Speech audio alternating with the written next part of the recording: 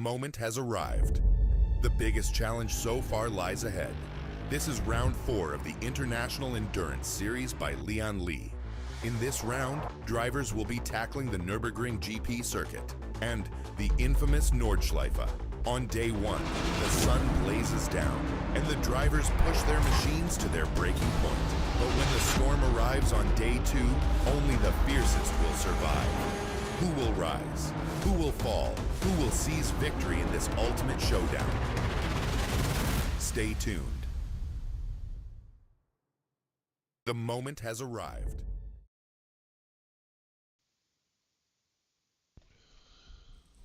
Good afternoon, race fans, and welcome in to round number 5, part 2 of the International Endurance Series by Lian. My name is John Wright, and I'll be taking you through the opening 2 hours of today's 4-hour Nordschleife showdown.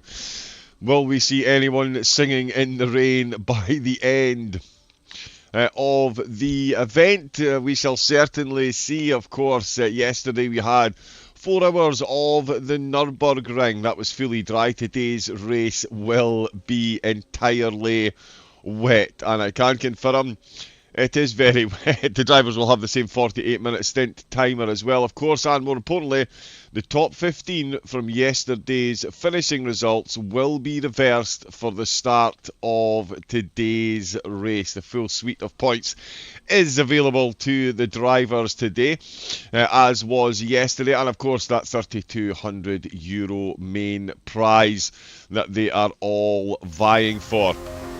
It's been a Nitro Concepts competition so far, and with another 1-2 in the race yesterday, it sees them comfortably atop the standings once again. As you can see, BS Plus competition now almost 20 points behind, with the Team Nitro teams separated by 42 points as well. After the main car, the Team Nitro car, came home first place. Lian by Concepts managed to grab themselves second place to keep the pressure on their main team car. I don't think it'll be too much pressure applied though, that is for sure. I think we do have the... No, we don't.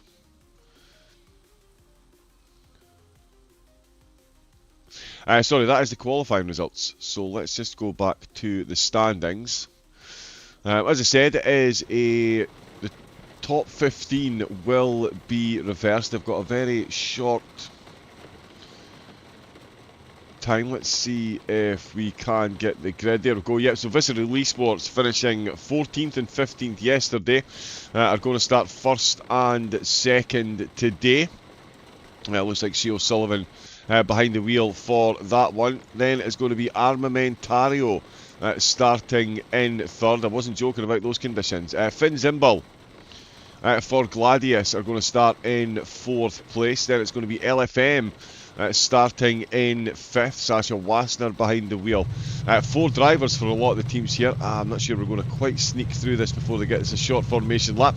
We've got LFM starting in 6th place. Nürnberger for Dynamics in the Porsche. Dynamic Motorsport by Kalinic, my apologies. In 7th, then it's Aidan Walsingham starting for Bellocci in 8th. Then we've got the Williams team started on pole position yesterday. They're going to start in 9th position today, ahead of Gladius, who have got themselves 10th position. It is then Raggioli going to start in 11th place. Hopefully the processor holds up. And then we've got BS Plus finishing in 4th yesterday, starting in 12th today. They'll be ahead of Oplite, who did manage to get the move done on them in the closing stages. Incredible battle between them the entire race. Lian Berndt for Alien by Nitro Concept starting in 14th, and of course yesterday's race winners and championship leaders in the Bentley starting in 15th position. It's then Dynamic, the MS Youngsters in 16th. We've got Congrateel behind the wheel for the G League car.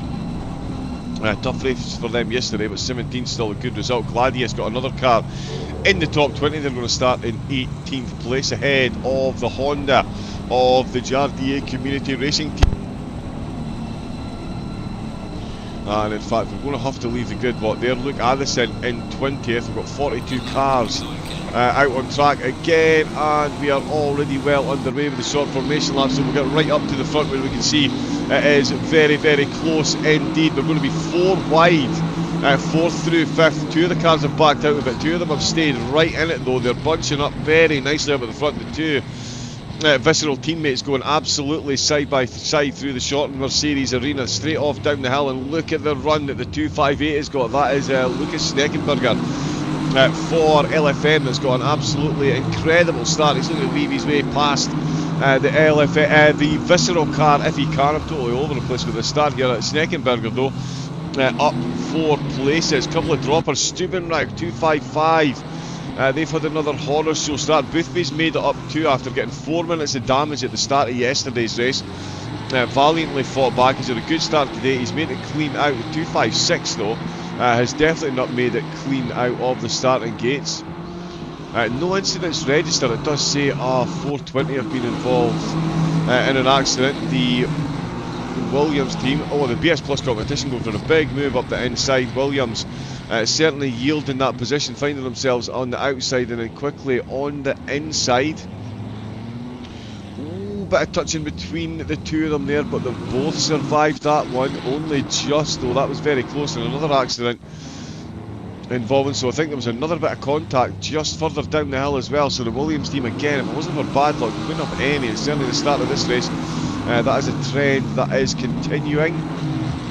Now they have survived through 4 and 5. There was a little bit of contact there. They did run a bit deep. That brought Raggioli right back into the hunt as well as one of the B Alien teams.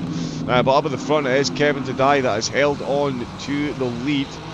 Heading into the first corner, his visceral teammate Shea O'Sullivan still in second. Schneckenberger for LFM up 3 to 3rd place. It's Armamentario down 1. LFM where they started, in Zimbal for Gladius losing 2 spots. We've also got the Dynamics car has lost a couple of spots as well as BS Plus making up 2 positions. So really a lot of changes already on play.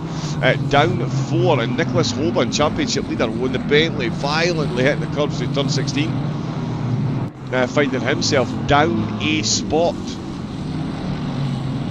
Valentin Barrier is down a position as well. Hasn't been too many incidents, certainly not compared to lap 1 yesterday. Bits of door banging here and there. Car 33 has taken a bit of a knock as well. We've got McConnell, and Luke Addison as well. Car 115 has absolutely tumbled down the order. Let's get a look and see what's going on here. That's Fisher Racing that he's behind, and in fact I think they've already dropped quite a few positions at this point. But yeah, down to 40th place. Oh yeah, bit of door banging on the way out of the corner, so that's certainly the incident that cost them all the places. But they are at... Oh wow! Just as we get back on, that is a big contact through turn 21. Dumb and Dumber facing completely the wrong way. Let's see if we can get a look at that one. It's the Nordschleife. It's all happening on the first lap, as you would expect. I think what's happened here is he's coming around the corner. Oh yeah, he's turned it. Oh, he's tried to take avoiding action there. Oh, so many cars getting caught up in that one. They've made it through the first 10 or so turns. It now seems to all be going the way of the pair. The wet conditions certainly not suiting all the drivers, and that is a big wiggle there. Right, the drivers have corrected themselves now that we're through the first sector. It is actually Grantis Karekis that is behind the wheel for Visceral. It is definitely, yep, it is Shea O'Sullivan. Carl Nietert is out. And it's Kolosov that's out for Armamentario. These drivers all holding their positions. Oh, Schubeck making big moves. Look at Schubeck for Gladius. They're up to 13th position. He's made up 5 already. Tico van der Velde is down 2. Marvin Moritz for Dynamics is up a spot as well. Luke Addison still well down the field. Samir Fosh for 255 taking the wheel. He's up a position, so it's not Boothby that's behind the wheel there. Gaskell for 256 for 255 in the 256. They've dropped 5 places on the start. 256, so 255 definitely done this. I can't say anything for 256. Gaskell looking to make back some of these places. We're already 30 turns in, so just short of halfway through the lap. It's still Karakis leading the way. And a good breakaway, it seems, by the top 3. They've got Kolosov now almost 4 seconds behind. No breakaway for him. As you can see, he's got LFM, Gladius, Veloce and another Gladius car all absolutely hunting him down. The Porsche in the background. Sasha Wasner flashing the lights, trying to distract the driver ahead of him, looking for the overtake. He's going to go round the outside through 37 and 38. There's a heavy braking zone coming up in these wet conditions. He stuck the car in front there. Just made it past the Sasha Wasner. What a move that is. Absolutely full commitment there. The Audi behind getting caught out in the straight line battle there. Oh, look how close that is. Gladius almost coming in into contact with Nieter in the background, and of course that is Jakob Osterman in the BMW for BS Plus, one of the championship protagonists. Looking to get as many points back on Team Nitro as they can. Nitro now down to 16, so a 6-point difference already, although Taujar in the Bentley up to 12th position. That's who else I was looking for. So Taujar has made spots, I believe. Yeah, he's up 2. So he's gone up 2. Grunwald is down 1, so Grunwald's made back a spot. We're still on board with the BMW. He's got the Dynamics Porsche ahead of him. We've still got quite a way to go until we get to the Dottinger Straight, and then we're going to see all kinds of madness on lap 1 as the cars try to slipstream past one another. We're going to see 3 and 4 wides potentially, given how close it is with this group of cars. Certainly not close with the drivers up at the front. Nieter is in 3rd place still. He's less than a second and a half off the race leader, although Sasha Wasner is looking to close that gap now that he's got himself up to 4th place, 4.6 seconds down. Walsingham right in the middle of this train of cars. As you can see, that's quite the conditions that the drivers are dealing with. Let's say the rain is going to reduce slightly over the next 30 minutes, but it will continuously rain for the whole of the race, so this is what the drivers will be dealing with, which is an entire amount, which is a whole lot of rain to be coming down. Through turn 48 we go. It's still visceral with the 1-2, finishing 14th and 15th yesterday. Certainly worked out well for them today with LFM, getting a good breakaway. They've now got 3rd and 4th. As you can see, Armamentario in 4th. We're on board still with Walsingham, trying to get his way past Symbol for Gladius. We've got Ruggiero and Grunwald actually battling away for 15th position. Oh, the Armamentario cars run wide. The Audi's lost momentum and he's going to lose 1, 2, 3 positions potentially. As Marco Lomi looks to take advantage as well. Can't quite get the car in front, but have a bit of a wiggle there for the Audi. And we've got a couple more incidents and yellow flags just popping up as well, but that is the wet conditions. Michael Frey for Dynamics has just gone past Jakob Osterman. So Frey up to 9th place, solid train of cars here. Tico van der Velde at the back of this pack. Very encouraged by what he sees at the moment. That is going to be a whole lot of running he's going to do. Oh, looks for the move on the inside. He's much quicker than both cars. He tries to get on the grass to get past. There's just no way. He had so much more pace than both of those cars, but no way through. There's Osterman that will go past the Dynamics Porsche, and Williams will hold on to 11th position. Very nearly big contact on the Dottinger Straight. That's not what you want on the opener. It's not what you want on any lap, to be fair, but it is going to be Visceral that finish the first lap in 1st place. Visceral 2, LFM 3, LFM 4. It's Gladius now at the lead of this group, with Walsingham in 6th, Lomi in 7th for Gladius. It's an Armamentario in 8th, BS Plus in 9th, Dynamic are in 10th place, with Williams in 11th, Alien by Nitro Concept, they're in 12th place, Gladius in 13th, Ragioli in 14th, with Nitro now up to 15th position. A couple of penalties coming in. La Regio team and Dumb and Dumber is being investigated. Keep an eye on any outcomes from that. Matteo Naldi out from off-light. They're down 4 on where they started, so not the best start for them. Gladius have got themselves certainly plenty of movers through the field. They've got Simonari here up 5 places to 27th, with Timothy Lian up 5 places as well for ORA. Good to see their livery fully working today. Not sure why it wasn't working for me yesterday. We've got a couple of cars in the pits. Warner for Brabham is in. The Sim Racing Champions are in, and so Top Racing TV at the end of lap number 1. We'll see, it's Kolosov that I'm looking for here, right in the hunt, and I tell you what, it's the Williams car that's looking the quicker of all of them at the minute. He is not using his wing mirrors, his window wipers, through Advan Bogan. So much more pace for the Williams driver there, doing a really good job, and I tell you what, he's going to need to, because that is Tauja. Second in the championship, finished second yesterday. Oh, they're all jostling to find their way through, and I'll tell you what, it's going to be the Gladius car of Lucas Schubeck that's going to make hay while the sun doesn't shine. He's going to go round the outside of second in the championship. He's going to hold the inside line. He's got the Mercedes in front to beat Alien by Nitro Concept car. Thought it was getting himself a free 2 positions. Oh, and the Gladius car just hanging on to the back there.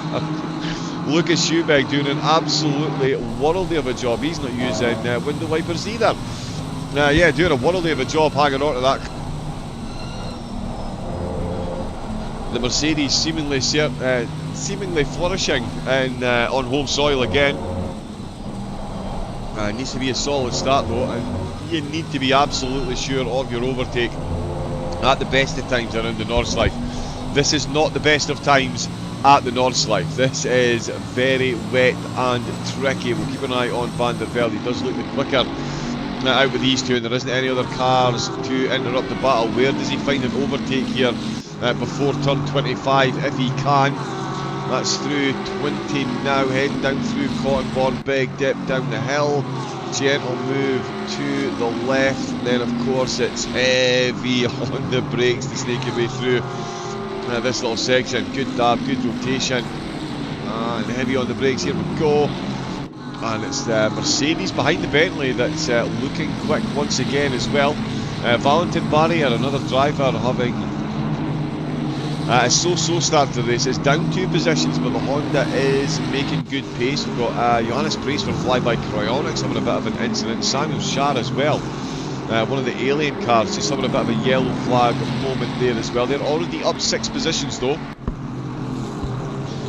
So finishing 30th yesterday, they're up 6 today.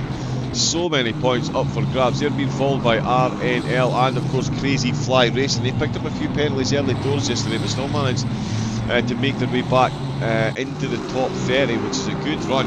Down at the back of the field, Top Racing TV in 42nd, Addison for Dum Dum and Dumber in 41st. It's Neuwirth for the RRJ team. They're in 40th position. Brabham down 10 to 39th. They've all been into the pits, I believe.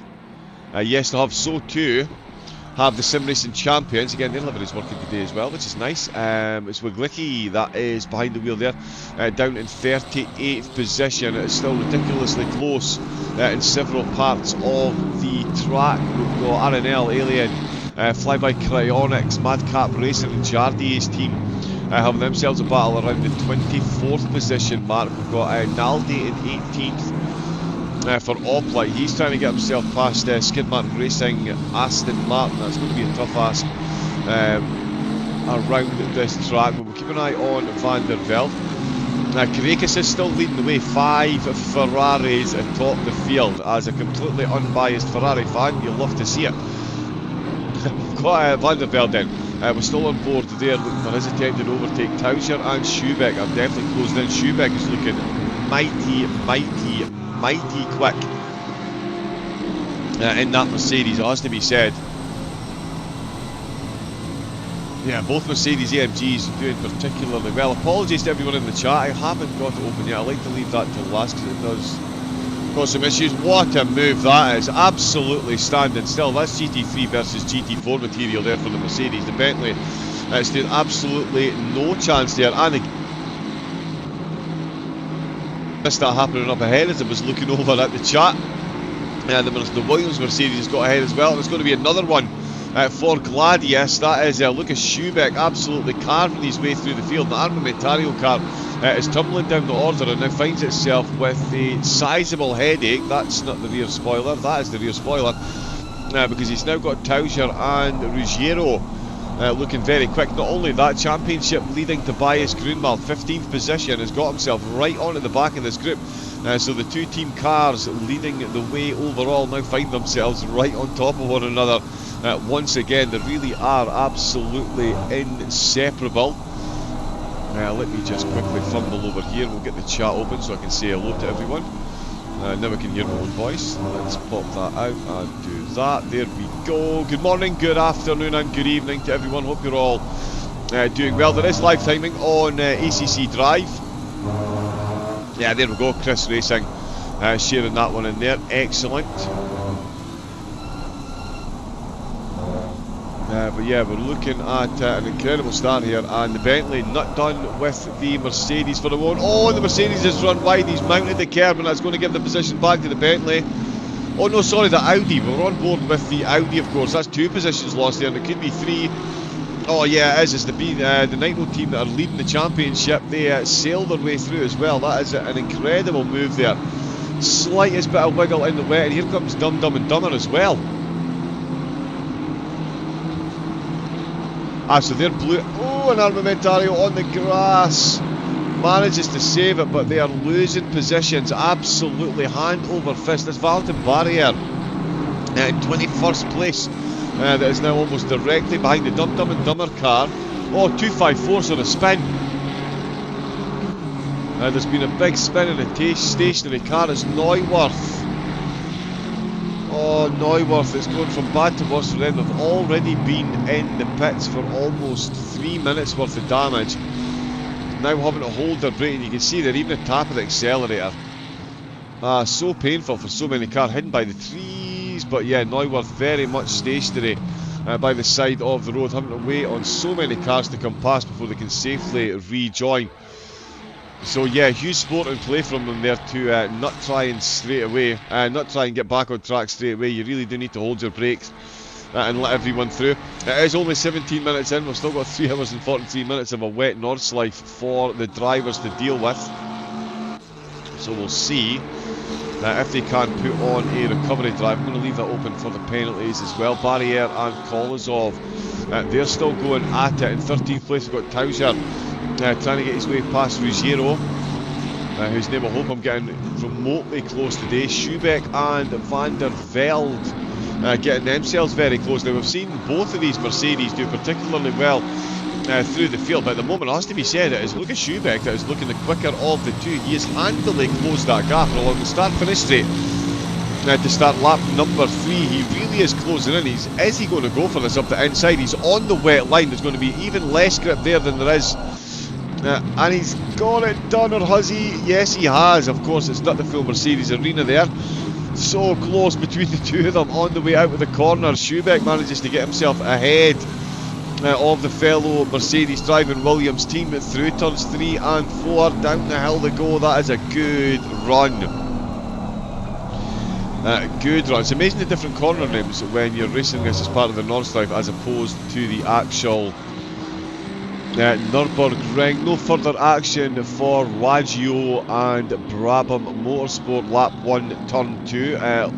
Barrier and Kolosov, they've had a little bit of door banging there. They're still going for it. The Honda looking for the move up the inside through turn number 5, up through the hairpin to go up the hill towards the Schumacher S, and that is the Honda got the job done. Barrier looking to make back positions after a bit of an early drop back to where he started then, so he can look to build Oplight and G-League, the cars ahead of him. The G-League Bentley very close indeed. They've dropped a position as well. Dynamics, one of the few cars that's still running in the position they started in, much like the Visceral team. Still got first and second, 1.7 seconds, so a comfortable gap certainly for Kourakis at the minute, and O'Sullivan with his teammate ahead of him. I don't imagine he'll be pushing too hard. You definitely want to be staying out of the spray of the car ahead if you can. Neater for LFM in third. They've now got a 6-second gap over LFM's second car in 4th place. Walsingham currently running in 5th. That's 5 of 5 Ferraris. I'm going to jump on at Marco Lomi though. He's right behind Zemel Gladius v Gladius with Jakob Osterman. There we go. Let's have a read of this. Oh, drive-through penalty for Ruarijo. It's quite the team name. It's quite the team name. But yeah, they've got a drive-through penalty. So that is going to be a long first stint for them.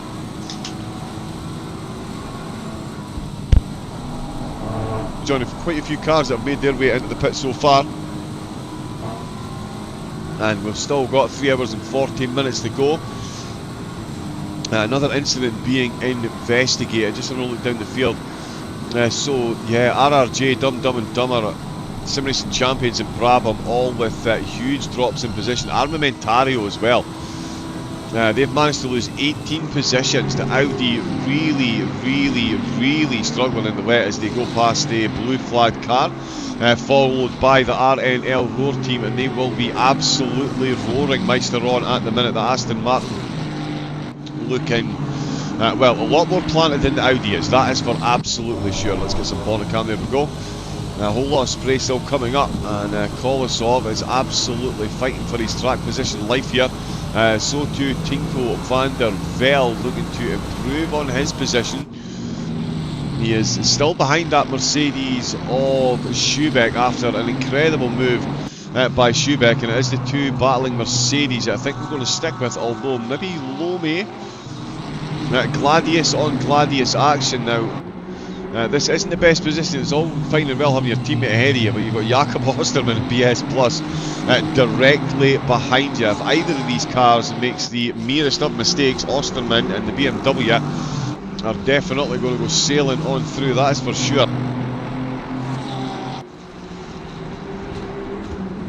Oh, and that is very close there. Also, Meister still close. Prius, Sam Gaskell down in 26th position was the other driver I was looking for. Had a bit of a ropey start, lost 4 or 5 positions, maybe 6, now back up to 26 where they started. It was an incredibly tough day for the 255 team yesterday. Qualifying did not go their way. 14th and 28th they started, and the car in 14th got taken out pretty much before the pit exit of the Nürburgring. One of the Bentley cars came right across. It looks like Gaskell, we shouldn't have used this in the broadcast, but yeah, Gaskell is carrying some damage. Nothing on. I think I've missed the incident there, but yeah, Gaskell carrying damage. Back to where he was. He's got flyby cryonics just ahead of him, and a blue flag in there as well. That's not Marvin. Oh no, it is Moritz, my apologies. That is Moritz, so that is for position. Oh, and they've got Crazy Fly behind them as well, so that's 3 cars that are more than capable pulling off some incredible overtakes. Speaking of more than capable of pulling off incredible overtakes, clunkiest link segue ever, it is Tobias Grunwald, caught up to his teammate and sails on past. Is that a bit of team orders, or is that recognition that Grunwald is absolutely motoring at the minute?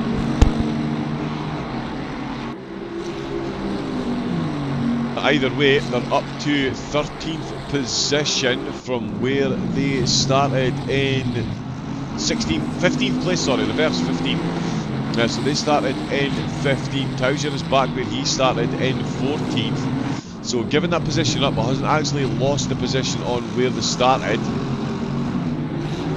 I'm going to reset that there, so I'll keep an eye on what goes on towards the end of the stint. We've still got...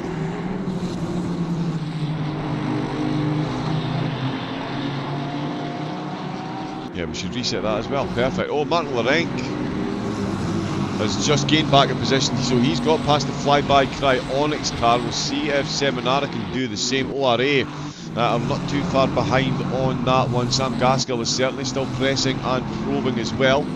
And he's probed his way right up the inside. The Crazy Fly team are going to take advantage of that as well. So they've sailed on through. That is a solid and opportunistic move there by Baikov. It's the type of thing you need to do around this track, especially in these conditions. Quick check once again on Barriere. Sorry, we're a bit up and down the field at the moment, but there is a lot going on. Barriere has gained a position. He got past Matasia. Oh, Kolosov, yes, it was Kolosov and Matasia, so he's actually up net 1. He's up a position on where he started. So good opening stint, all things considered. It certainly wasn't looking that way, but they've turned things around. Grunwald is closing up. It's not him that I'm looking for though. It is Jakob Osterman. Still behind these two Gladius cars, Zimbel and Lomi, and freighting the Porsche certainly through the twistier stuff. Is definitely closing in. Oh, and that's a bit of a run wide. That is not going to do against Osterman. He's going to be absolutely invited in on the way out of one of the carousels, and I'm absolutely holding my breath because they got so close there. Michael Frey in the Porsche behind. He absolutely can't believe his luck at this point. And there really is a lot of space, so we'll go for the front right wheel. Onto the Dottinger straight.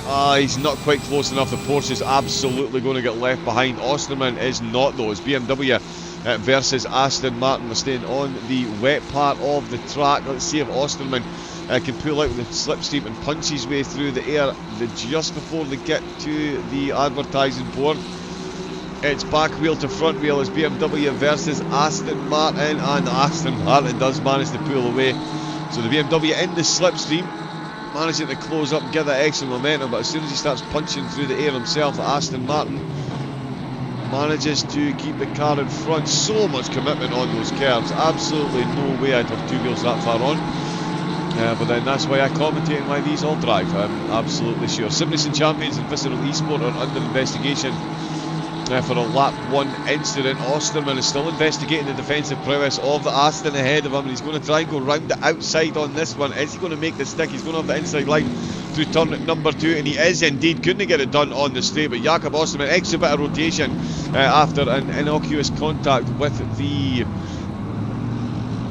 barriers there. That word completely escaped me. Oh, and the Porsche is going to come through as well. The Porsche, that's all the momentum being lost by Lomi, and it's going to give Michael Frey the impetus potentially to get himself a cut back before we get to the hairpin. Oh no, he's not.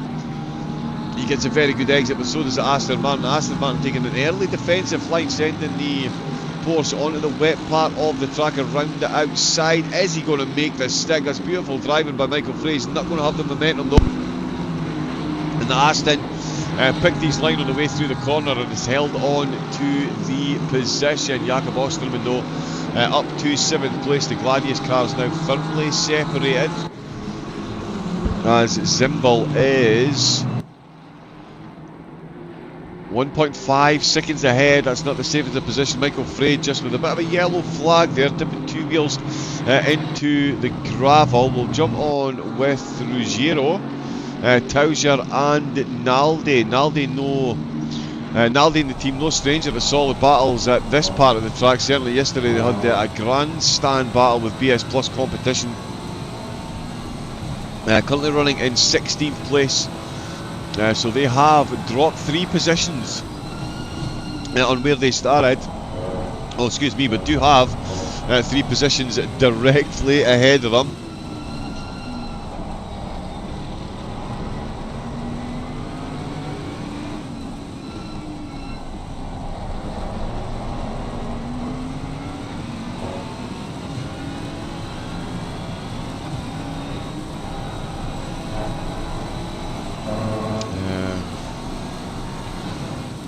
Sorry, there we go, that's working again. So we're on board with Naldi trying to get past the car of Michael Tauger, who is down a position. Raggioli have managed to sneak their way past. Quick check on Tinko van der Velde in 10th place. He's got a bit of clear track front and back, and he's actually got back past Schubeck. He is past Schubeck, and quite comfortably now in fact. So the Mercedes is running quicker for Williams at the minute. Speaking of running quicker, LFM, they are right on the back of Shea O'Sullivan. Grantis Karekas is pulling away at quite a pace now. He's got a 4-second gap. No such gap for his teammate. As we can see, the two Ferraris dueling it out for the final 2 podium positions 30 minutes into the race. That LFM car is looking absolutely rapid at the minute. Oh, bit of extra squealing on the tyres there from O'Sullivan's car, but he's managed to hang on to the back of it and hang on to that position for the moment. Is Naldi going to find himself a move through turn 25? They've made their way through the foxhole, and it is just a line astern for them at the moment. This particular corner complex here, it is the one I crash at every time. Really cannot make it through this course at all. Quite a few drivers that can though. Frey being one of them. Is he going to get past his teammate Lome? It does look like he is being held up ever so slightly by Lome, but they're fighting for track position. Osterman trying to get past the other Gladius car. Zimbel still holding on to 6th place, but we'll keep an eye on the battle for the podium. It doesn't have his... oh my goodness, there we go. So you can tell the drivers that aren't driving on board today, they don't have the window wipers on, although I'm not sure window wipers will do you a whole world of good in these conditions. It does say the rain will, again, is going to reduce slightly more in about 30 minutes time, but it will be constant rain for the entirety of this one. So the drivers will have slightly shorter pit stops. They won't need to change tyres anywhere near as often as they did yesterday. And if I'm not mistaken, I don't think a triple stint on a set of tyres is completely out of the question. So we'll see how long the drivers are in the pits for. We'll see how long Nieter is in 3rd place for. He has really shown some good pace out of the slipstream, but it is the Nordschleife. It is full wet conditions. It is not easy to get that overtake done. You need to rely on every millimetre of grip right out on the AstroTurf grass as well. We're only through turn 38. Karekis now 4.4 seconds in the lead. Oh, Lome of Gladius has got a white flag. There's been a bit of contact. There's also RNL Roar and B Alien Academy is under investigation. We'll get the results on that momentarily. But Lome and Frey do look like they're holding themselves up ever so slightly. Van der Velde is now within 2 seconds. Tauser finished 2nd in the race yesterday. They're now in 15, so they have gained back 1 spot, but they're still down a spot on where they started. Skidmark Racing up 8 places, and Schubeck, of course, up 7 as well. So a really good start for quite a few of the cars. Ruggiero down 3, sorry, on where he started, and of course Armamentario down 18 spots to 21st. Quite a few cars as well. Petzold is back out. I think he's been into the pits as well. Yeah, considerable pit stop there for the Dynamics team. They're currently running in 38, but a lot of these cars that have been in early still very much in the hunt for top finishing honours, given this is the Nordschleife. It does bite at any and every given opportunity, and some of the drivers have found that out so far, and unfortunately for some of them, they're going to find out the hard way before the end of today's 4-hour outing. We've got Honda versus Aston. Valentin Barriere thriving in the rain at the minute. Was down 4-5 positions. Is now up 1 on where he started. So good comeback. Comeback driving the opening 30 minutes. It's Nordschleife things with Mateja the driver ahead of him. Ruggiero is looking quick still as well.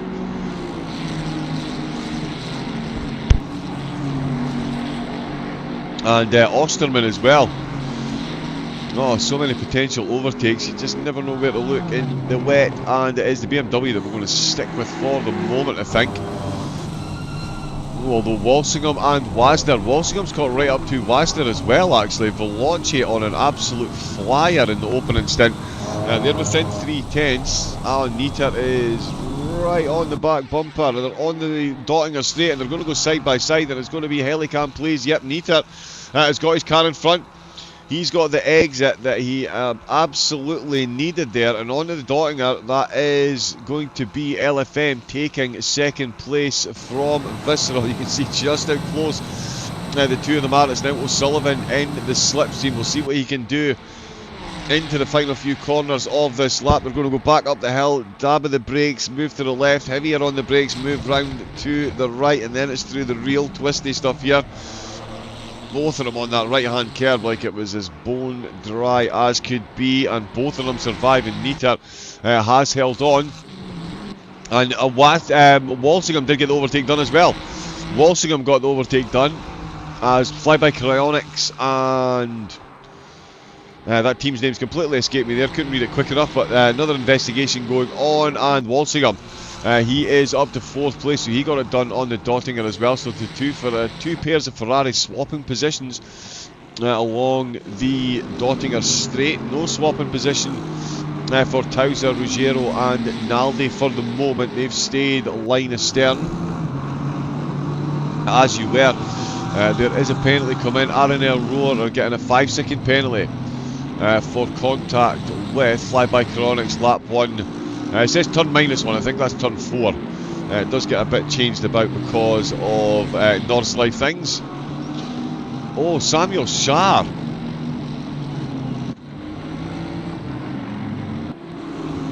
In the number 23.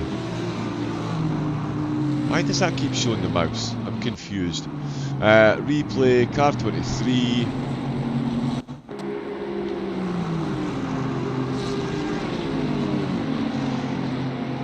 Yeah, so this is into turn number 1 for the Bentley. Oh, bit of a send there from Crazy Fly Racing. And they're redressing the position. BLN Academy and R&L Roar are being investigated again. And yeah, that is redressing of the position from the Crazy Fly team. Maikov just a bit late on the brakes, sailed past one car and made contact with the car ahead. So the stewards, I'm sure, will look slightly kinder on that. Williams Esports and Dynamic Motorsports by Callage under investigation as well. And we need to jump on to the alien car because there's more overtakes. Is it Tauser?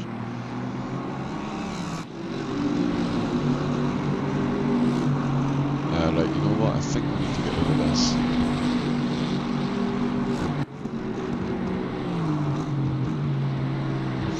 Yeah, we'll close that for the moment. So that is Naldi. Osterman still closing in on Zimbal. We'll see, in fact, what Nita is doing up at the front. No further action for BLN Academy and R&L Roar.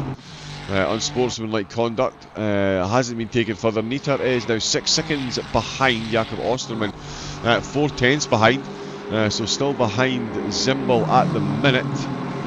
We'll see how much longer that's for. Yeah, 3/10 here. So Sullivan now 1.2 down on Nita, and Wassner is a second down on Walsingham, 6 seconds ahead. And Walsingham 6 seconds down on O'Sullivan, so we'll see how the dynamic of that lead group changes. If Karakas can hang on to that lead, Nita is certainly moving pretty quickly indeed. It doesn't look like anyone has been given credit for a fastest lap as yet. In fact, let me...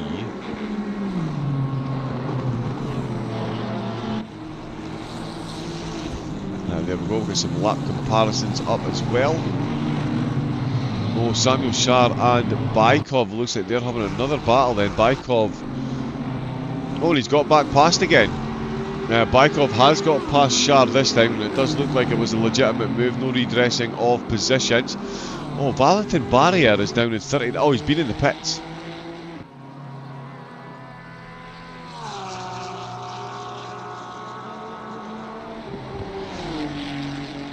So Valentin Barrier has been into the pits. Oh, car number 39 with an accident. Right, okay, so I've missed this. This is right at the start of the lap as well. Oh, so much later on the brakes, does manage to get it stopped just about. Wow. Serious work by the Honda. That certainly doesn't look like it would cause them to come into the pits.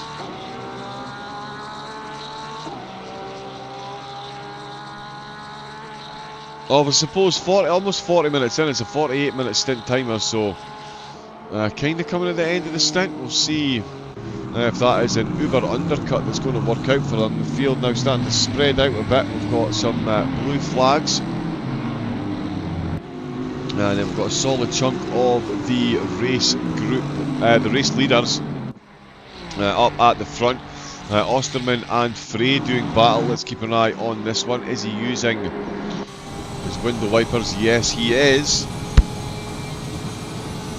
So So yeah, double spray currently being thrown up in the face of Frey at the moment. It's Osterman's big BMW that he's got ahead of him. There's an Aston Martin for Gladius tucked in. There's Osterman looking for the move around the outside, couldn't make it stick. He's touched the grass, he's touched the Porsche. They've all survived. How on earth did they all survive that? And the Porsche almost gets launched up the inside line there.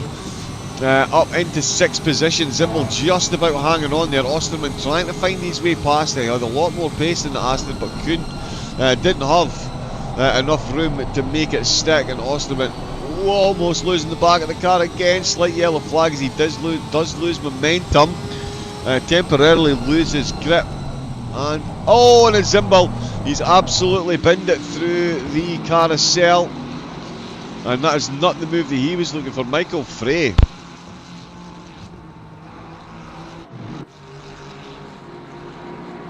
He is very much going to be singing in the rain after that. 2 solid overtakes there to get himself past these two that have been battling. These two will continue once again. We'll see if Osterman can find a way past. We don't like that one.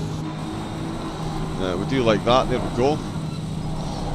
So yeah, nice timing there by Michael Frey for the Dynamics team. I think they were under investigation, so we'll see if they do pick up any penalties. Williams in BS Plus competition. BS Plus getting a warning for multiple defensive moves. So BS Plus picking up a slap on the wrists as we're on board with them. Chasing down Zimbel in 7th place. Frey will do well to break away here if he can. Van der Velde is getting close to this Gladius car once again. So is Tauser. We've got another yellow flag down the field. And it is Fisher Racing. That looks like a big one.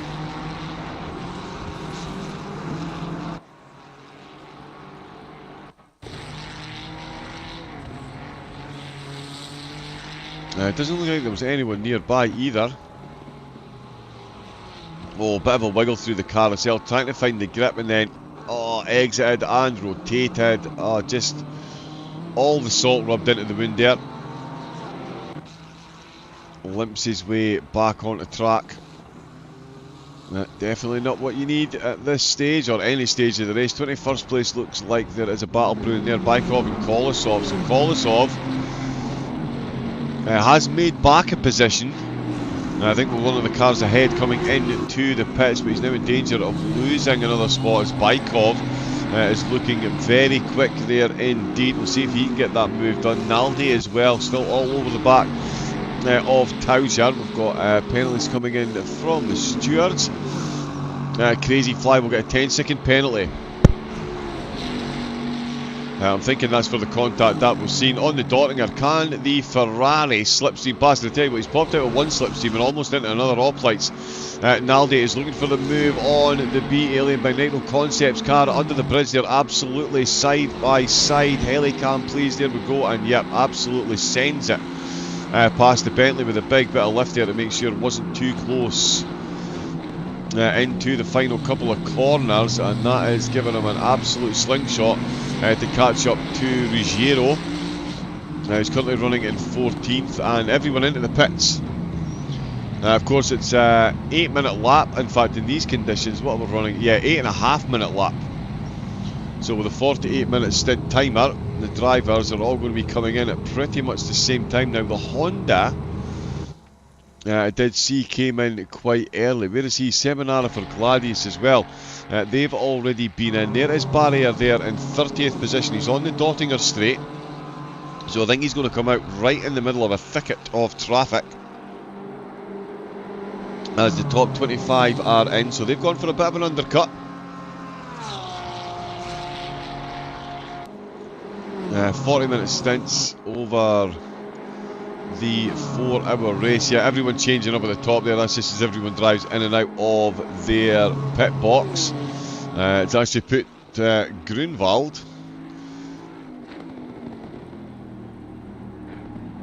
into the lead.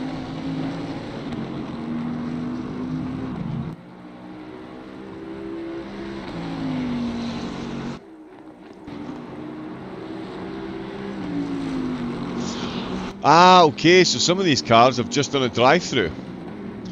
No stationary time whatsoever. That is the ultimate double stint strategy then, not just the tyres. They've actually been running the race start with a double stint worth of fuel. The Bentley petrol tank absolutely coming into play then. So these two cars have just done drive-throughs. So all the Nitro Concept cars have done drive-throughs to clear their stint timers. So they've gone for the ultimate double stint.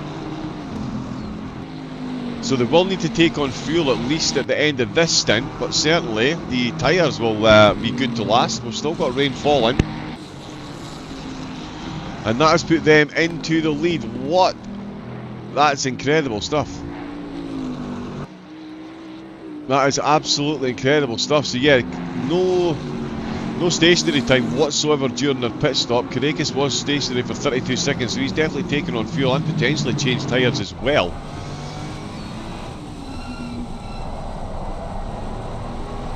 Which would be a bit of a surprise, but that is championship leading Nitro Concepts in the lead of the race from 15th position after one stint, and that, race fans the world over, is why they keep winning everything, I would say. Jakob Osterman, go my friend. Hello Zuzaman. Hello to everyone in the chat. I know we've got joint chats between everyone will get a stint time penalty. Yeah, no, 48 minutes. So as long as they're in 48 minutes, we'll certainly limit the number of laps you can do per stint. Because it is the Nordschleife and we're over 8.5 minutes a lap. So Nita, it's all changed then. Nitro 1, Nitro 2, it's now Visceral. In 3, Zimbal. Took on a splash of fuel, got back out on track. His teammate Lomi took on a splash of fuel, got back out on track. So did Schubeck, took on a splash of fuel. Nita took on tyres and a whole lot of fuel as well. Oh, Zimmel with the white flag, they're concertinaing up. We'll see the new tyres versus the fresh tyres. Complete mystery to me is why some of the teams would have taken tyres, but they have. We'll see how that plays out towards the end. Sam Gaskell had a full service pit stop. We've got a stewarding decision between Simhaven and Visceral. Oh, Visceral Esports car number 46 will have a drive-through penalty. And they might have already served it, in fact. Where on earth is car 46 gone? Where is Shea O'Sullivan's car?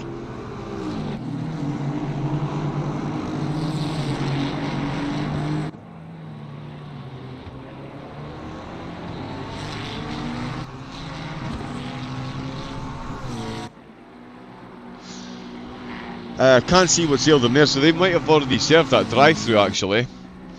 And that's them down to 32nd place from second. What a grid this is.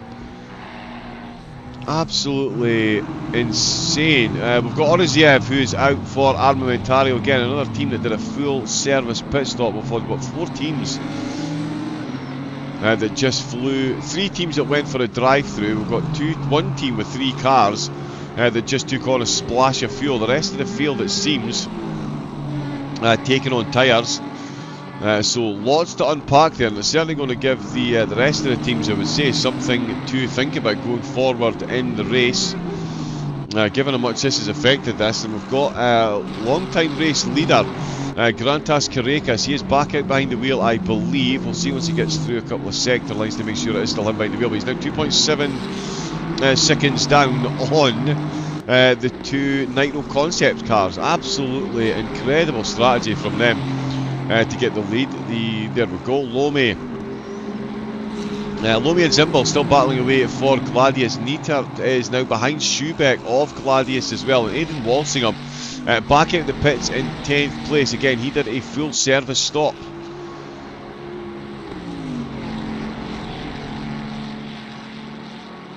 Ruggiero, 19.7 seconds stationary. That is a random amount of time.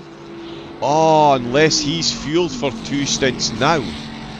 I wonder if Ruggiero is now planning on going for 2 stints now. He's got Babin and Rados. Oh yeah, so it's all 3 cars. It's exactly the same 3 drivers. Now, apologies, I said that some teams had 4 drivers today. They don't. It's all 3 driver teams. Getting myself way ahead of myself. Certainly a few of the drivers are going to be ecstatic after that one. Samuel Shah especially. That's him up to 9th position. That is an overall gain of 21 places. And that strategy has definitely nailed that one on. Sam Gaskell looking for an overtake again. It is Team Racing Point, I believe, that is ahead of him in the Aston Martin. Yes, it is. Did get a quick look at the livery through the mist there, but he's also got R&L Roar just behind him as well. We know that their drivers are exceptionally quick and consistent. Oh, and Gaskell's made a mistake through the carousel, the roulette, through the carousel, and he has found himself down in position. R&L Roar getting the job done. Anyone surprised? Absolutely shouldn't be. Gaskell will have to rebuild. The rain has gone back to full torrential. Nice 22 degree track temperature. So keeping it on the colder side just to give the drivers that extra bit of headache trying to get the tyre pressure sorted out. And that is a very good move by R&L Roar. It's often the best way to do it around this track. Just bide your time, let the driver ahead make that inevitable mistake that everyone makes at the Nordschleife in the wet, and steer yourself in position.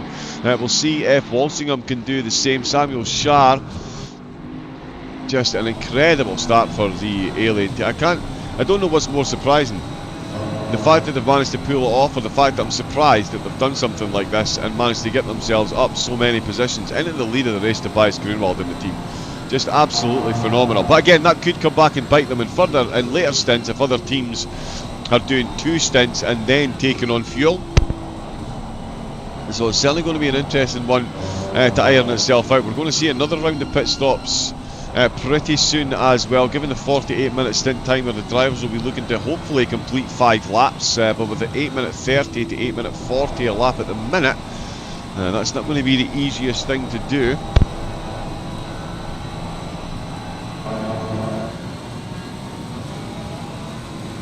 The 5th lap would be the 48th minute, so that's really going to be a struggle for them.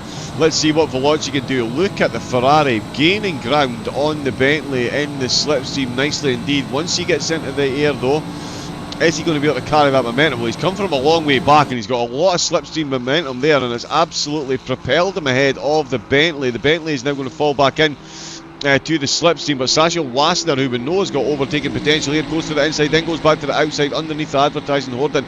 Gets the door closed on him by the Nitro Concept car. Doesn't fancy losing another position on this lap. Oh, look at Schubeck's got a yellow flag. Look at Schubeck got a yellow flag there temporarily. Neitert has gone past there.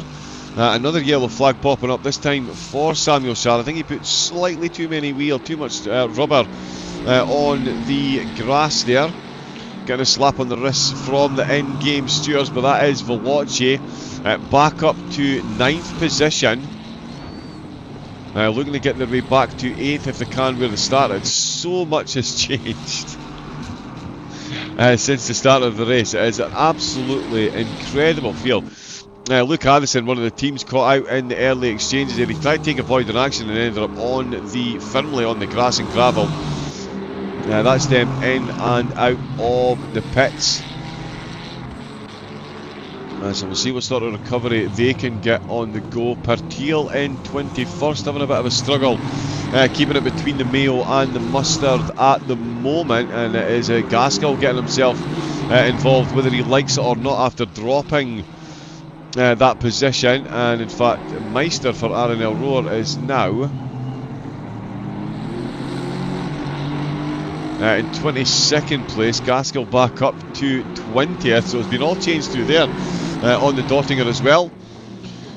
We've got car 233 lapping all on their own. That is, we're clicking for Sim Racing Champion, see if they can make the most of the clear air. And Chris Warner for Brabham, that's them in to take a pit stop. We've got Bykov's just got the overtake done with Meister still looking to get past Pertiel if he can. Sasha Waster hasn't been able to get past Samuel Shah for the moment. That's certainly helping Walsingham keep the two of them behind for the moment. Tobias Grunwald very much doing Tobias Grunwald things up at the front of the field. He's now 6.8 seconds ahead. His teammate is 2 seconds up on Caracas. Ruggiero with a bit of a yellow flag, trying to force the issue and get the overtake done.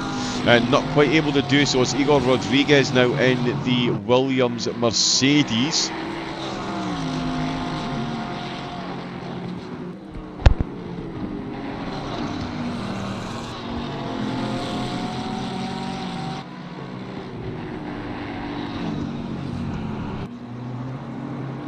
Apologies, very quick hydration required. There is a lot going on, and there's going to be a lot more going on in this pit stop. We'll see how it irons out after the next round of pit stops, given... In fact, you know what, I think we can just close that as well. Apologies for any stuttering on the stream. The Nordschleife is particularly heavy. They are particularly heavy on the processor and the graphics, so apologies for the graphical quality. Hopefully you can still nice and easily and clearly make out what's going on track as the Williams Mercedes looking for more positions. They're back to 14th place, so a net loss of 5 positions at the minute for the team. It's been another tough start to their race. Sasha Waster still pressing on Samuel Schär at the minute as well. Rodriguez is right on that rear bumper of the Porsche. He's surely got to find a way past now. The Porsche really struggling to keep pace with the cars behind, and Rodriguez will be acutely aware that Ragioli will be keen for an overtake if he can. Through 25 and 26 they go. So much, and there is actually almost a dry air line on the track that will soon be gone. And in 30 minutes time we're going to see an increase in the rain. I did see someone do some calculations. Yes,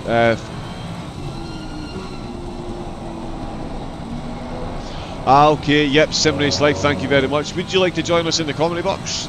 That is the type of mathematics I can do with going on in the background while all the action's going on track. So yeah, 48 minutes is going to be 5 stints exactly. If you come in 5 minutes early, that messes up your last stint. Yep, so they will be doing drive-thrus to try and compensate. So yeah, there's going to be, I think we're going to see more teams do that. As the national course, Dynamic Motorsport by Kalinic and BS Plus. BS Plus with a warning. I believe that's their second warning.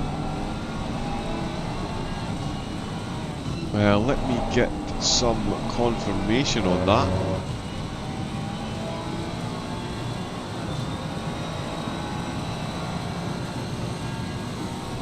Lots of things being investigated.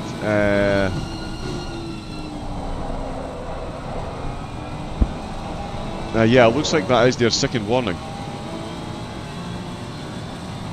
I'm going to just try and keep up with what's on screen and limit what we've got open to keep it running nice and smoothly. Much like Rodriguez is, can't find his way past the Porsche at the moment. Zimbel was involved in battles all the way through his first stint with his team, and it looks like the team are keen to repeat it in this stint as well. Gladius currently got 4th and 5th ahead of LFM and Gladius's, and another one of their cars in Lucas Schubeck. Shiel Sullivan is in 45th. Sorry, so it's Gladius 45 that Shiel Sullivan's in. They're back out in 8th place. And it is Shiel Sullivan back behind the wheel. I was screaming doom and gloom for Visceral there, but it is the 46th car. They got the penalty and it is down at the back of the grid. Orias for Armamentario. It looks like he has had another bit of an issue there. In fact, let's have a look.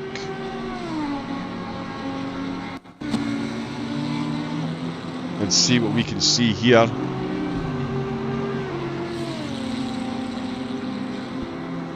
And that is Addison. He's looking to blue flag past there. Oh, and Addison's put 2 wheels on the grass. That's never going to be a... Oh, wow, yep.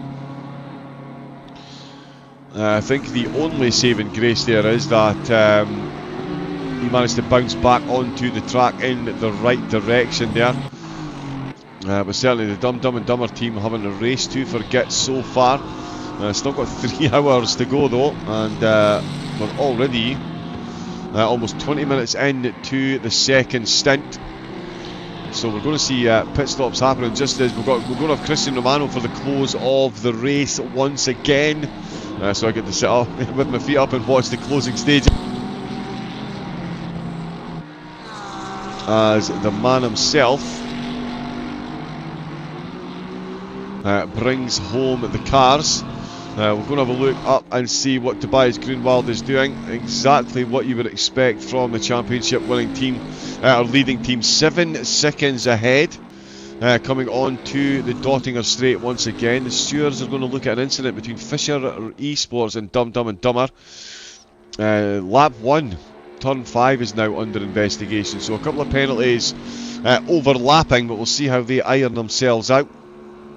And if they have any bearing on the running order. RNL Roar still going to get past Pertil as well. And we have, it's Abe Santema, sorry, that's out behind the wheel, so they've swapped over.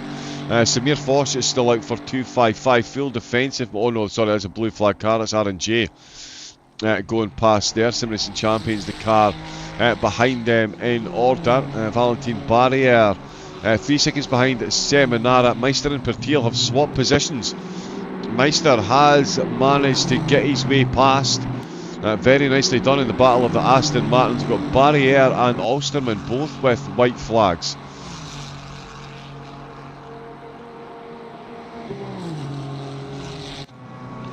Yeah, Osterman having a bit of a moment then. No one near him at the moment.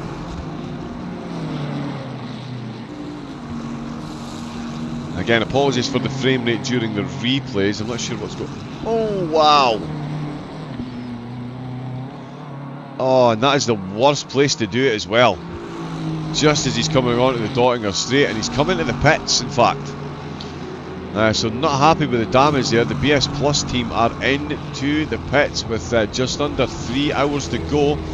That's going to throw their strategy asunder, you would think. Shea Sullivan looking to get past Schubeck as the stewards have decided Gladius are getting a 5-second penalty for contact with BS Plus. And there's BS Plus, 22nd place there, 23rd place there, tumbling down the order while they're in the pits. Now, these pit stop strategies are going to have a huge bearing on the finishing result, as nothing's going to be decided until the last lap, I would say. Given that, although the way Nitro are driving up at the front, it's just hard to envisage anyone beating them. They really have got it there. There will be a big difference in the pit stop time this time around. They will need to take on fuel after doing drive-throughs on that last lap, on their first stint, which was has worked out phenomenally well for them. Shea Sullivan started in second place, was in third for a bit now, in 8th after those pit stops. All over the back of Schubeck. We've seen Schubeck's form already. He's done really well in the wet conditions. The rain is going to increase again. So yeah, he's done well, and we've seen him plant some fairly solid overtakes, but as O'Sullivan that is looking the quicker of the two at the minute. Grunwald maintaining a 7.5 second gap to Tauser. Karekas just inside that 2 second mark to Tauser, but not able to make any further impressions or inroads into that gap for the minute.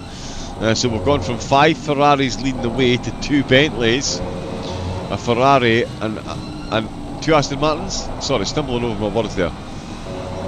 But Lomi and Zimbal both in Aston Martin, so big changes in the mechanical running order, that's for sure. Oh, 2 Astons, yep. So 2 Bentleys, a Ferrari and 2 Astons. That has been quite the turnaround. Sasha Wasner, of course, one of the Ferrari drivers. He is all over the back of Samuel Schär, the Alien Academy car. And yeah, we're going to need to be absolutely on point if he's going to fend this one off. We've also got Matteo Naldi. We know the Oplite car does like to get themselves involved in battles. It's Skidmark Racing. They've got ahead of them in 15th place at the moment. And I'm going to... we've pushed the wrong button there, never mind. But Schär, yeah, up 20 places overall, 13 in the last stint. The pit stop strategy again really working in their favour. We'll see what it's like on the next pit stop. So, Gaskell and Barriere are two drivers that are very close to one another. We've got Seminara not too far up the road either. Don't think it'll be long before we see the gap close there. Gaskell currently in 19th position, so up 7 on where they started. So it's been a good stint, or a good couple of stints so far for Gaskell. Getting the 255 team back up into contention. Of course, they were in the top 3.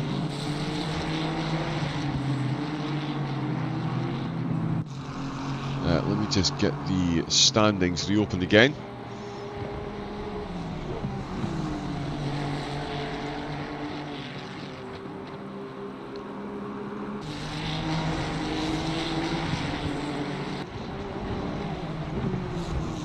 Oh, that is really struggling to open. We'll give that a second.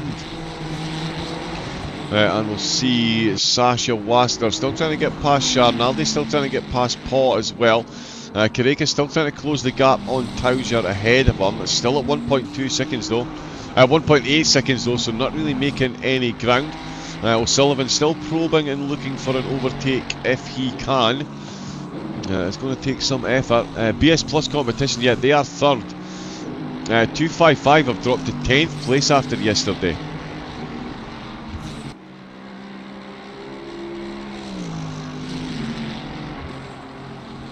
Let me just set that, there we go. So yeah, Nitro have got 1-2, BS Plus in third, Gladius have got 4th, Visceral in 5th, LFM up to 6th place, separating the Visceral teams. Alplight have got 8th, as we've seen, Williams in 9th, so they did make up places.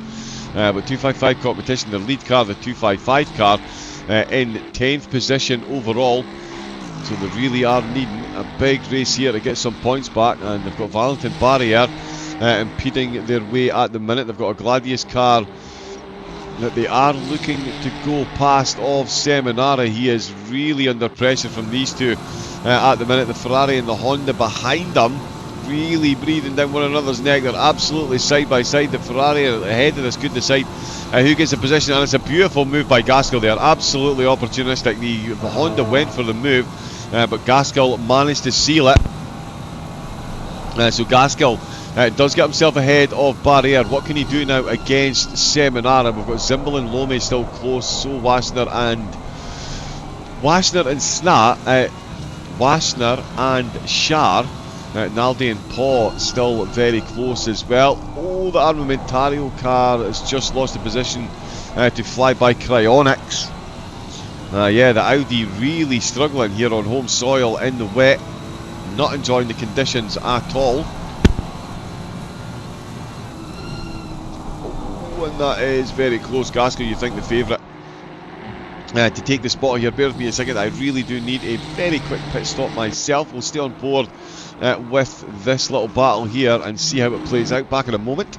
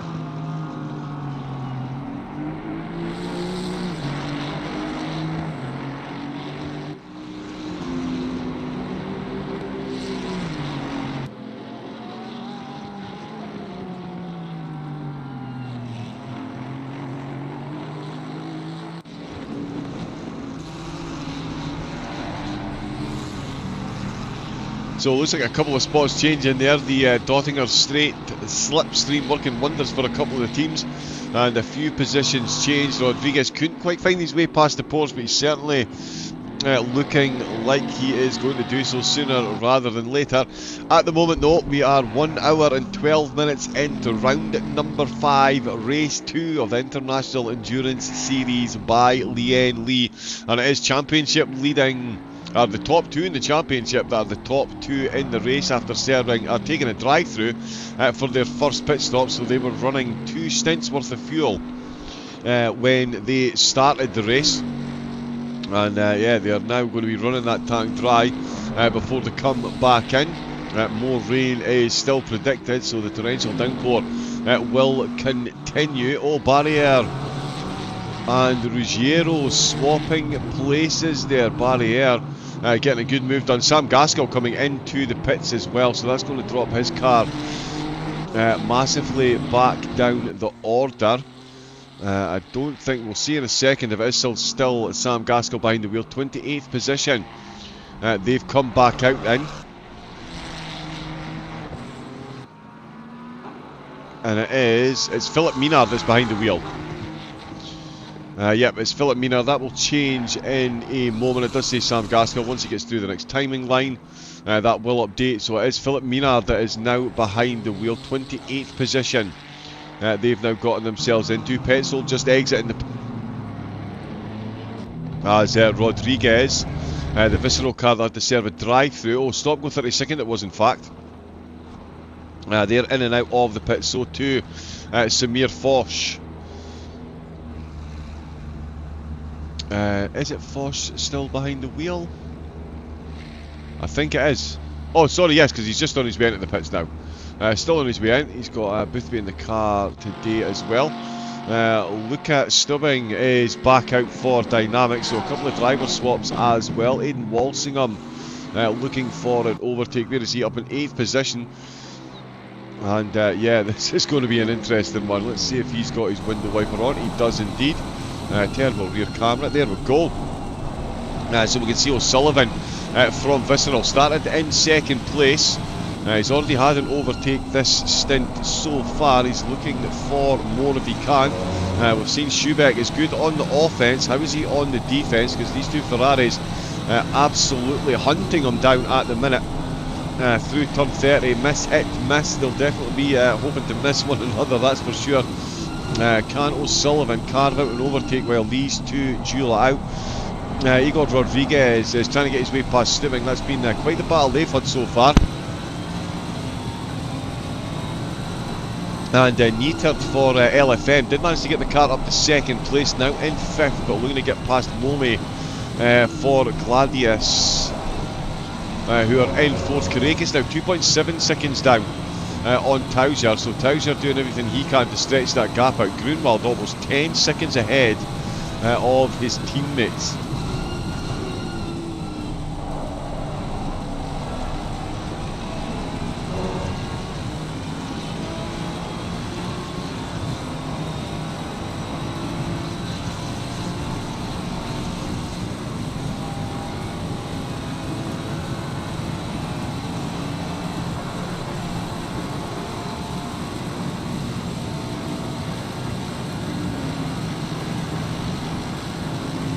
So much more pace for Walsingham. He is right on the back of that Mercedes, as we can clearly see here. And so too Shea O'Sullivan. He is absolutely in the hunt for this one as well. He's really keeping the pressure on both of these drivers. The Mercedes handling it well at the moment. Oh, we've got a penalty coming through. Fisher picking up a warning, I believe that said. Didn't quite get to read it quick enough. Let's have a look. I don't really want to open this because it is causing issues. No further action taken on that one. Louis Reuters and Marco Lome. Gladius got a 5-second penalty for an incident between BS Plus. Oh yeah, we saw that one. And Michael Frey.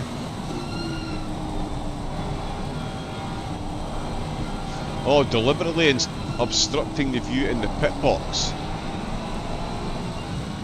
And there will be a time penalty if repeated, so that was just a warning for that one. So shenanigans in the pit boxes as well. The drivers and teams trying everything they can to try and get an advantage. That one frowned upon by the stewards, of course. Through 42, down the hill, through to the left hand side to go, trying to find as much grip as they can on a very wet, gripless track. And he's absolutely bounced over that curve. The velocity car again, so much quicker looking than the Mercedes. BL and Academy are being investigated again. Dynamic motorsport by Kalarinch involved there. Igor Rodriguez still can't find a way past Stubbing at the minute, and Neater still can't find his way past Lome, but it looks like he might do pretty soon. Given how quick he's going, he really has got that Ferrari absolutely dialed in these wet conditions. It's going to be fun to see exactly what the teams do on their next pit stop. We saw, what, 3 or 4 drive-throughs in the first pit stop. Then we also saw teams just taking on fuel as well, looking for a quicker turnaround. I imagine we're going to see quite a few teams do that at the end of this stint. Let's see this battle between Bykov and Pertil as well.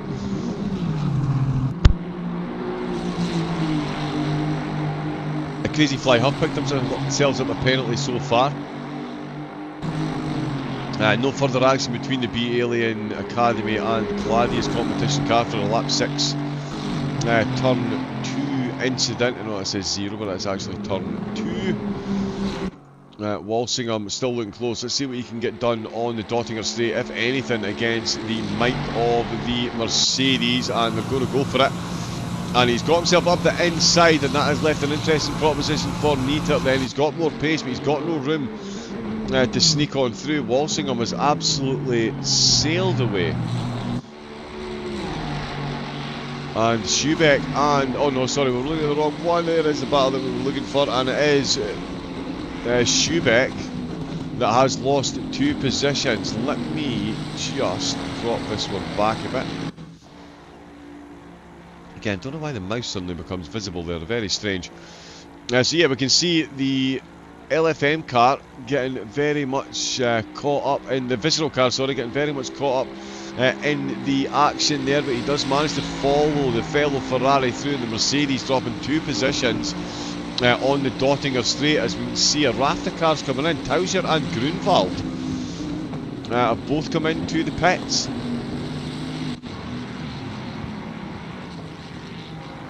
Wow, so that's quite a short stint for the race leaders, but they are in and straight back out again. Grunwald get a drive-through. Oh no, he did stop there, my apologies. So he did stop, there was a service pit stop there. BLN Academy, Dynamic Motorsport, we've got a 5-second time penalty for unsportsmanlike conduct.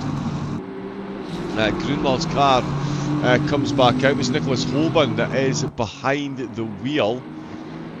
Armamentario dropping down the order as Samuel Schaar comes in, so more cars filing in and out of the pits. That puts Visceral back into the lead, and LFM back into second place now that they've got ahead of Gladius in third and fourth. Veloci currently running in fifth. Seminara, Barriere and Doba into the pits. Budoda, sorry. In and out of the pits as we've got more investigations going on. We've got John Dalton out for RCI in the Bentley. They're out 24th. It's Barriere. Let's see, is it Barriere that's still behind the wheel?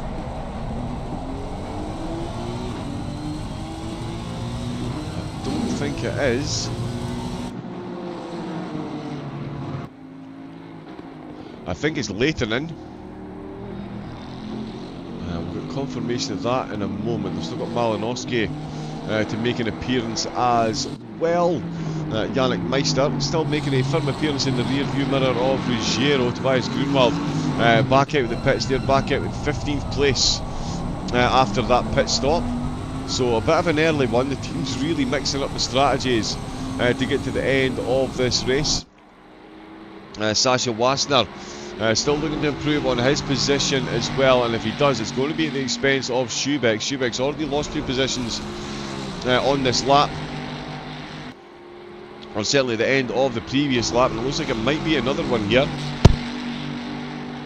So the Mercedes were doing particularly well on home soil, but at the minute, no, they're absolutely lacking for pace. The Ferraris are destroying them at the minute. So definitely on different strategies. That is Schubeck now down to 8th place. Wassner for LFM back up to 7th. Now looking to catch up to O'Sullivan and Walsingham. It's been quite the chase from them so far. We've also got Grunwald. We'll stay on board there because he is championship leader and particularly quick in the wet. 15th place, please hurry up. There we go. So Ruggiero finds himself under all kinds of pressure. The RNL road car is going up the inside. This is going to be a sticky wicket. There's a bit of door banging and they've shouldered their way through, and it is RNL road that have made their way through and right onto the curb there. Ruggiero doing well to hang on to the grip of the car, to be fair. That could have been an stage exit left very easily, but he's managed to hang on to it. And RNL Roar have gone through, so too, more importantly for the championship leaders, has Nicholas Hoban. So he has made it past through 25 and 26. Absolute nightmare corner complex, this one. And they're both safely through. Nicholas Hoban looking to get back up to 13th position. So it's been quite an up and down race for them so far. 1 point race leaders. It's all about that strategy. We'll see when Karakis comes in. Should be pretty soon, in fact. We have another penalty coming through. Gladius getting a 5-second penalty, car 204. So that is Schubeck picking up a 5-second penalty, along with a lot of places over the race so far. That is safe to say. Holborn is within 0.4 of a second already of the RNL road car. Followed them through well.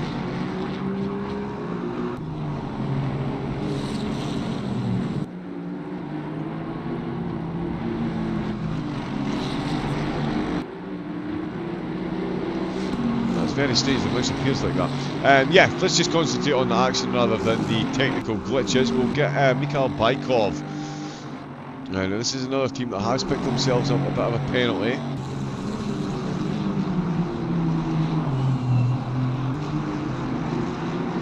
But they're certainly picking up the slipstream. Philip Minar as well, absolutely flying since he's come out of the pits. He's got Lathan just ahead of him, so 255 and Jardier's team look like they are about to reignite the battle they were having just before they came into the pits, and then you can see just how close they are. Even through that spray you can very handily see exactly just how close they are. The Ferrari, the two Mittelingen rear wheel drive cars absolutely going at it. So too is Leon Berndt. No, sorry, it's still Baikov and Pertil. They two are still going in it. So too is Sasha Wassner. He's closing in still on Shea O'Sullivan, who's now 1.8 seconds down on Walsingham. So good drive by Walsingham now that he's got ahead there. Is Karakis, who is still the on-track leader. Nater for LFM in second, and Gladius currently hanging on to third place. Baikov 4/10 down, and Philip Minar. Let's keep an eye on this battle between Minar and Leitonen. Yeah, confirmation. Yeah, it is Leitonen that's out. Oh, and I tell you what, he's moving over Philip Minar with an absolute flyer. Does take that position, moves the team back up to 25th. Baikov still running very quickly indeed. Oh, we've got Eon. Has just dropped some time there for ORA. Hopefully not too big an incident, just two wheels on the grass. Baikov though, still Aston v Aston for these two. 16th place up for grabs. The race leader should be coming into pits pretty soon. Yeah, chances are it's going to be at the end of this lap, so it's going to be all change up at the front again. I think Nater is going to follow him straight into the pit, so will Lome and Zimbal. So we're about to see a whole lot of changes as a whole lot of cars come flooding in. Ooh, and that's not the exit you want from 52. That could be slightly compromising for Walsingham. We'll see if the cars behind can take advantage of that mistake, although he's got a bit of a bigger gap than he had. So I think Shea O'Sullivan has had a bit of a moment himself, because that is a big gap that Walsingham has got. Certainly a lot bigger than it was heading through Sector 3, and in fact Sasha Wasner is looking the more likely for the overtake at the minute, as he does manage to pull alongside just under the hoarding. He's got the inside line. That is a very good place to get that done. He's got the car just in front, and he doesn't give up slipstream for any part of the straight through the twisty stuff. And that is 2 in this lap that O'Sullivan has lost. But again, I think, yeah, and there's no think about it. They are all now 5. Wow! He's almost put that in the wall there. That was quite the sketchy entrance. But there is confirmation. They're all coming in to the pits. Rodriguez in, Naldi comes in, Skidmark Racing are going to follow suit.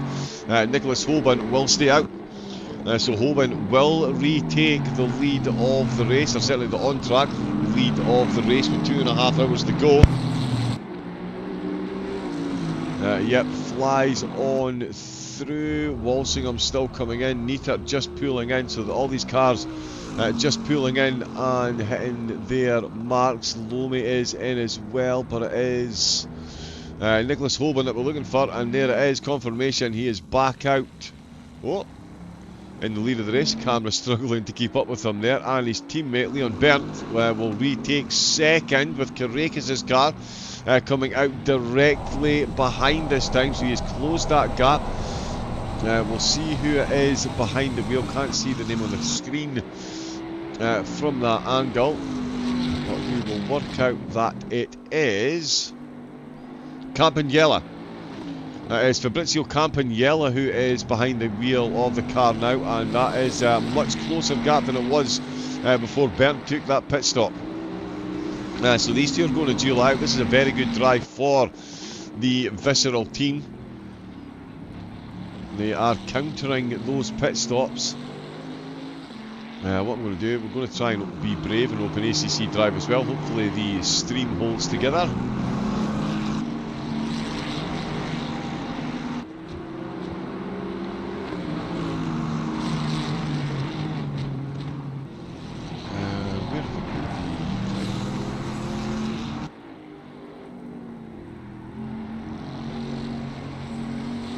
There we go.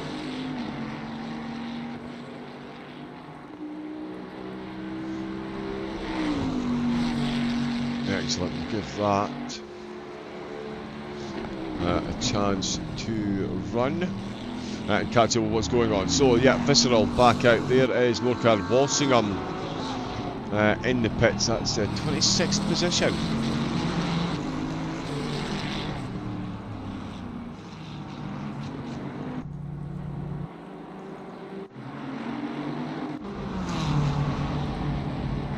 Oh, Walsingham, Veloci have disconnected. Veloci have had some kind of problem and they've disconnected from the server. We're down to 41 cars. Oh, absolutely savage for them. They were still on for a very good. They were on for a very good result. Very good result, but no, they have been disconnected from the server. We are, as I say, down to 41 cars.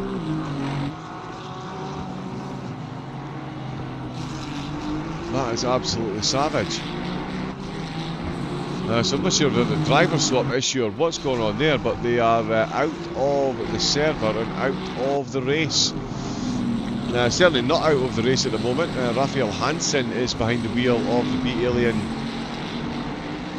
concept car, Tyco concept car.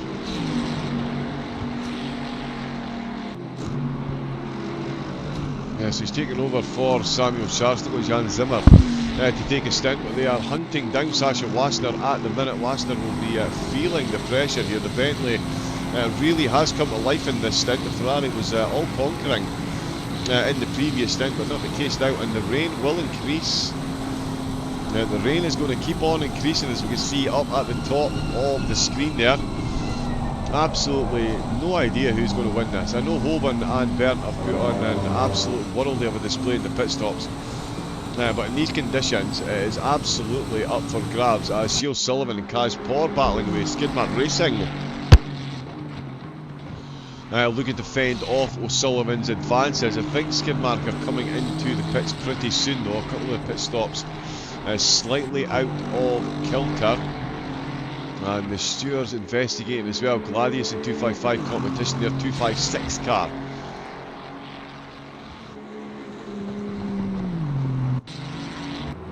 Oh, a couple more cars swapping positions as they come out of the pit. Zero Racing, who we've hardly seen this, his apologies. But they are out and running. Timothy Eon just putting two wheels on the grass. Definitely don't be doing that. 25th place at the minute with 2.5 hours to go. Let others make mistakes. And yeah, just keep it nice and planted to the end if you can.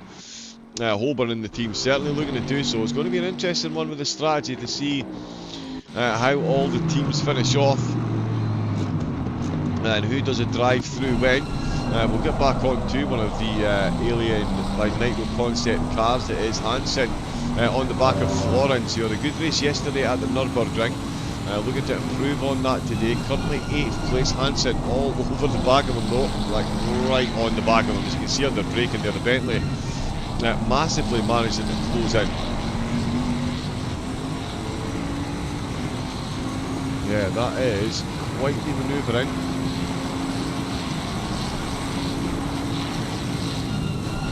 Oh, he's thinking about it up the inside. The Ferrari is... Well, you don't even need to make yourself as wide as possible around this track. It's a natural nightmare getting around someone at the best of times. And again and again and again, it's not the best of times, as you can see. That's a whole lot of water falling onto the track, and a whole lot of standing water that we're going through as well. As you can see, the puddles just off the racing line, so you really have to be ultra brave. I do think that is a graphical glitch. It is showing that the Bentley is on slick tyres. I would be extremely hard pushed to believe that that is the case. It's nowhere near dry enough to even consider dry tyres. So yeah, I think that is just a graphical glitch. They should still be running on wets. The rain is going to increase, so it's not like anyone's trying to be clever here and anticipate a reduction in the rain, although it looks like Florence is on dry tyres as well.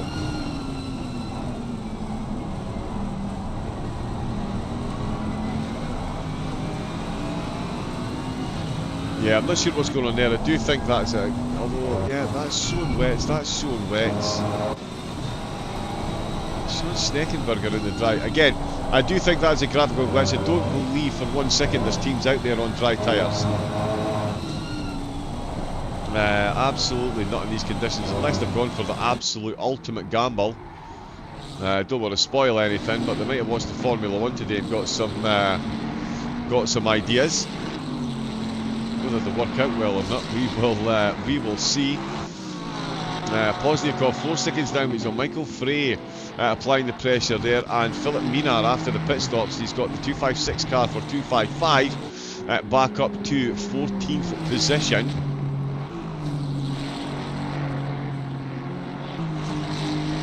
Lehtinen is up a spot as well. We do have the 256 car has been given a 5-second penalty for causing a collision with Gladius. So Minar does have an extra 5 seconds to serve in the next pit stop window. Hansen all over the back of Florence, still Frey and Pozniakov. Gladius and Dynamic once again dueling out for on-track position. 25 minutes from now we will be hearing the one will have a voice. It will be Mr. Christian Romano taking over commentary duties for the closing 2 hours once again, and what a close it's going to be, so make sure you stay tuned in.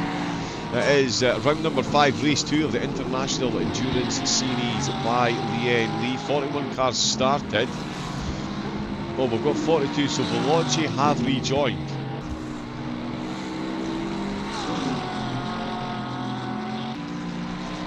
And they're back down in 38th place.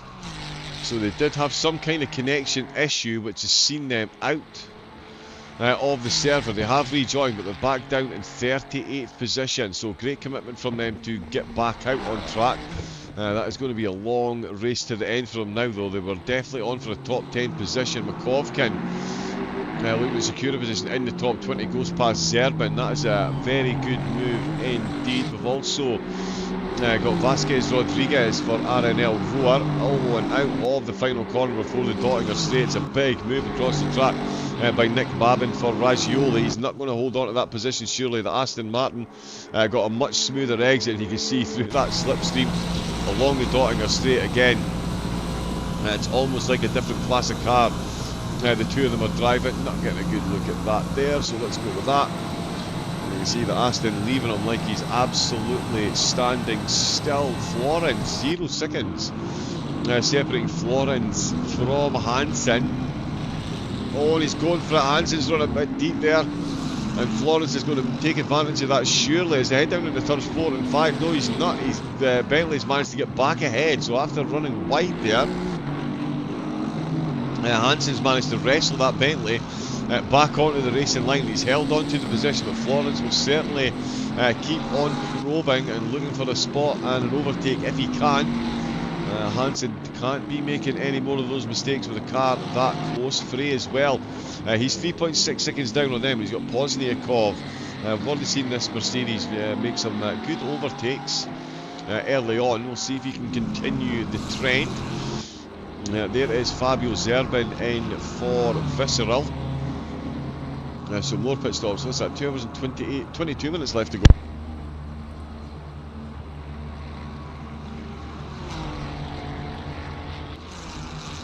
Oh, bless me. As we have Chris Warner coming in for Brabham as well. Another car that was in the wars yesterday. In the pits now as Louis Roters takes back some positions for BS Plus. They've had a couple of penalties and a couple of incidents, down 12 places on where they started, so very much damage limitation for third place in the championship. This is really, again, I did say it yesterday, we would be as well taking confetti, writing a team name on each one and just throwing it in the air. And whatever order you pick those teams up in, that's where they're likely to finish in the championship, because let's face it, this is all over the place. We've got, of course, 2 3-hour races at Monza, full reverse grid for race 2. The Porsche GT2 RS cars will be the weapon of choice.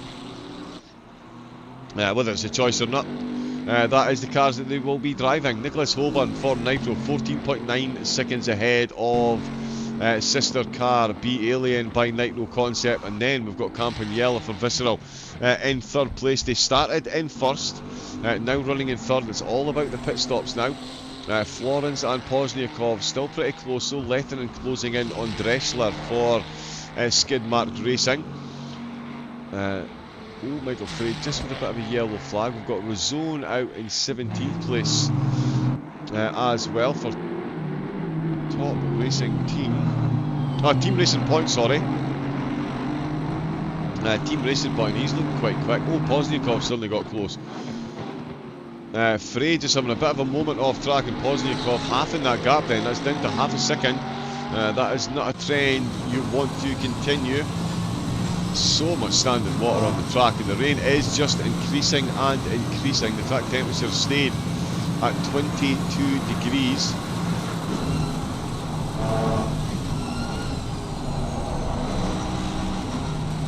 Listen to that extra acceleration something to put into that. Just to get the car rotated. So much extra work being done by the drivers to keep it between the Mayo and the Mustard. It's the Porsche though that is fending off the mighty Mercedes. We've still got about half a lap to go before we get to the Dottinger straight, so certainly plenty of time for Pozniakov to close that gap and use that slipstream and extra straight line speed the Mercedes has to get past. Again, for anybody wondering, I know that is showing the yellow band on the side of the tyres. I don't believe that the drivers are out on dry tyres. I think that is just a bit of a graphical glitch.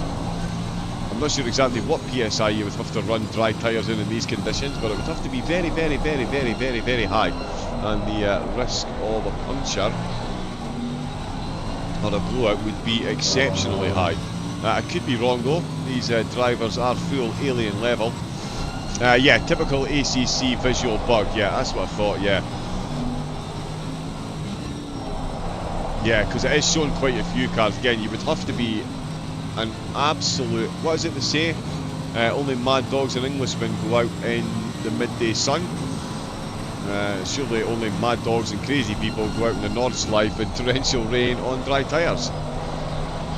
Although with that steering input, that might suggest he is on dries. The both of them making mistakes there, but it looks like the Porsche made the slightly bigger mistake, and Pozniakov is now definitely in the hunt as we come towards Sector 7. We've got Leighton in for Jardy, still closing in on Dressler for Skidmark Racing as well. And Philip Minard, and he's got Oplite, Alexander Lay ahead of him. That's going to be quite the task to catch up. No task here though for the Mercedes. As soon as they get onto any part of straightaway, any kind of straightaway, anywhere where the Mercedes can enjoy unfettered acceleration, absolutely closing that gap. So I'm thinking it is going to be job done and dusted when we get on to the Dottinger Straight. Leighton in, looking to get it done before then, potentially on Dressler if he can. The Honda driver is absolutely moving at the minute. This is going to be a much more equal duel. Oh, Pozniakov and Frey have swapped spots. So after me saying all that, they have actually swapped spots. Let's see if we can catch that on a replay. Oh, the screen stuttering on the replays. Sorry. I'm going to give the processor a technical tap after the race to see if we can get it back running again. But yeah, they're really stuttery on the replay. Sorry. Oh, and he's just run deep through the carousel. Run deep through the carousel, and the Mercedes has sailed on through. So nice and easy does it there for Pozniakov and Gladius, one of the easier overtakes that they've had so far this race. Leighton will be looking to do the same. It does look like he's going to need... Oh well, no, he's got a fair bit of time to go to the Dottinger Straight. Actually, still plenty of time for either car to make a mistake. We'll do some information hunting though with Nicholas Holborn.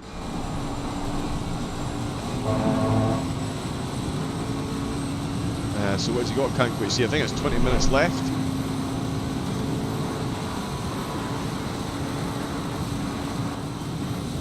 I can't see it from that camera either.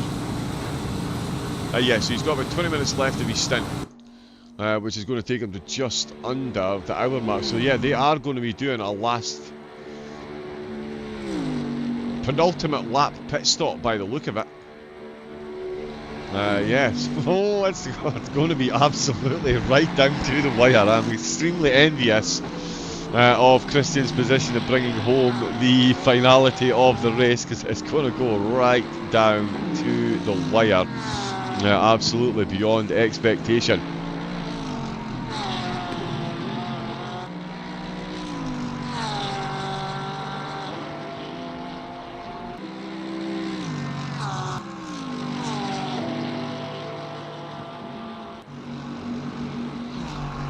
And on the Dottinger, we thought this was going to be the other way around, and yeah, the Mercedes is just going to absolutely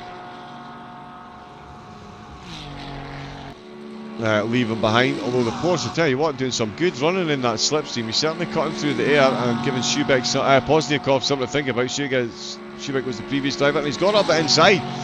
The Porsche's got it up the inside. That is an incredible move to make in that car. Massively underpowered compared to the Merc, but does manage to retake 10th place. Very nicely done indeed. Igor Rodriguez looked like he was in battles as well. It's Hansen, the Lian by Nitro Concept, one of their cars, who is in 7th place. Another Mercedes looking to get spots done. I do like the bonnet on this one.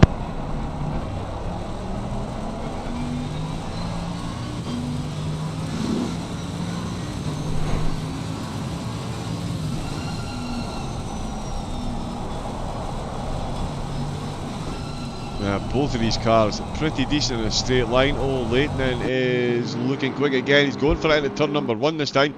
Skidmark Racing. Oh, Leighton, a bit of a wiggle there as he applied the brakes. Does manage to hold on. Skidmark No room for a cutback through that corner, of course, with the quick turn back round to the left. The shortened Mercedes arena that the drivers go through, and that's late now for Jardier's team, Jardier Community Team. They are back up to 14th place. That has been quite the ascension through the ranks for the Jardier team. These vital pit stops in the closing stages are going to be all-encompassing for the drivers at the minute, I think. Ragioli down 8 places on where they started, so they're still looking for a recovery drive. We've got G-League ahead of them. I think I just missed a penalty on screen. Let me have a little look-see. Oh yeah, Seminara and Gaskell. Oh yeah, we saw that, the 255 competitions, car number 256. Picking up a 5-second penalty. Gladio's got a 5-second penalty as well.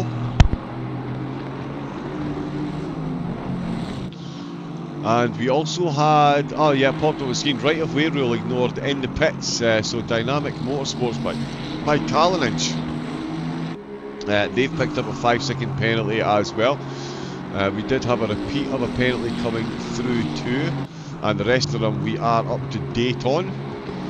Perfecto, so let's crack on with this. It's Babin and Congratiel that are battling. Prina, whom I didn't see racing yesterday in the opening 2 hours, came out for the closing 2. Prina now got Gates for flyby Cryonic directly behind, and I tell you what, that is, oh no it's not, that's the Dumb and Dumber team looking to unlap themselves after their difficult start.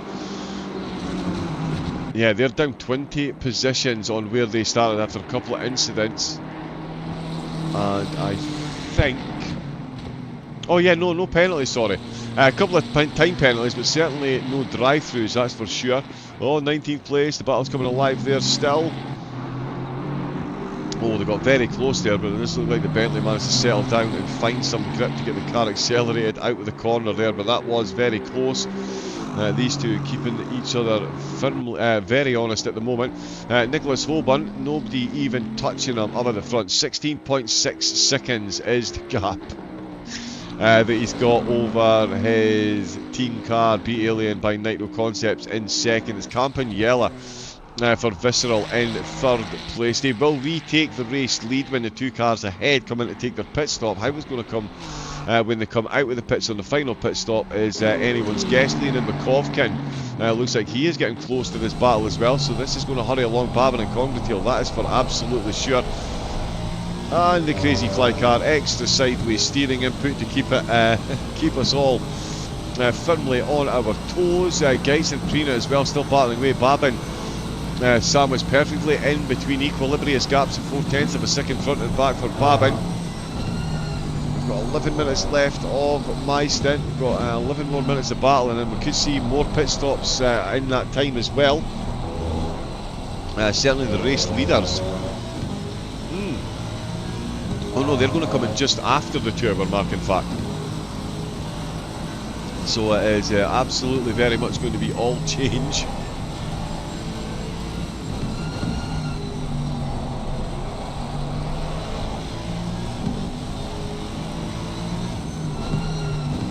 Oh no, sorry, everything froze there for a second. It looked like the lead had changed hands, but it is most definitely not.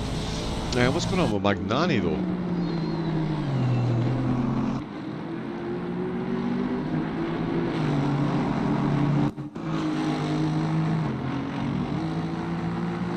Magnani for Gladius, all on his own here. Oh, the car just stepping out. He's done really well to minimise the effects of that there. But that has certainly not minimised the amount of time lost to the car behind. That is a painful one there. All on his own, the back of the car just stepping out. That is very much Nordschleife in the wet things. McCovkin still looking for an overtake. Oh, it looks like he's got it done then. Ragioli's Babin has lost a lot of momentum out of that corner there. He has really struggled, and that is McCovkin. Oh, and Babin's got the nose back in front again. They're still going side by side through turn 35. That's not the wisest place to do that. The cameraman needs to keep up as the Bentley has a great view of this, of his rear spoiler, and he will certainly not be saddened to see these two come so close and give himself a bit of breathing space potentially. Not much. But certainly more than he had up until recently, that's for sure. Oh, and he's going for it again, the crazy fly car, looking for every opportunity to get that Aston Martin past the Ferrari if he can. Got quite a few corners to go still, and about 20 corners to go until the Dottinger straight. When you think he will have the big advantage, but can he get it done before then?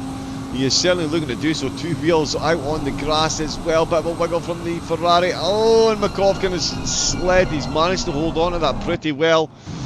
But that was very nearly game over for the Aston Martin. As you can see here, will we use chase cam? I know we're not really supposed to use this, but it does give you a good view around here of what's just happened.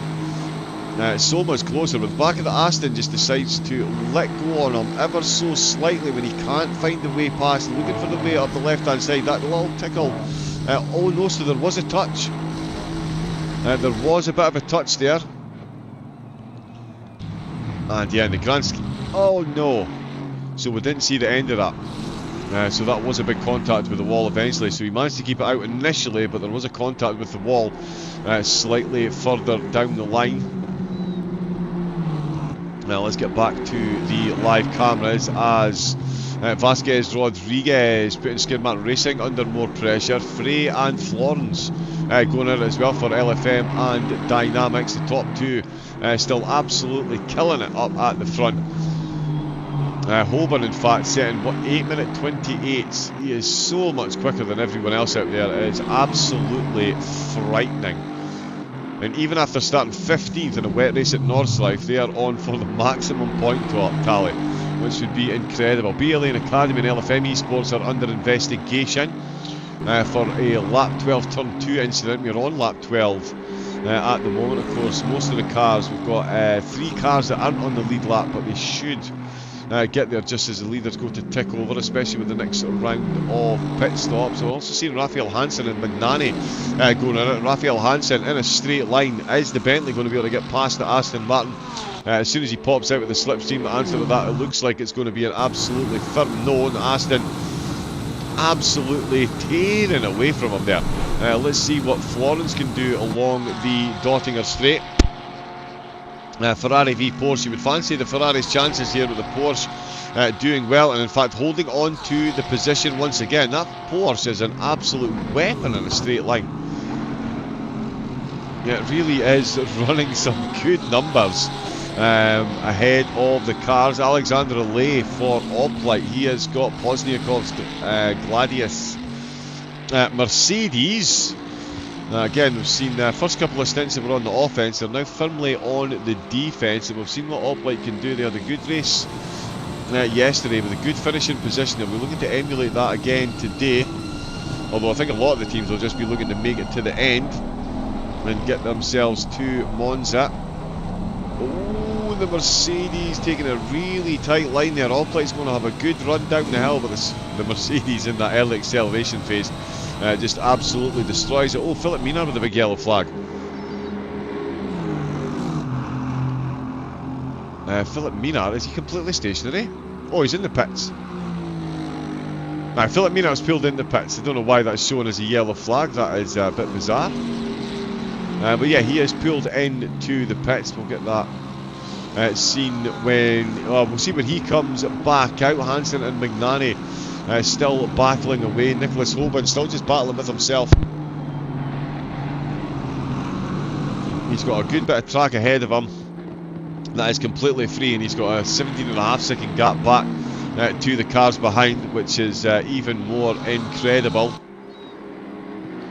Let me just quickly get set up.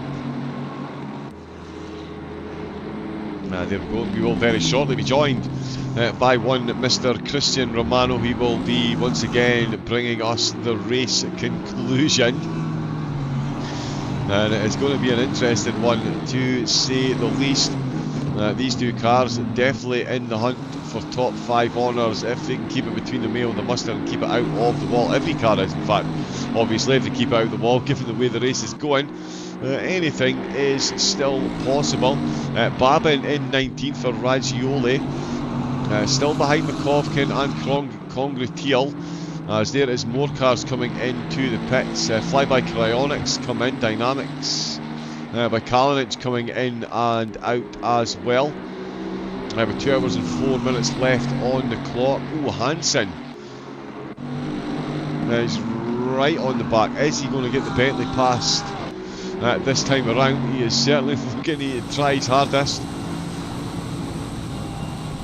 Couldn't get it done before they got out into the German countryside. Can he get it done before they get to the Dottinger Straight, or is he going to have to rely on some more overtaking slipstream action? The Alplight car looking for this overtake still as well. Babin, Makovkin and Congratiel still dueling out for 17th position. Quick update again on the Veloci team after them being disconnected cruelly from the server. They have rejoined in. Mulo is now behind the wheel. They're in 38th position. Absolute heartbreak for them. They were definitely on for top 10s. Abeladze and Minar both in the pits for a considerable amount of time, it has to be said. That definitely seems longer than your standard pit stop. Can't see much damage on either of the cars. Let's jump on to... Yeah, no. They're looking pretty pristine there. As Iverson joins them in the pits. Race leaders... Nicholas Holborn, let's have a little cheat and look at his.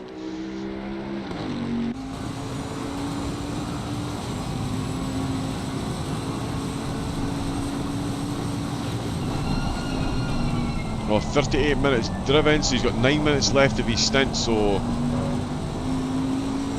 that's going to leave 53 minutes. So yeah, they're going to have to come into the pits with 5 minutes left to go at the very latest, so maybe we'll just split that between the two and just go for 2 half stints. It's certainly all up for grabs. Certainly all up for grabs.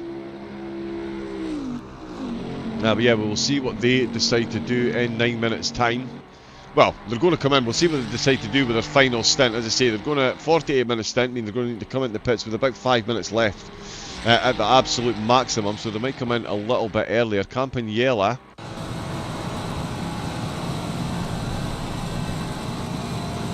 (17 minutes left of his stint, so they only need 1 more pit stop.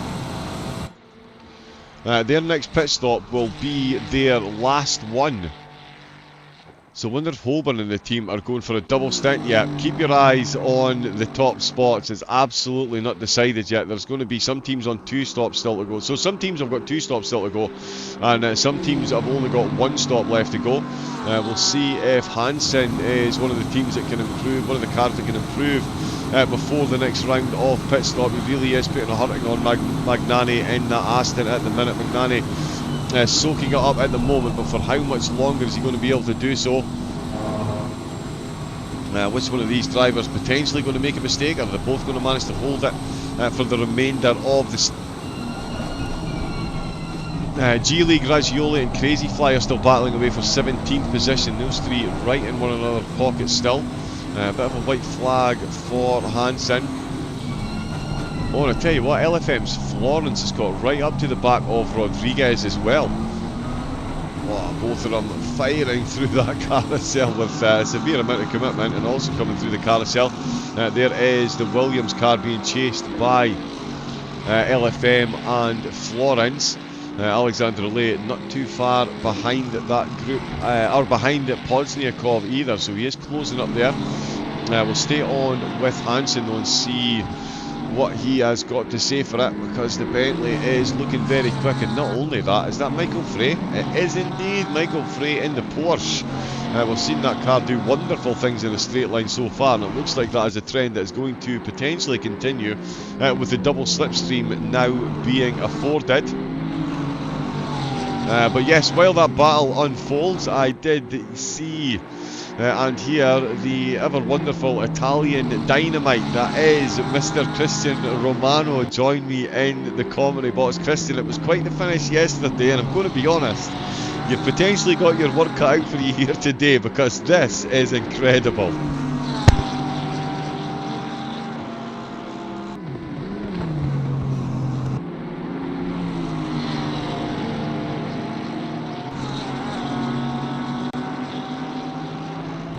And wants to deliver everything, and We have strategies because a couple, well, more than a couple, if I say correctly, it's 4 teams haven't pitted the first time and just went for a drive-through. Is it correct? Is correct, yes. The Nitro team, they just went for drive-throughs on their first pit stop. We also saw a couple of teams only take on fuel in their first pit stop, which means that Holborn and Bernd have 2 pit stops still to take. Campaniella has only got 1. So it makes it it makes things interesting, let's say, because now Huben, speaking of which, goes into the pits for Nitro competitions. Indeed. Oh yeah, sorry, they've got more than 2 pit stops. I'm thinking we're going into the last hour. Sorry, they've got 3 pit stops left. But yeah, that is Holborn coming in to the pit stop with just over 2 hours left to go. Is he going to drive straight through? No, he's not. He's pulling into the pit box. So is Bernd, so they will go for a full service pit stop, and Visceral will retake the lead of the race as the rest of the team squabble for top 10 honours, Christian. It's an absolute barn burner for round number 5, race 2 of the International Endurance Series by Lian Lee. And yeah, certainly count myself fortunate I'm going to be able to sit with my feet up and watch the end of the race. This is going to be a fun one. Yeah, it's pretty interesting. The Bentley's into the pits, couple of, well, more than a couple of teams out of sync, and a good amount of strategy that will be involved, even if usually the Nordschleife doesn't really have any strategy. It's just end of the stint, go into the pit, end of the stint, go into the pits, because of the length of the track. But in this case, it's completely different. We have some strategy, some chess game at work, and yeah, it's going to be interesting for the final 2 hours. Indeed, it really is, and that is, as Christian said, going to be interesting for the final 2 hours. So that is my stint on the microphone come to an end. Thank you to everyone that has tuned in. There will be silence for a couple of moments, and then Christian will take over. Huge thank you to the sponsors, and of course Lee as well. Thank you to the drivers that have made it the competition it is so far. It's going to be a grandstand finish, so make sure you stay tuned in with Christian, and of course the double header next time out, 2 3-hour races at Monza. Really looking forward to that one as well. But until then, enjoy the rest of the action with Christian. My name has been John Wright. It's been an absolute pleasure. Until next time, stay safe, take it easy, and have a great rest of your day. Good day.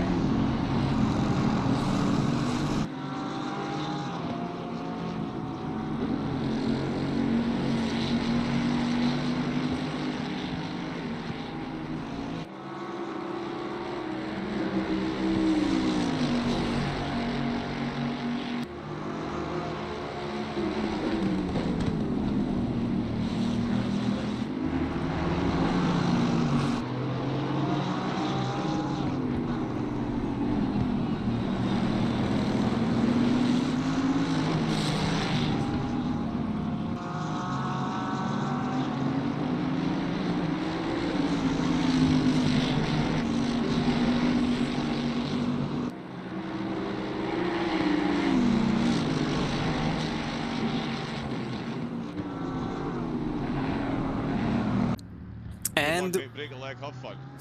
thanks, John. And yeah, we are now back live for the second section of the International Endurance Series by Lian. There has just been a pass here, and it was between Dynamic and Gladius already. There is instantly some action for our viewers as we go into a short replay of what exactly happened here. Maybe it's a bit too late, this one. I should probably go further behind. Let's try with these. Because early on these two were battling for position. As you can see, it was the Aston Martin for Gladius competition and the Porsche for Dynamic. Very close between the two.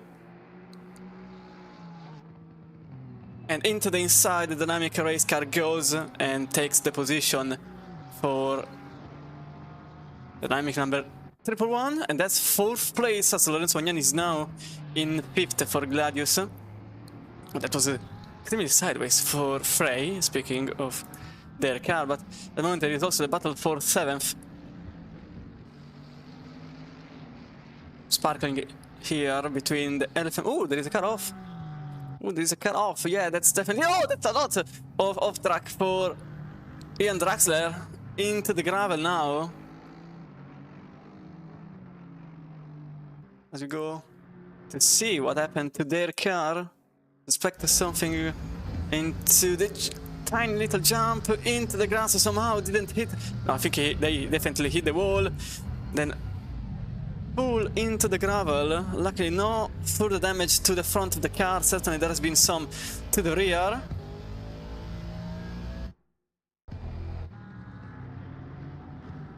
But that car, that was the Skidmark Racing, now in 14th place. They've lost around 5 seconds for that contact with the wall. But the car is still alive, so that's certainly better than what could have happened there. So as I was saying, here there is the battle for 7th between Igor Rodriguez for Williams Esports.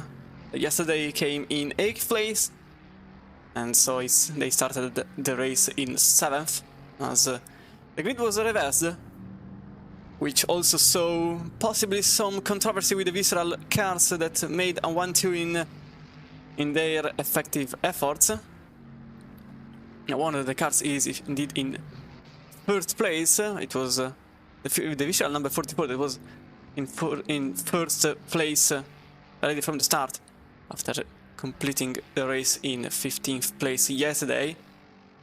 But I can't find the other number 40, but yeah, it's here in 22nd place only, although they finished the race yesterday in 14th place. Now, into the lap times, it was 8:37 for Rodriguez, 8:36.7 for Florence, and don't really have a wider shot of their times, although Rodriguez managed to make it 36.1 early on, with a 46.3, so the pace is practically the same between the two cars. John pointed up that a couple of cars maybe with dry tires, but that could have been a visual glitch. But I don't know, because the times are really... Yeah, I can see the Williams car with dry tires here. At least that's what it's being shown. But I'm not fully sure, because that's not really dry tire environment, and I stand with the statement that this is indeed a visual glitch. Also, during the switch, we went on to say... Okay, yes, everything is working. We went on to say that a couple of cars, actually 4 different teams, went with a very different strategy. At the very beginning, it was a single drive-through for Team Nitro and the Alien. Although, unfortunately, I don't have the full picture, as it will be way easier towards the end of the race because of the fact that I started my race control when the switch happened. And unfortunately, it's client-based, it's not server-based. And this is the other car that went into the pits for a single drive at the very beginning. So the B-Alien lineup composed of, I can't speak, the number 23, 22 and 21, which are respectively in 17th, 6th and 11th place, went into the pits for a very different strategy at the beginning, and now they find themselves in an out-of-sync situation, which could be helpful, but in this very case it really isn't, as Rafael Hansen for B-Alien number 23 is in 17th, just behind the other Bentley. That's G League. As the French team is battling for position, but we also have to come back here for 7th place, as Max Florence for Ruffian Motorsport number 257 is definitely going to make the pass. That was an easy one for the LFM race car. As you can see, the Williams 420 gets 8th. Now people are pitting just in time for the switch. It just happened between me and John. Between You recognize the change of voice between a Scottish one and an Italian one. And as I said earlier, it is a bit easier to understand who pitted early and who didn't, because Ruben is now back in the lead of the race in the car number 22, which is also leading the championship. And Leon Berndt becomes second for... No, actually, he doesn't get second place. Schneeckenburger in the 258 still remains in second. So the car number 21 is now in third, but out of sequence. They are likely around 20 seconds. Ooh. Ooh, way. Here things change, that's why. Oh, wait, there is a yellow flag. Oh, there's been a yellow flag. It was the number 45, I think. Yeah, it was the number 45 with yellow flags. We can have a replay of what happened. I will update you with what happened in the pits. Oh, that's a bit sideways. Ooh, that's a lot of sideways. Into the gravel. Just out of the wall. And there is another yellow flag here. It was a 312. That was showing some issues on the very same spot. It was Moduda for Madcap Racing. The kilometer number... I didn't take the number in time, unfortunately. Again, oh, rear in the wet. That's a lot of damage. This time around into the side. Yeah, it's slightly more than what happened to the earlier car. You know, the 869 is into the exit point. And also the 11. Ooh, more crashes here. All of a sudden everyone is crashing. So this is what happened to the car number 11. Fisher Racing in 32nd place. Going very quick into the curb. Little jump. Oh, that's a lot of damage. Yep, that's the front done. That's the front end of the car. That's to be corrected into the pits. And more yellow flags appeared. And this one is between the number 23 and the 42. And it's an important one, very likely, because that's between Gladius Competitions and Rafael Anthony in the B-Alien. I'm not seeing anything. You know, nothing happened. Possibly that was something to do with the replay that just happened. As you can see, immense damage for Eric Beckman. Racing in 32nd place. So as I was saying, some different strategies have been applied. Drive-through only for Schneeckenburger in the 258, so that's why they are in second. And now they are on the same strategy as Ruben and Berndt. 10 seconds only for Nasgidashvili in the Gladius number 202. So fuel only for this car. Chose to stay on the same set of tires for the time being. Drive-through only for Max Lorenz. Same strategy as the top 3. Fuel only for the 201 in 7th. Fuel only for the 204 in 8th place. Damage repair for the dynamic in now 10th place.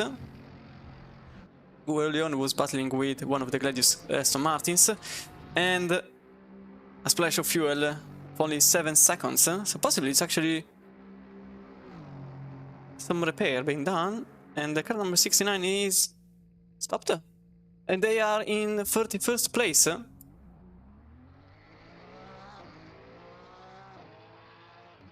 And they are now starting again. What exactly happened here? Have here at the onboard camera.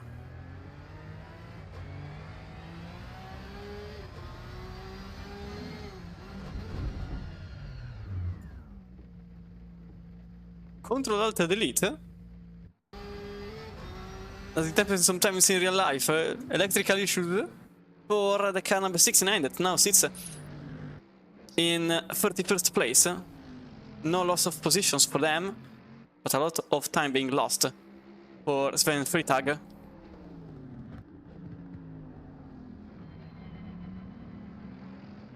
As Congretel is into the grass, and that's a number 6 spinning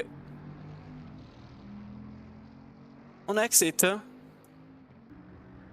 Somehow kept it on track. A lot of replays for this initial phase.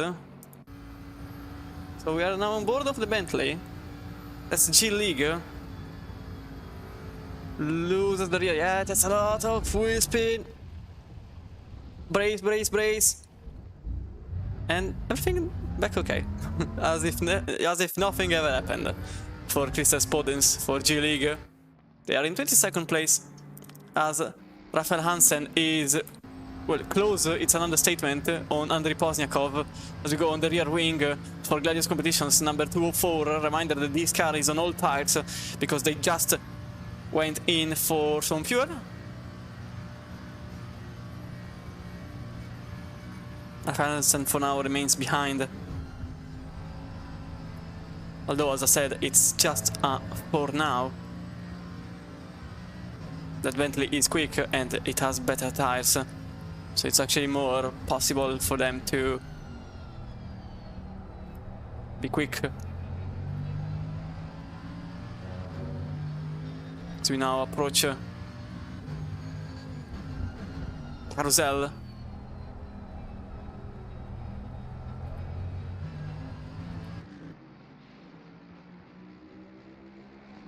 And then into Gohjakt. Very quick point of the racetrack. That has to be done in 4th gear. Then uphill in this little hill. And then the most, in my honest opinion, horrible part of the racetrack. I really hate this section here that goes all the way from Gohjakt to 8 curve. I don't really like it. It's awful in the... Oh, again, another issue for the number 69. Not really having a good time, and that's a position being lost for the Porsche driver, but we have to stay here. We will see later on. I think that's a possible move, and that's the move done for Rafael Hansen into the inside. That's Pozniakov. Oh, that's not really a useful camera. And that's Pozniakov now in 9th place. Lost the place on Rafael Hansen for Bielien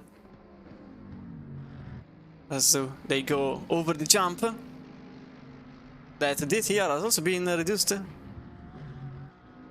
as the Hoplite racing car that yesterday finished the race in 3rd and started the race then in 13th place. Yeah, now in 12th, just behind the Williams race car, 4-0.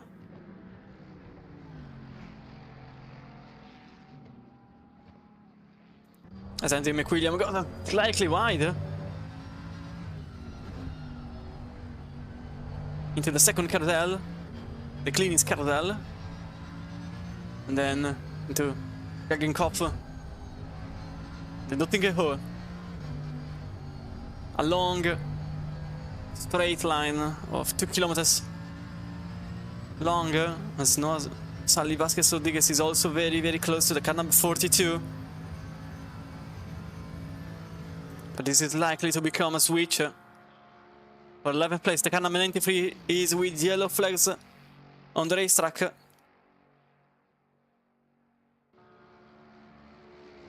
we have to stay here because the Williams race car gets overtaken by Hoplite. There's another position being gained for Alexander Lee. The final 2 corners as we have to switch quickly into this freeway battle between Drachler, Noah Sally Vasquez Rodriguez and Maciej Malinowski in the Honda behind the number 20. As Kidmark Racing loses 2 places in a single shot and Aston Martin gains 1. Same goes for Jardier Community behind the gains 14th place in the car number 39. a Honda NSX GT3, which is effectively nearly gone, because now that I think about it, there is a Honda in British GT, or otherwise the GT3 is practically gone. 69 again with yellow flags showing, but you have to look at this because Jardier Community gets another position. That's 13th place for Maciej Malinowski. It's a bit of a difficult combination of consonants, I will give you that. And car number 45 is into the pits now. Completely off sequence.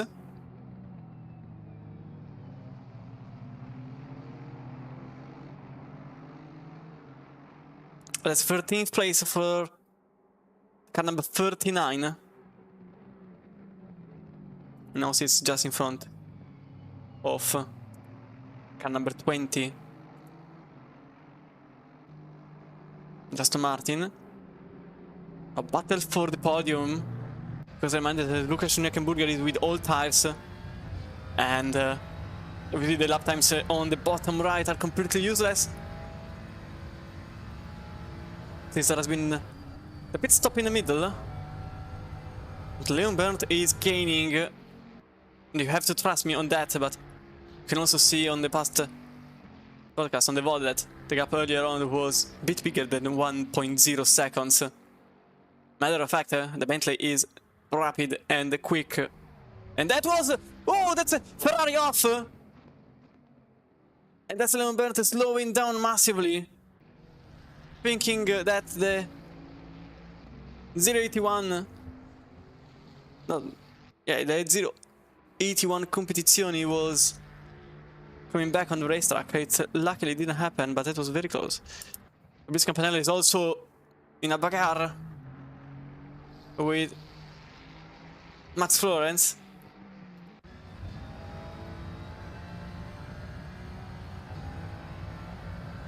Three attempts only between the two. And that is Bluefield Motorsports against Visceral number 44. Which started in pole position in this very race.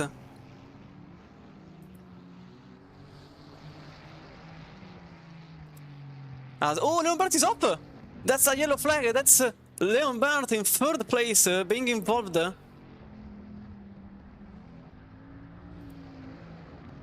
In some incident, we have a look at it here. There was a stop and go. 30 seconds being cleared for the car number 48. Just now, and that was a bit of the racing line into the grass and then into the wall. This has championship implications for the car number 21. This could have championship implications because if the damage is too high, there is an entire stint to go for the Bentley, plus repairs. And the gap up there is very little in the championship standings. We will have a look later on.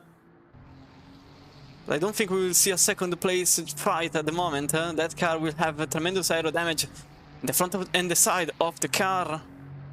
That will be detrimental in the straight line. On the Dottigehoe. As we come back here for Campanella that is using possibly the huge camera. And there is no shame, because it's completely doable.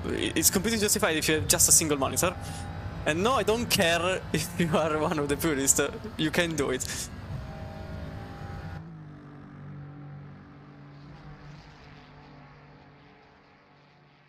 So in the last lap it was a 36.3, but obviously with a pit phase it becomes the best lap in the stint. Lian was a 8:46, apologies.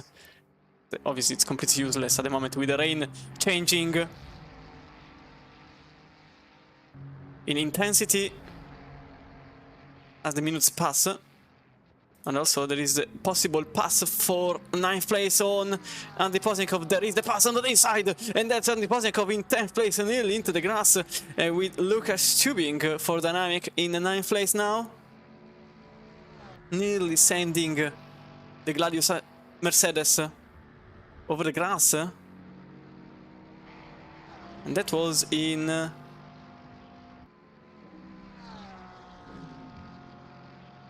This was, oh wait, number 11. It's again off the racetrack. More issues for the Fisher Racing in 33rd place. Oh, that was the wrong car. As we go back for this little fight, well, not very little since it's for 5th place. This guy really is... Oh, there's the car off into the middle of the racetrack, and that's Florence getting hit. The 257 is with immense front-end damage. There was a crash just in the middle of the way. Look at what happened. From the front splitter, it's easier. So there was a Ferrari off, a green Ferrari, which unfortunately I have no clue which one it was. Look at this. Oh, that was a big hit. And then the Visceral just goes in front, and that's Nordschleife with yellow flags. That's in 4th place. That's a car in 4th place. That's the 202 Gladius competitions with yellow flags, and the car number 33 is again involved in an incident. That was the car involved in the earlier contact. We will see the replay of what happened to the car in 4th later on when we have a moment of calmness, because there isn't one at the moment. As Campanella has a good chance to make not only 1 but 2 places in half a lap, which isn't really little time, since a lap here lasts 9 minutes nearly. So important half minutes could gain up to 2 places, as I don't think who is ahead of us. And the Italian could make the pass on the Italian team that has old tires, because they just went in for fuel only in the last stop. That was my voice being slightly accused.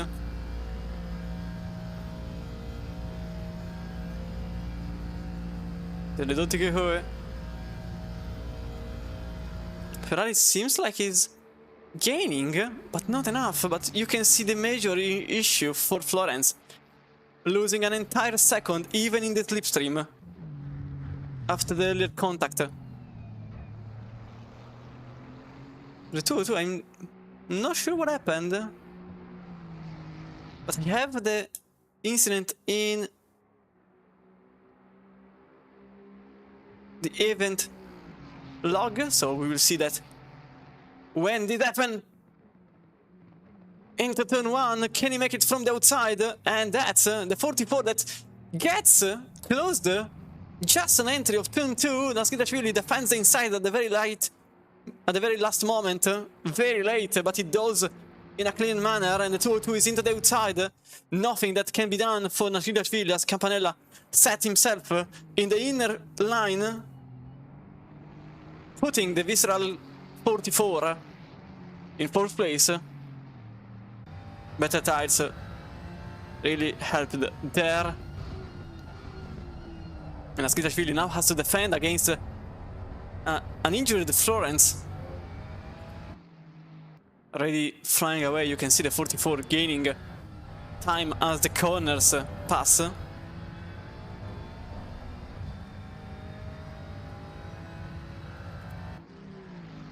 This is also the pass for 18th place for Crazy Life Racing on Alberto Prina for Gladius competition. That's a lot of weaving.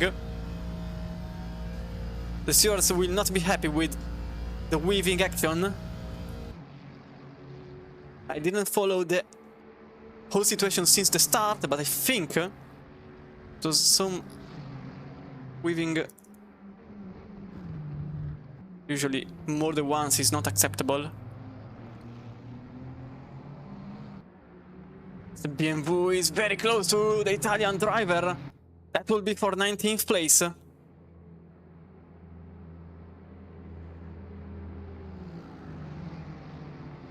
777 flyby per Cryonics gets into turn 1 with overtake already made. But there is another corner to go. It's a left-hander one. The Ferrari taps a bit the BMW, making it out of the racing line. And the Ferrari covers... no, it doesn't cover the inside. It remains in the racing line, which has more grip than the inner side. And Ferrari remains in 19th place.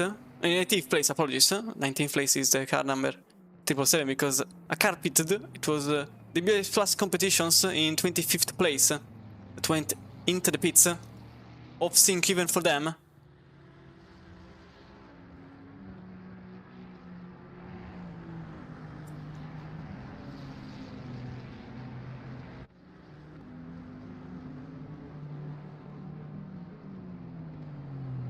We will try again to get... oh, there is a contact!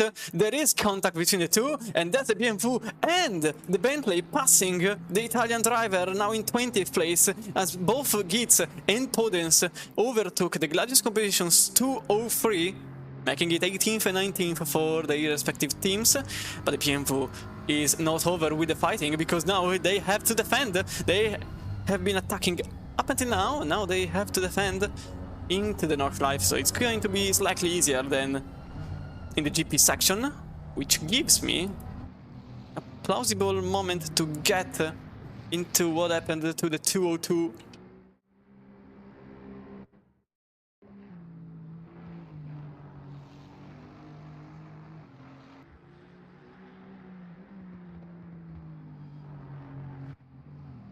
Ooh, that's... I think the replay took wrong car. Apologies. Let me have a better look at what happened here. I saw a car, which is a lot, I know. From Splitter, I think it was a 081 Competizioni.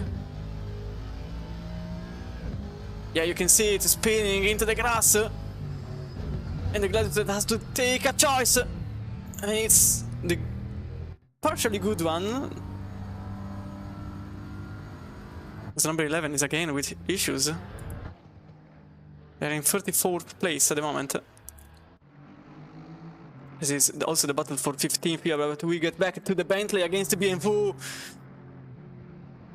Both going side by side into the left-hander. Into Rivedenkurs. Very difficult to get an overtake there, especially in the wet. And we saw some cars also getting involved in incidents while driving alone. And that's Lucas Mattia for Team Racing Point getting the overtake down on Ian Drattler for Skidmark Racing.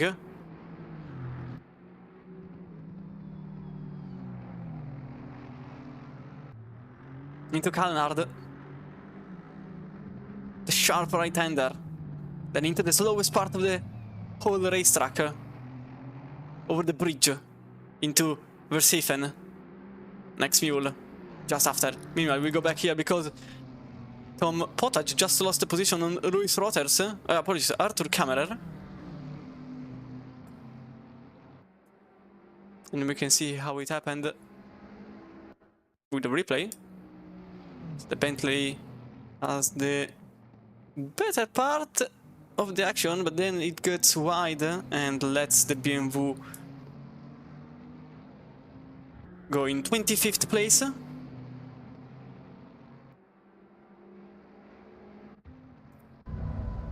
As we go back into the Bentley, 19th place, number 6, G-League. I don't know if it's G-League or G-League competitions only, but I will just say G-League. Still in 19th. And Flyway just in front, but you can see also from the tower, oh, something happened. I saw a yellow flag, rather a white flag. I see the number 20 still leaving. So whatever happened... oh, that's the Bentley! Going into the outside. It was an interesting maneuver, but an impossible one to achieve.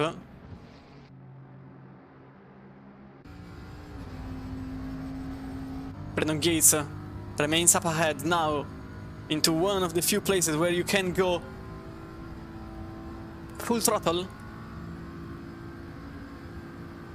for more than a few seconds. Maybe slight bump draft between the two.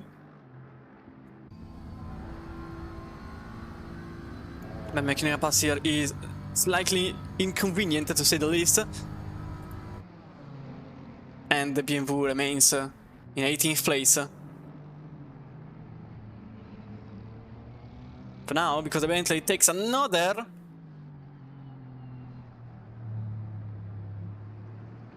Tries to take another chance at a pass, but now into the carousel, nothing can be made. Apart from a bump and pass, that's not really allowed.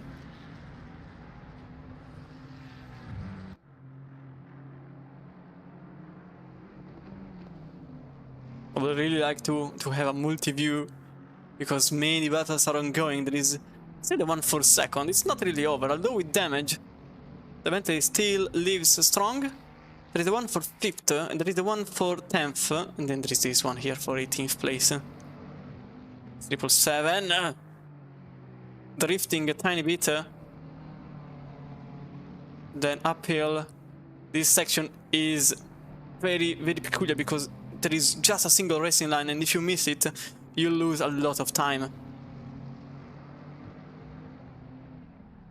So it becomes very difficult to make a pass. Meanwhile, here into the slipstream, into the dotted hole, and that's Andriy Pozniakov losing another place. That's the 204 now in 11th. With Alexander Lee, the Frenchman that puts the Mercedes in the mirrors.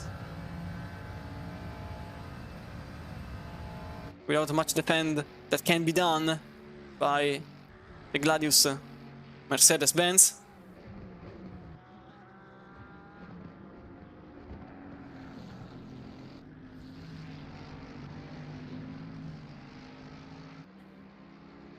This puts a different eye into the battle for 18th place, because this is now the closest battle we have. Although there is one per second, now the gap between Schneckenburger and Berndt is only a second. But now these two are into the second carousel. It's not a good idea to make the pass now, because there is a whole straight line available after the Gleckenkopf.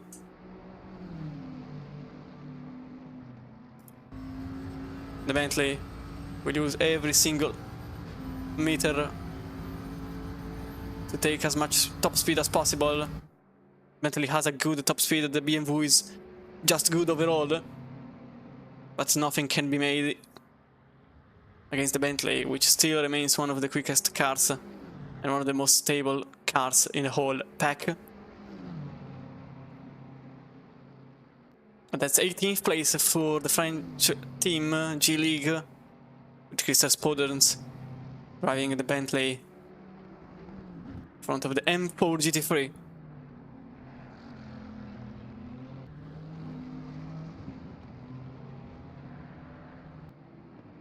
Simivu also goes into the pits. That's followed by taking a different line. With 80 minutes to go. That roughly means 2 stints. So in any case, the flyby will have to pit one more time.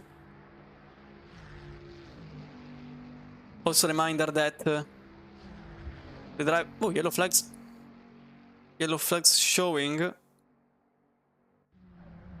So Zerbin just lost a position, but it was 869 with some huge front end damage. At 869, which until now didn't really have a good time. The 777 receives a 5 seconds penalty. Well, now it's going to be a trouble for anyone that goes into the pits. This car is not really moving at all. It stopped in the middle of the pit lane. That's not great, because people have to pit and they are coming full speed! That was Brava Motorsport. And for a moment I thought it was going to be a big crash. I don't really know why this car stopped in the middle of the pit entry. Now it continues on. It was very close for Brabham Motorsport. Sitting in... Oh, no. A good one. Sitting in... where is my Mustang? They're in the pits, so... Ah, okay, they are in 30th place, unfortunately. Only 30th for them.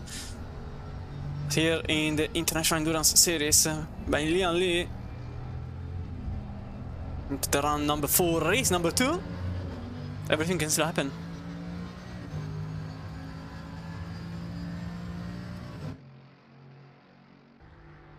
Everything, everyone, all at once can still happen. There is a button for second and one for fifth that are also starting to ignite. Last lap it was a 8:38.2 for Pozniakov, 8:34.5 for McWilliam, and 16 seconds behind it was an 8:32.2 for Malinovsky, although he's going slow. It was possibly just a little trip over the grass.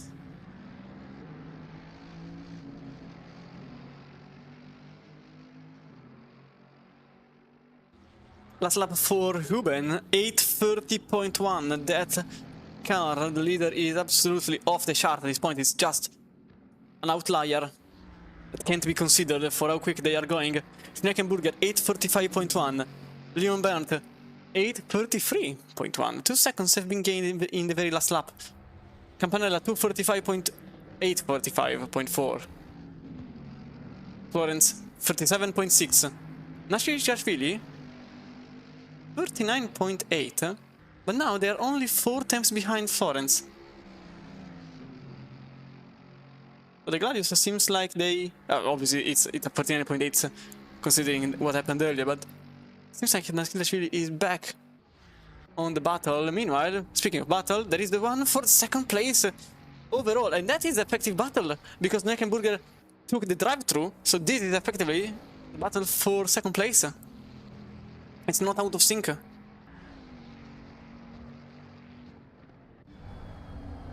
Schneckenburg has all the tires, but the Bentley has damage on the front and the side.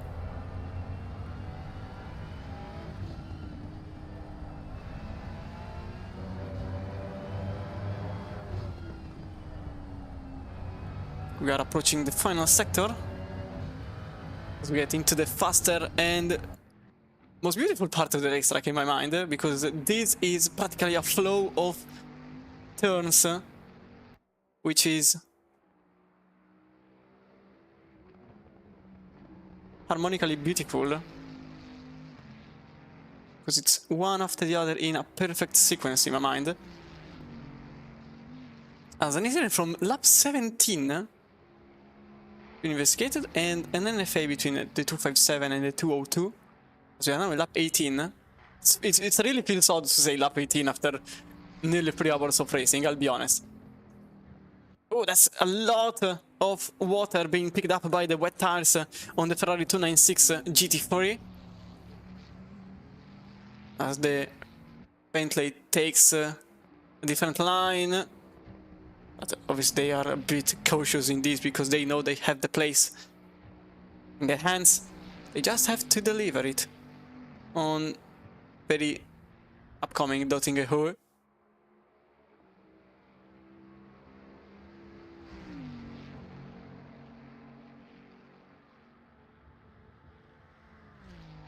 So I'm going at 213 kilometers per hour. Not 253, apologies. Was reading the wrong number. 254, 255, 56. They can't reach 270. Not even 270, and barely 260 for Schneckenburger. Just barely 260. You know, Nashvili took the position on the Florence on the very same Dottinger Höhe. On the low fuel motorsport number 257, as both Schneckenburger and Berndt are into the pits for the second to last time. Campanella will continue straight But they still have to take the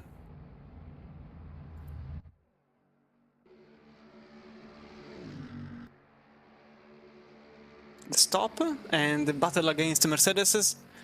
And that's Andrew McWilliam, just at the very final part of the Dottinger Hood, taking position number 11 on Pozniakov, slapping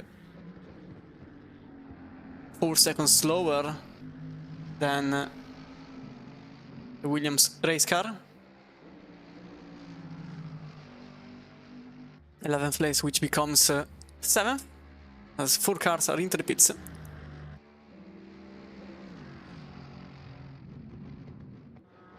Pozniakov remains behind, possibly knowing that it's not a fight. At this point, to just keep going, keep it up to the barriers. You are on older tires, so you predictably will be slower than the car with newer tires. And they will keep rolling. Now there is a little moment of, I wouldn't say calmness, but rather some time to speak about the championship. Because as I said earlier, this is prize the championship, as the first placed team gets 200 euros, 2200 for second place, and the team in third gets 1600, with a deduction of 100 points per position from 5th to 10th. The structure is this one. That's why I said early on that this is race 2 of the 4th round, because it is effectively round 2 of the 4th round. Next up is the Porsche Showdown, which will have 2 races, both at Monza, and possibly with some weather being involved, with the GT2 RS for a total of 6 hours in the International Endurance Series by Lian Li. We also have all the links in the Twitch chat. Also thanks to all of our sponsors. I saw a yellow flag.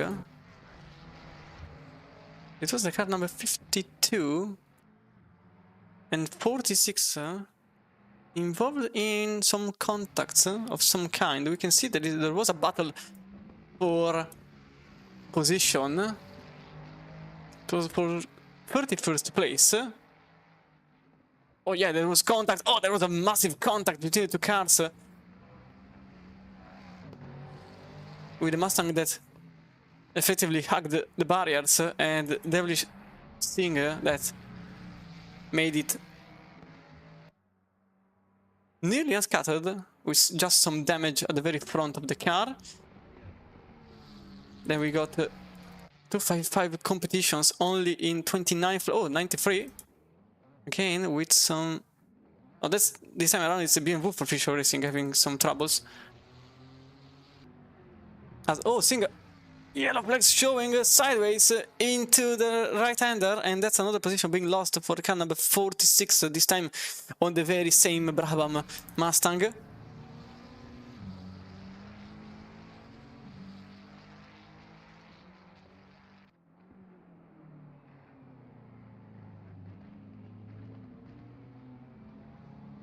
And the dynamic 222 is just behind Alberto Prina.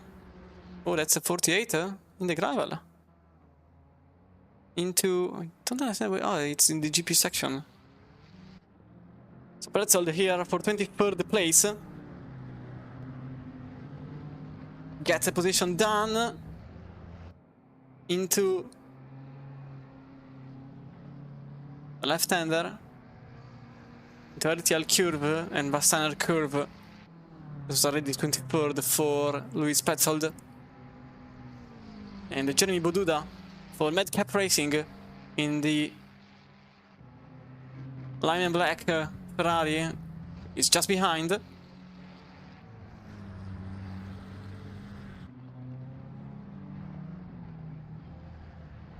With the Claudius competition that is having some troubles in keeping the line. Alberto Prina for now is struggling in the wet.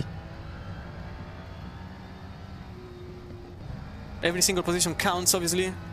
We will have a look at standings later on. The next hour, at least once, I will be able to provide you with the standings just to have a better view at the championship at the moment. But if you missed the qualifying for today's 4 hours, it's completely normal because there wasn't a qualifying. There was an entire race for it. Where, oh, Lorenzo Lian is off. Oh, that's a big one. The 201 is off, showing yellow flags. Was it a contact with the barriers? That's the car in 4th place at the moment. It's, yeah, that's on the grass. That's sideways. Oh, that's a lot of contact in the rear end of the car. And the front right is also damaged. In a clockwise racetrack, it's again into the this time over the AstroTurf. But the rear end will certainly be damaged, and considering it's a clockwise racetrack, it's not great that the inner part is also damaged. As Marco Vella, oh, that's Petzold off! That's Petzold off in the McLaren that gets also behind the Marco Vella.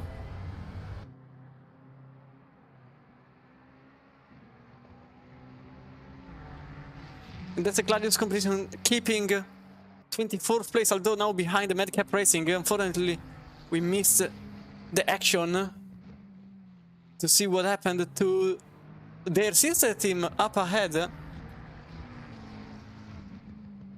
which is now close to Richter. And I would like you to see what happened, but I'm very, very tempted to say that no, there is another yellow flag. That's Niels Kingmuller. For now remains on track, so whatever happened, it wasn't a big one. In the car number 22 is just behind the 202. That's why I can't really show you the replay of what happened to the McLaren Dynamic. The car number 22 is a different strategy compared to the 202, which is also damaged on the rear end of the car.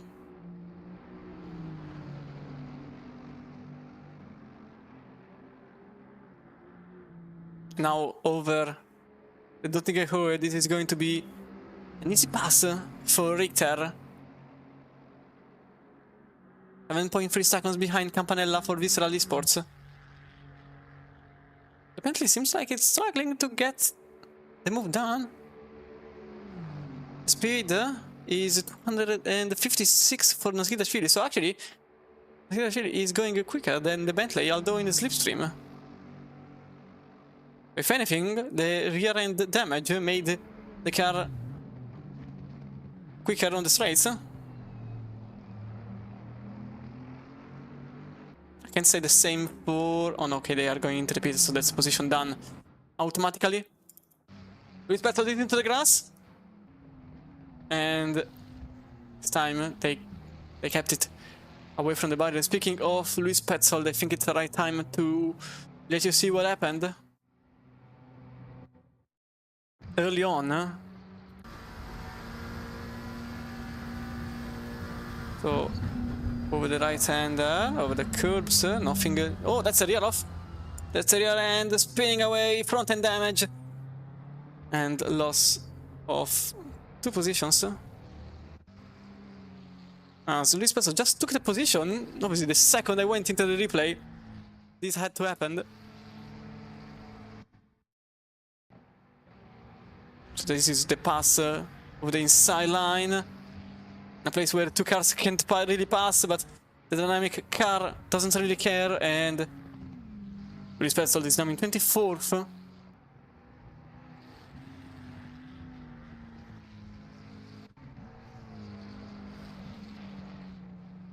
Many cars are into the pits at the moment.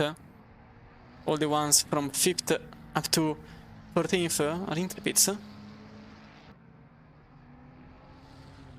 And Bookby, the 255 competitions, is very, very close to Aura Racing.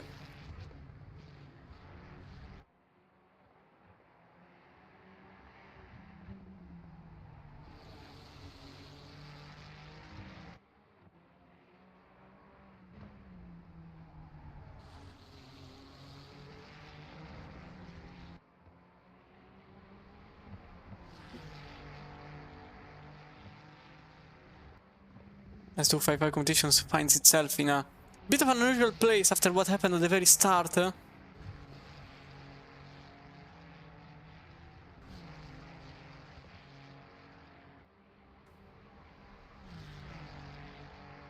Battling for only 26th place,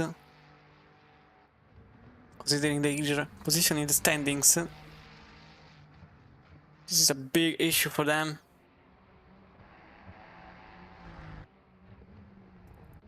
As there is also the battle for second here between King Müller and Konrad Siata.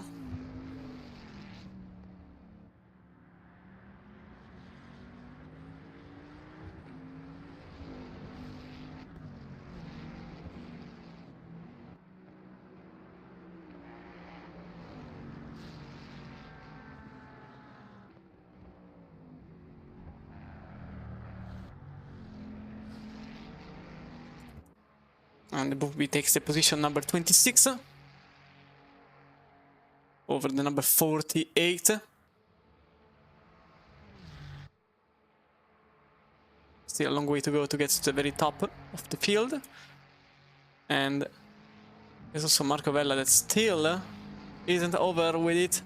He still wants the position. The Italian for now settles with 25th place. The car comes out of the pits. That was Dam and Dammer that was involved in a very early incident with some other cars.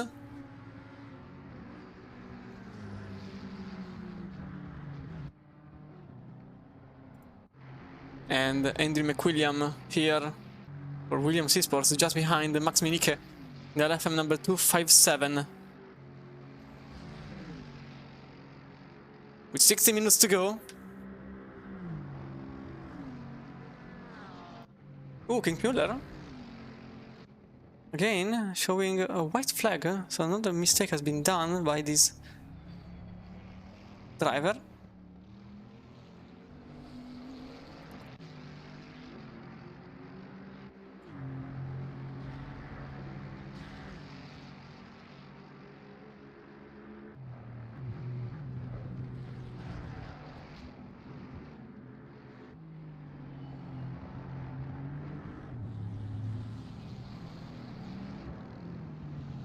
And if you're wondering how did the pass happen between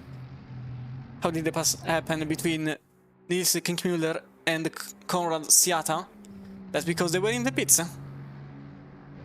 The pass happened into the pits. Matter of fact, last lap for Kinkmüller was a 9:49.4. Konrad Siata was a 9:40.9, so it was just a little trip into the pits that made the pass happen. That's why it wasn't shown in live. But I was pretty confident that I didn't miss it, and matter of fact I didn't miss it on track. It happened in the pit lane, but now the B-Alien is right in front in second place, just 8 tenths gap. Or maybe not anymore. It's only 3 times now. Between Siata and King Müller seems like he's having some struggles because I keep seeing mistakes being done by the German driver.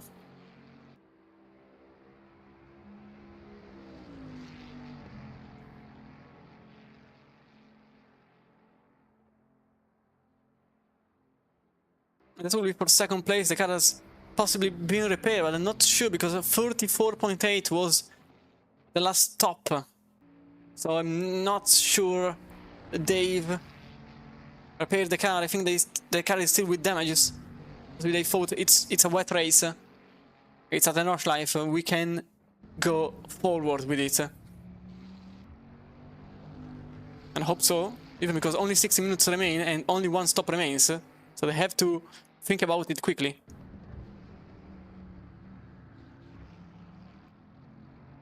The gap rises up to 1 second as we go back into the battle for 6th place between Minike and McWilliam. Last stop, it was only 9.5 seconds for McWilliam, so all tires for them. 20 seconds being gained compared to Max Minike with a full service, which was stationary for 2.5 seconds.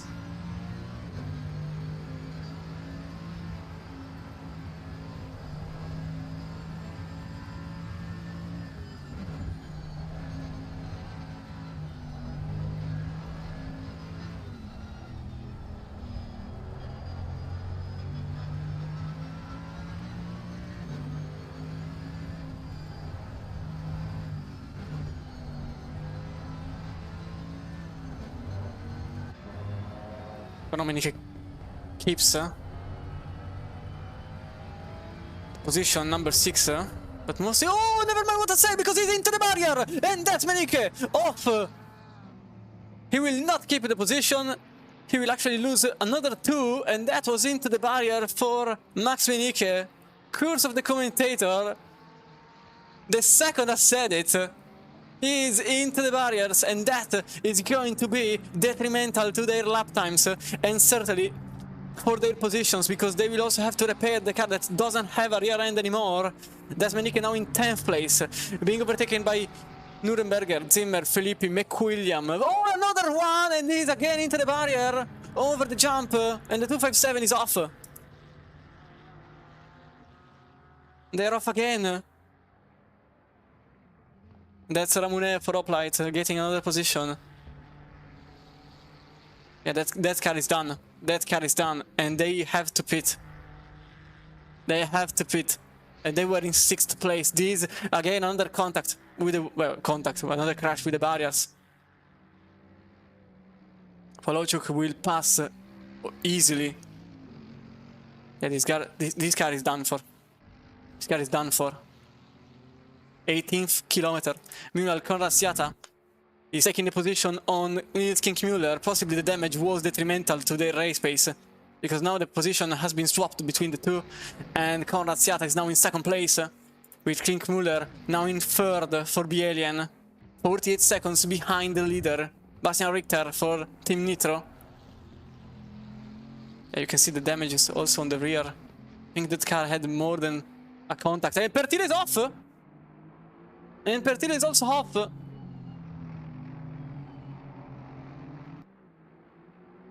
We will see the replay of what happened to the car number 85 first. And then everything that happened to the low fuel motorsport. As we were on their rear wing, you can see sliding already. To the right hand there, the rear can't take it anymore into the gravel. So, not a no full situation for them. This is what happened to the car number 257. If you missed it, this car was in 6th place. Look at this. Look at what happened.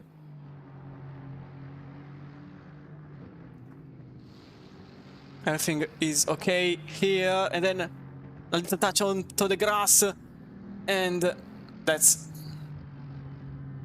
the rear end completely done and dusted. Pertile passes Minike, who at this point is simply limping into the pits with a car that doesn't stay on the road anymore. He will be furious with himself. But that was the littlest of the mistakes, but with complete nullification of their efforts.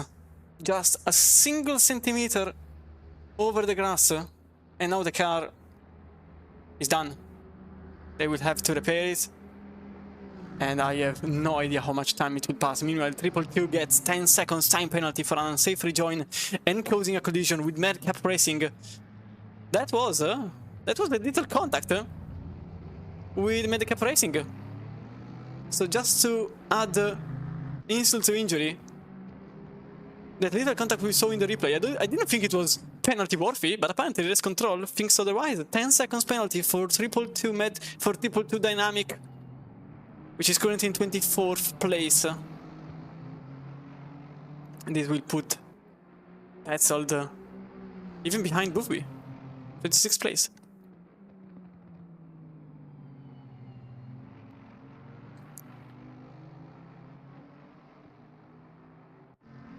Jan Zimmer for Bielian, the other Bentley, currently battling with Guglielmo Filippi for Gladius competitions. The 201, and just 2 seconds behind, it's a Jan Philipp Nürnberger, the dynamic Porsche. Last lap it was, okay, it's completely useless to say what was the last lap, because only Jan Zimmer was out.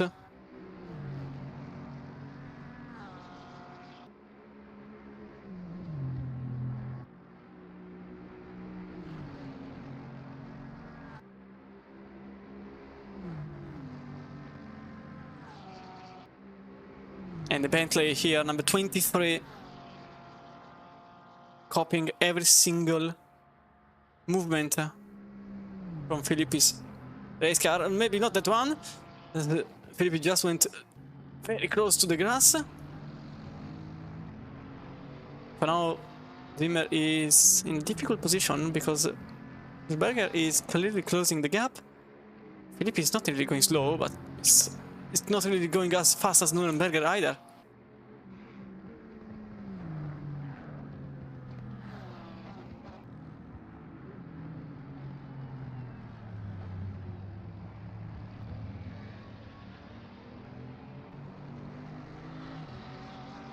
From this battle is not really moving forward. I have other two for you all. It is the one for 13th place between Team Racing Point and Jeffrey Vigarino Ricci. The one for 15th place, 23 seconds behind, between Sidruk and Kammerer for BS Plus competitions. Early yesterday, not really early, so yesterday ended the race in 4th place. Now they find themselves in 16th.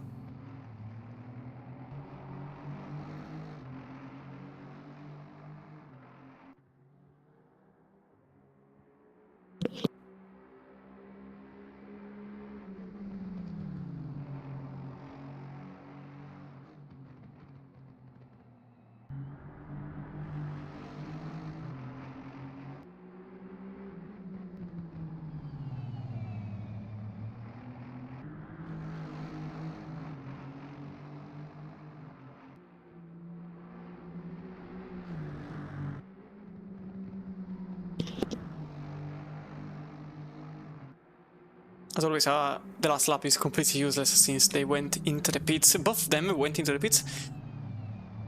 But car number 20 remained stationary in their pit box for 5 seconds more compared to David Pertile. Remained stationary for 32 seconds only compared to 37.7. 23 seconds behind. I see, oh, 701. 701 is not having a good time for Sim7 Motorsport.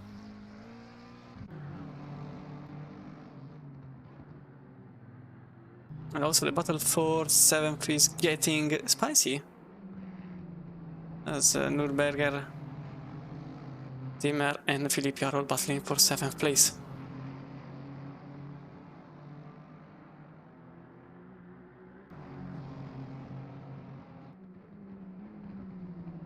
But now it remains calm.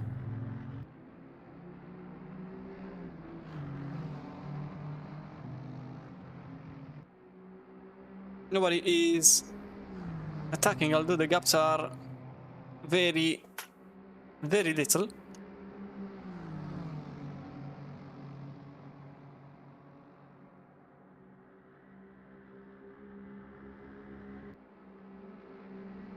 Probably in the next lap we will be able to see exactly what the pace is for all these drivers.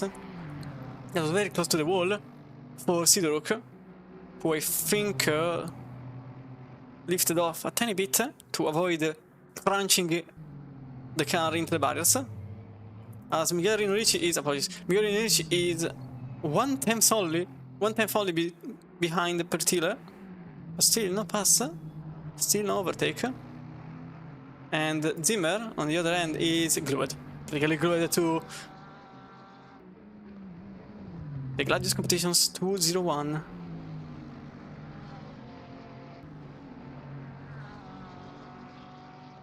And Nürnberger is closing 1.2 seconds now to Zimmer. Early on it was even 2 seconds. Already a bit of a gap has been cut from Zimmer. Nearly half the gap from the very beginning of lap number 22. Now we get into the Dottingham, which is practically the safest place on which you want to make an overtake.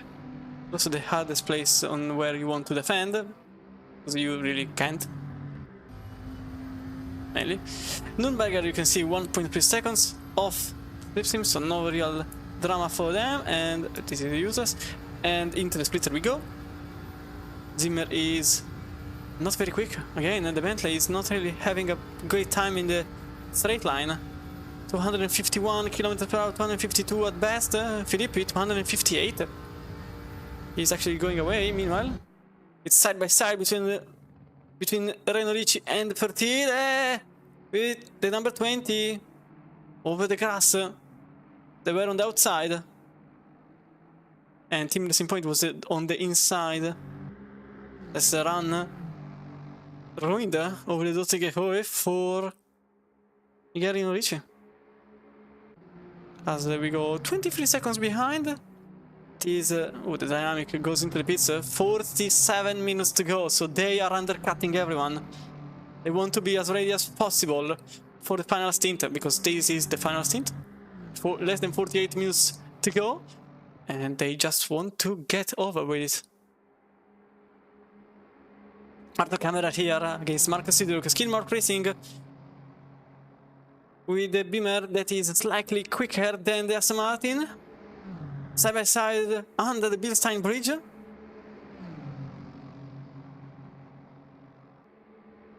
Justin is very, very powerful in a straight line, but not enough. And Kammerer gets position number 15 for BS Plus competitions.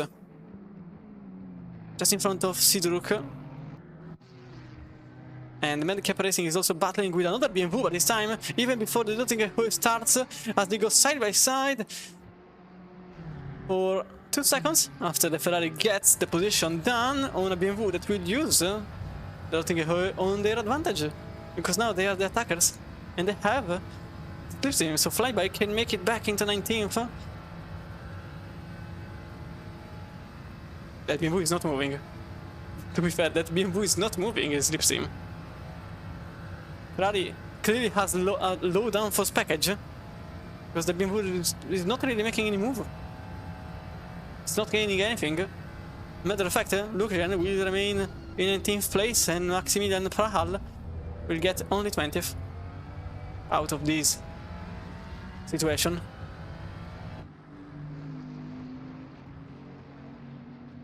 And Zimmer in car number 23, very close to Filippi in 201, not as close as early on, which gives me a little moment to talk to you about the standings. The situation in the standings is come on, not now.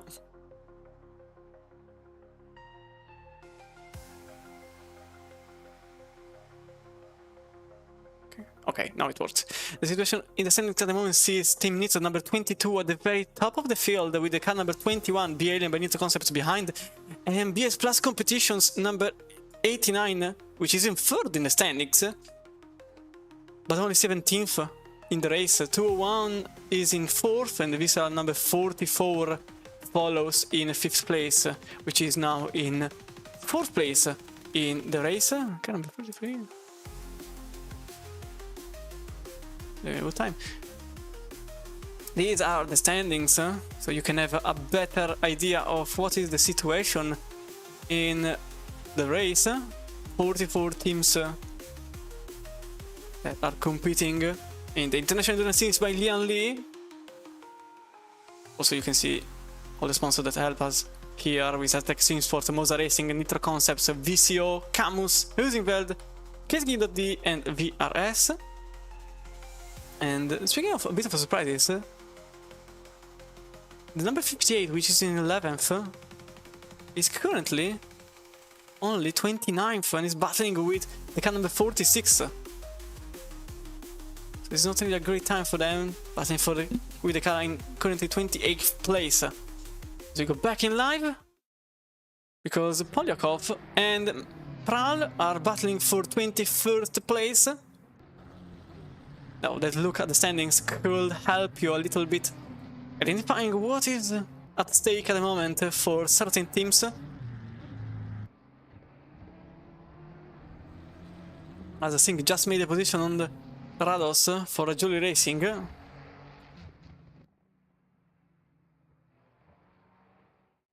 Well, this is for a very low position, only for 29th, but this team was 11th up until now.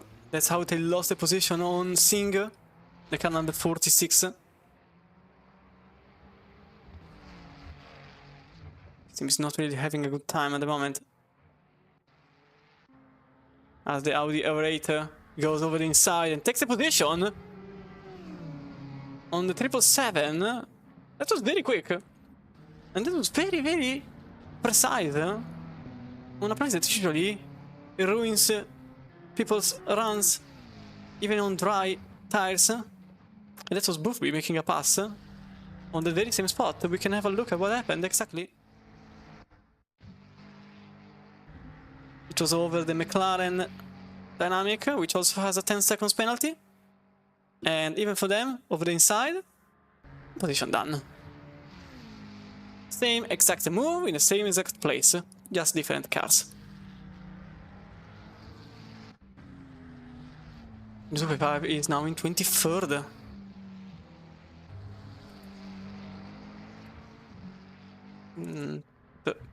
Okay.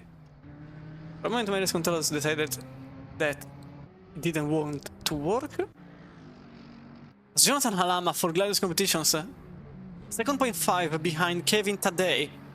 Now the Italian in 4th has been lapping 2 seconds slower in the last lap compared to Halama. That will be for 4th place, with only 9 seconds to go to get into 3rd with Nils Kinkmuller, which has a very damaged car, and I'm starting to think that repairing that car would have been a better idea, because now, in this very last lap, Kinkmuller lost 5 seconds. Oh, that was a sideways job for Halama, who kept it on the racetrack. So 5 seconds per lap is a lot, and maybe it's too late to repair the car as the car number 6. Oh, that's G-League. Yellow flags for them.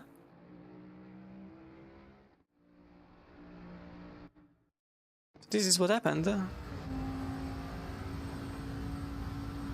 On the heavy, they are all alone.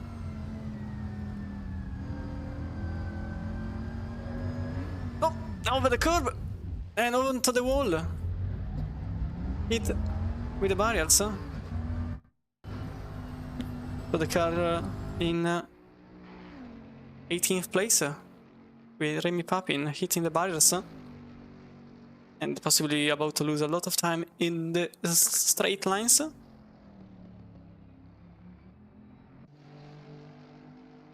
Sakari Letinen for Georgia Community, just behind Pavel Polovchuk, who is with new tires this time. He is still bleeding positions. The 2-4 lapped with 8:39 in the last reading. Although it was a it okay, never mind, because I was seeing another thing. So it was, yeah, it was an 8:35 for letting in the lap earlier, which means that this car is effectively quicker on itself. Another mistake for King Muller. What else happened to that car? It's not showing any yellow flag. Supposed to be just a mistake on the racing line for them. That was another second being lost on their race lap. McWilliam goes into the pits, 6th place the car, Williams Esports. It's into the pits for the very last time in this afternoon's round. And Sakari Lehtinen, who is still behind Polopchuk. I think he's gaining. Jan Zimmer, meanwhile, in the black and lime Bentley, is very close to Filippi. The Italian last time around made a 6.3. Zimmer made a 6.2. So the pace is practically the same between the two racing drivers. 7.5 for Ramone behind in the uplight, and a 5-second penalty for Brabham Motorsport for what happened early on with the Visceral Esports.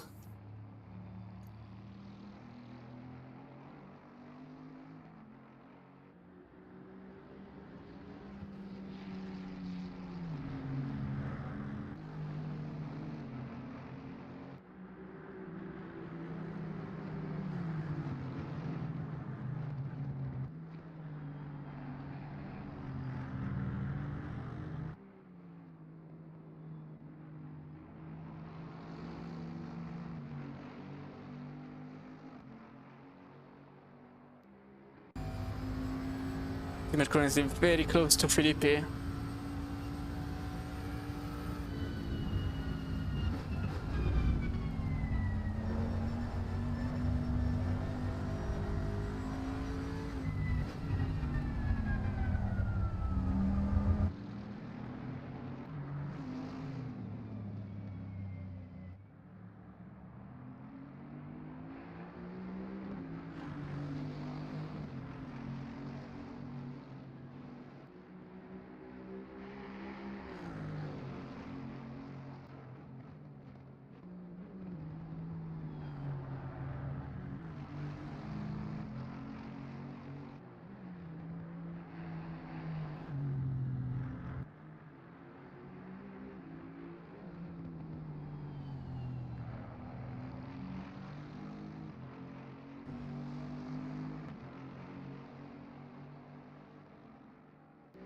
Well, the two cars remain in a composed manner.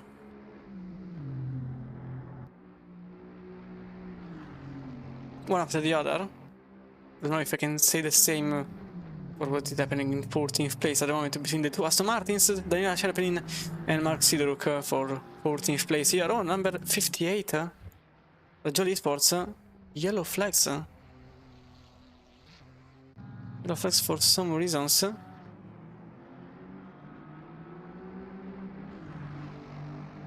Just want to wait a tiny bit. I don't think anything will happen here, so we can go with the replay. The Jolly Esports.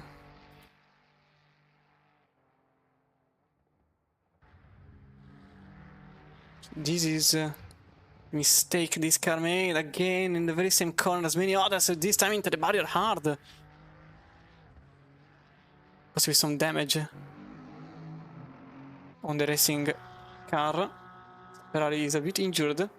Many people went off in the Ralben Svans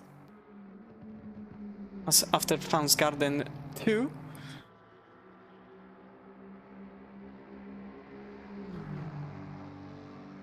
With a cursed corner practically for this afternoon.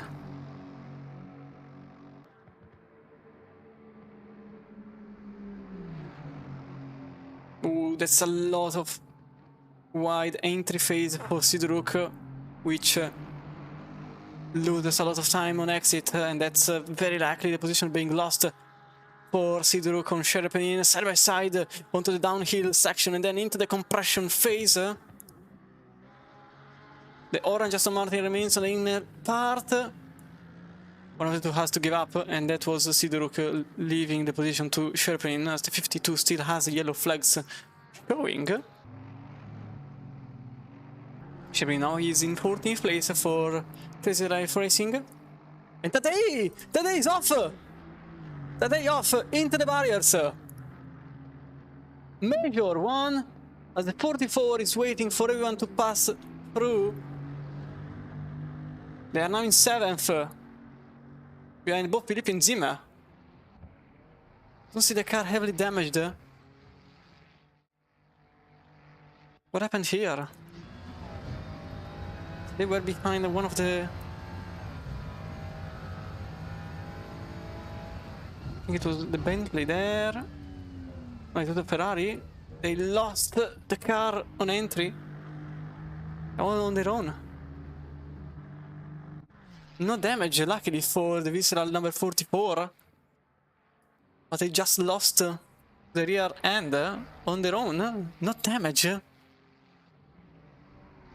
But they lost 4th place. Now both PDP and Zimmer overtook number 44, now in 7th.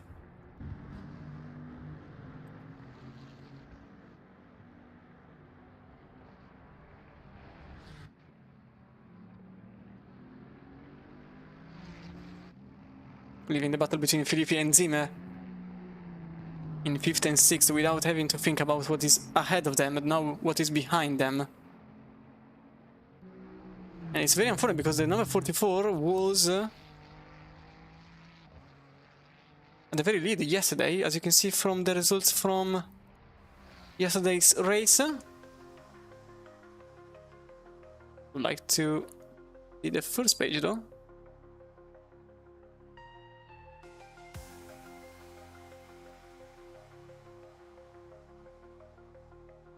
Checking its time. Okay, yeah. So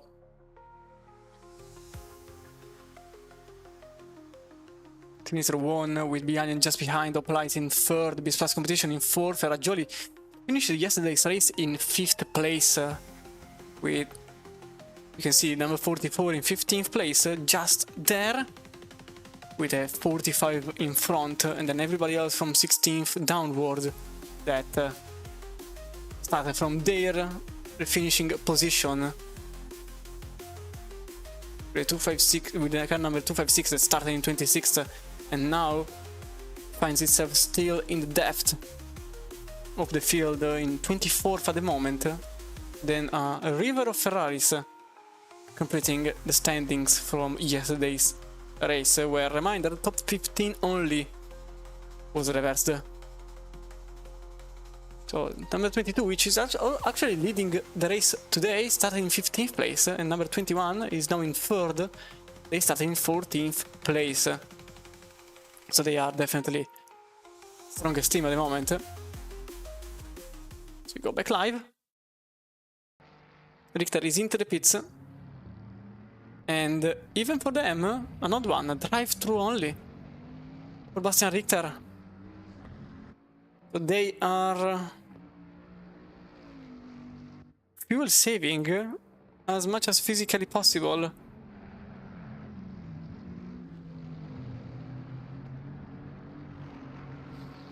Drive-through only for this team. The consumption is basically nothing at this point for the Bentley, but maybe even the car number 258 goes on the same strategy, because I don't see them going to the right, and yeah, even for them, drive-through only. So they made a strategy that is practically the same as the one from Richter's team, which is composed of Niklas Huben, Tobias Gronwald, and Bastian Richter. That's for Team Nitro, number 22, whilst the Team 258 is composed by Lukas Schneckenburger, Conrad Siata and Carl Neithard. They are technically in 4th, but effectively in 2nd place, since all the other cars have to pit. And where is my Bentley? They haven't pitted. Drive through for them. So this means they also didn't repair the car, and they will just cope with the damage. King Müller on the other...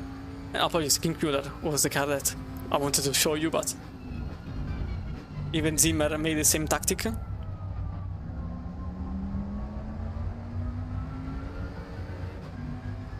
So all 3 cars from the Alien with drive-through only.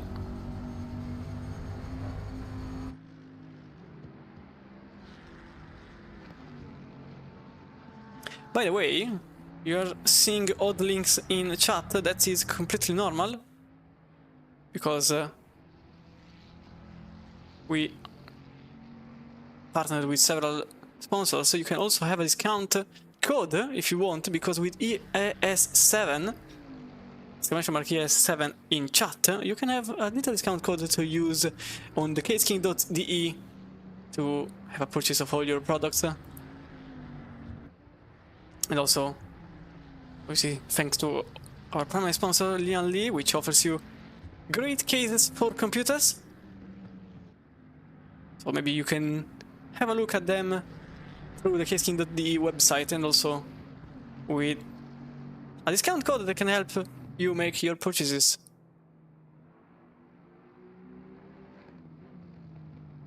And you get that just by clicking on the link or exclamation mark ES7.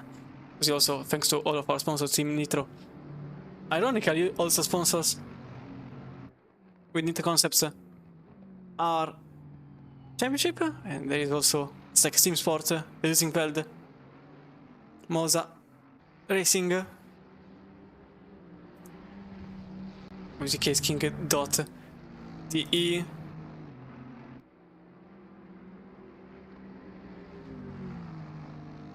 Wait,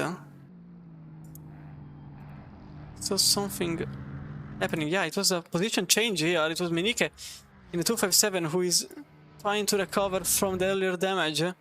They made the pass on Vincent Proel. But I was having a look at sponsors PDF. Vincent Proel lost the position on the Menike on the Tottingham. This car also repaired the car, but slightly less time in the pits. It was 2 minutes, full 2 minutes stationary for Menike. It was only 43 seconds for Proel. There is also Marco Vella here, getting closer to Lugen for Madcap Racing.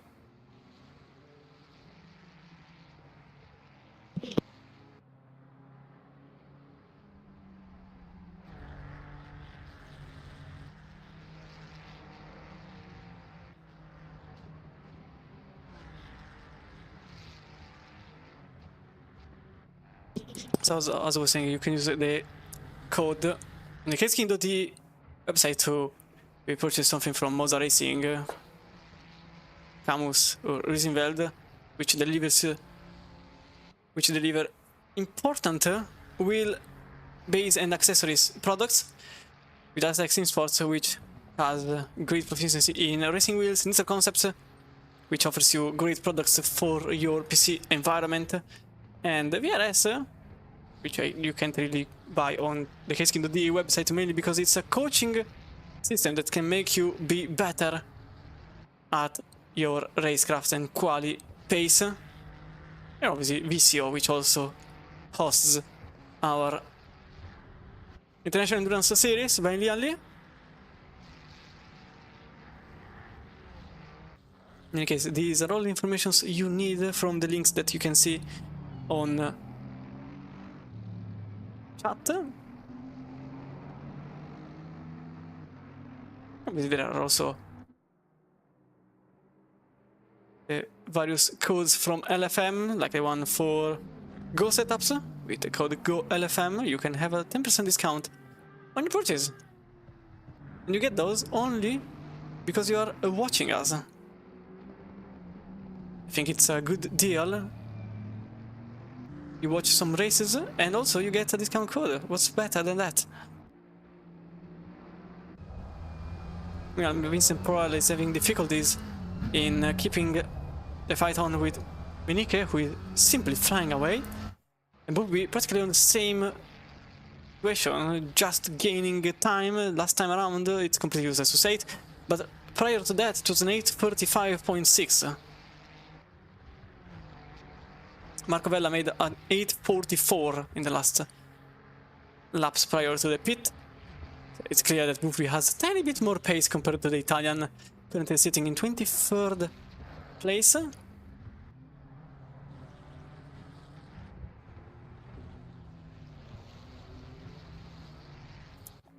Situation up front, which is a simple domination at this point. Bastian Richter for Nitro Concepts is, for Team Nitro, apologies, is simply dominating. 45 seconds on the closest car behind.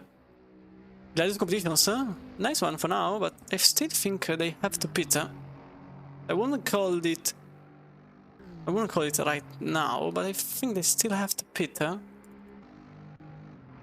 Because the cars weren't in second third early on, but I can't remember how much time it. Oh, 869. Again into the wall. Again into the wall for them. It's not really a great race for 081 competizioni. The last two corners, way too much speed. Barrier, grass, another barrier, more grass, more barriers, and then a stop.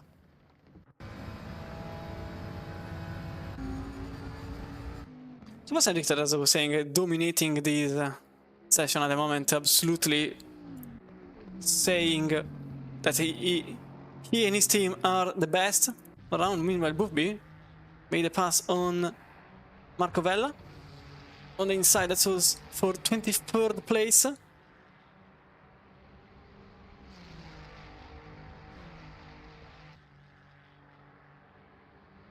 Next up is Linus Luksen for Madcap Racing. As Mark Sidruk is battling with the G League number 6.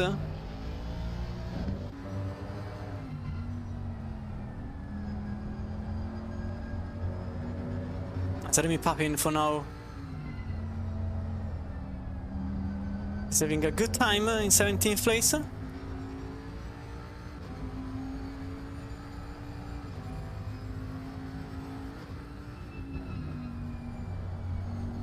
As a matter of fact, both the Gladius Competitions race cars are into the pits now. Same for the Visceral number 44, same for the Hoplite number 27, which promotes Cora Siata, although a minute behind the leader in second place, and Niels Kinkmuller in third. Or maybe not. Or maybe not. Never mind what I said. The 202 actually keeps, for now, third place after going for a drive-thru only. So they are in third, and Guglielmo Filippi stays in fifth. Very nice results for now. For actually results because it's cars. Both cars are having a very good time. Not only the 202 up there in third, even the 201 is having a good time and now in fifth place. And Jan Zimmer just behind. Second 0.6 behind Guglielmo Filippi, and the Italian has to be quick on it because Zimmer is quicker and he will not stop. Many went for a drive-thru only. The entirety of the top 8 went for a drive-thru only. Even the car in 10th did so. Car number 20 went in and refilled the car.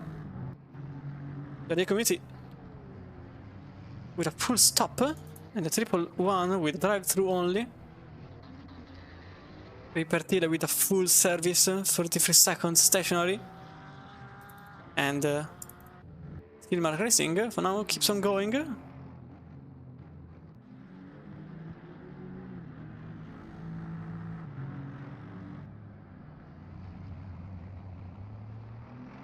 They put fuel in the car in the last stop. Hid Hutchinson 16th place at the moment for Visceral Esports, number 45. As Crazy Life Racing comes out of the pits in 17th. And these are effectively the last stops for pretty much all of them. These are the last competitions in 18th place after refilling the car.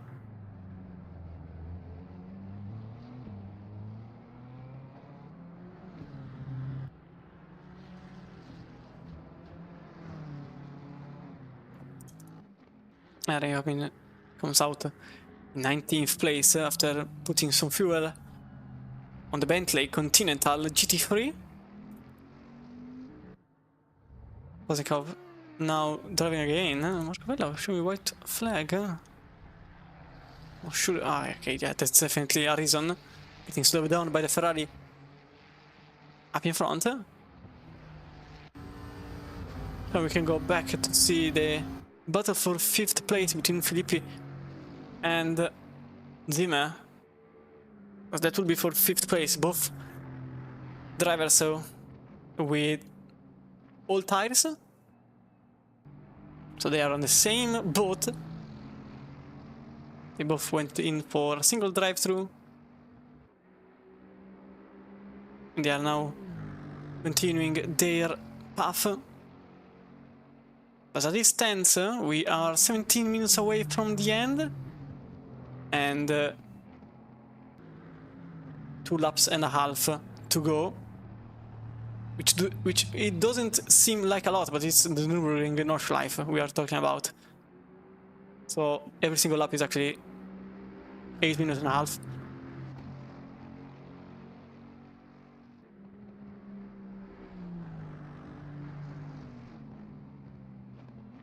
Yeah, so far lots of battles happened.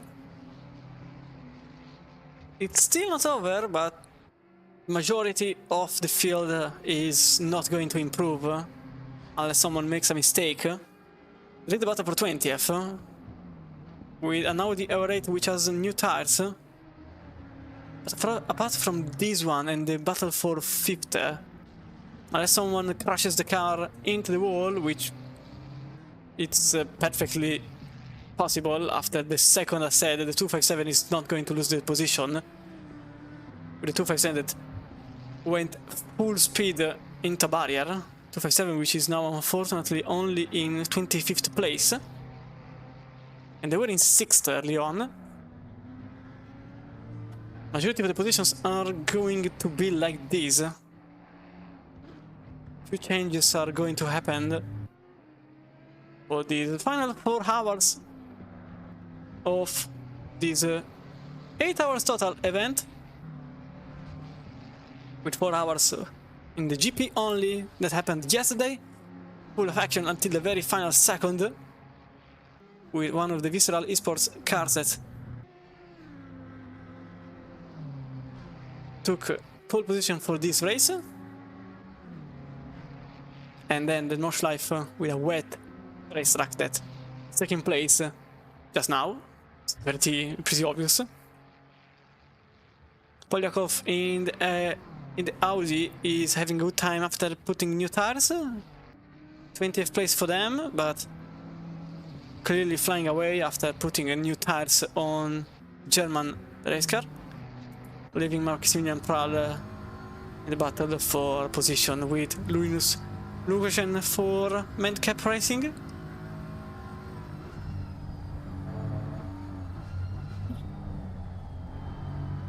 There's still a good chance for Kinky Müller to making it into 3rd. Gap has been reducing in the last times I saw it. It passed from 5 seconds to 4 now. But I will need an effective read.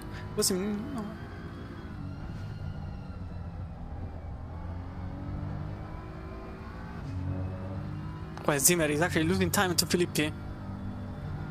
So it was a second point for at the very start of the lap. Now it's 2.1 seconds, the gap between Zimmer and Filippi.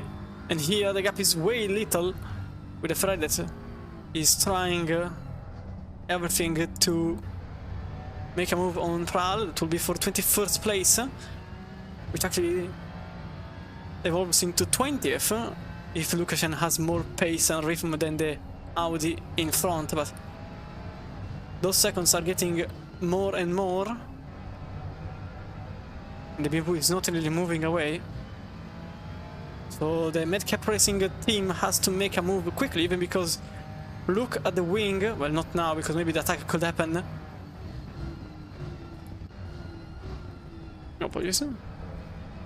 Look at that car. Look at that Ferrari. That is George Boothby. And the 255 competitions.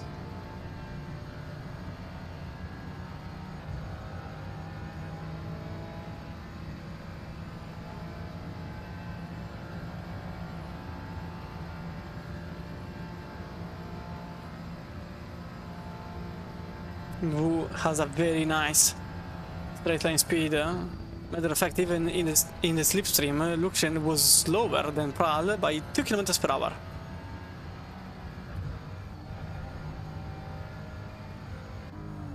And now Boothby is way larger than early on.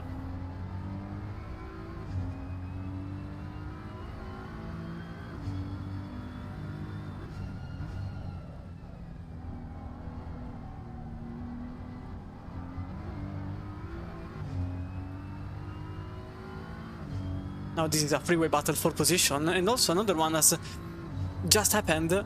Van der Velde pitted for a full service, and now they are quite quick compared to Axel Raune. A second 0.5 in front of the 420 Williams Mercedes.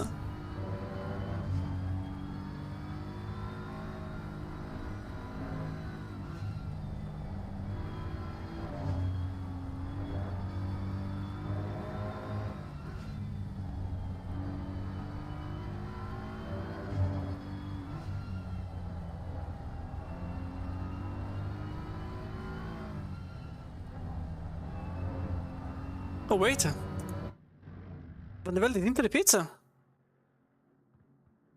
Van der Velde into the pizza, they can't make it to the end. And this team was in 9th place, just a second behind Ramune. They also stopped for a full service.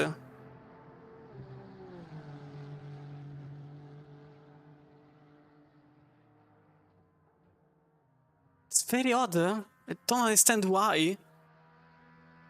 Since a lot of fuel could have worked, but now they are back on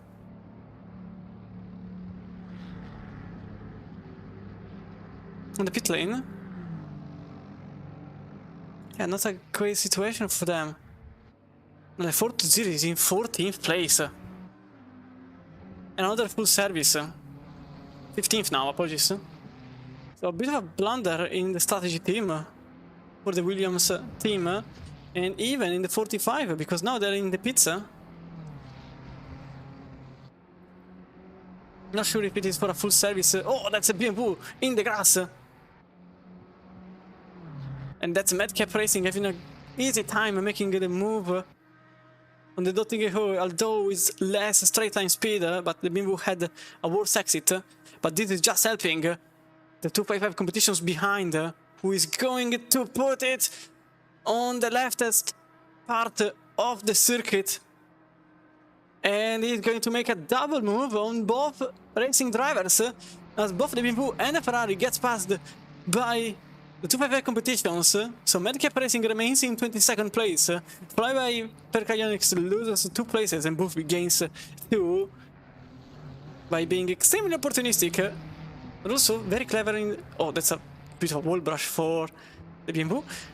Also very clever in putting the car on the safest part. For a moment I thought he was going for the thread in the middle. But we remained calm, made a pass. This is now 21st place for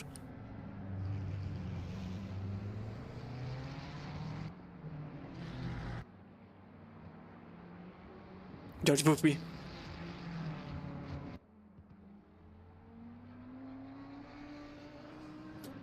So speaking about what happened early on, I don't really understand to think of... Oh wait, that's why. It all makes sense. It all makes sense. I really apologize. It was a stop and go 30 seconds penalty for speeding in the pit lane for Tinko van der Velde. That's why they went in for 30 seconds. It wasn't a blunder in strategy, it was a blunder full stop. Van der Velde, who made a massive mistake, and now the car is in 15th place. Meanwhile, for Visa Sports, it was a simple drive-through. So maybe within strategies, but with only a couple of laps remaining, I think it could have been... It could have been manufactured in a better manner, the strategy for the number 45, although they are in a team, so possibly damages didn't also help at the very start of the race. Yeah, stopping us 30 seconds, it's a rare occurrence to see it with these drivers, but they haven't been the only ones in the last in the last 20 minutes practically, because even the 111 had a stop and go 30 seconds penalty, and even the 233 respectively, they are in 12th.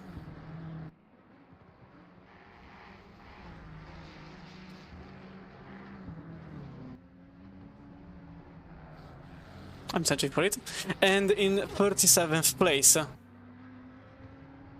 Meanwhile, the 55, huge surprise, because they had a disconnection early on. They are only in 32nd place, and they have to make positions as many as possible. Unfortunately, this will be the only one remaining for the Veloce Esports, with other issues on the wheel. Just behind a very wounded Brava Motorsport Mustang GT3. And Pastrana in the car number 33 is off. Still riding in the Pressing TV Ferrari. And that's the pass for 31st place. Better than nothing, but certainly worse than what they had. Clearly frustrated with the race.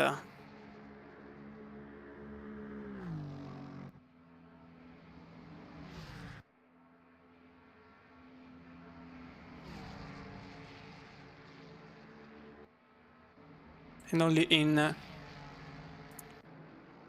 the very late part of the standings. Meanwhile, Tinko van der Velde going after the stop and go 30 penalty onto the inside of the skin mark racing. Aston Martin closing the door. Oh no, these are a lot of trees, I can't see anything. The 42C remains in front of the 420.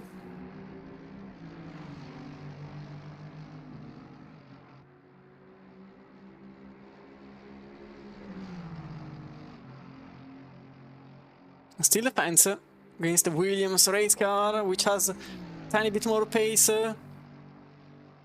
especially on the fast sections. Defends well in just the middle.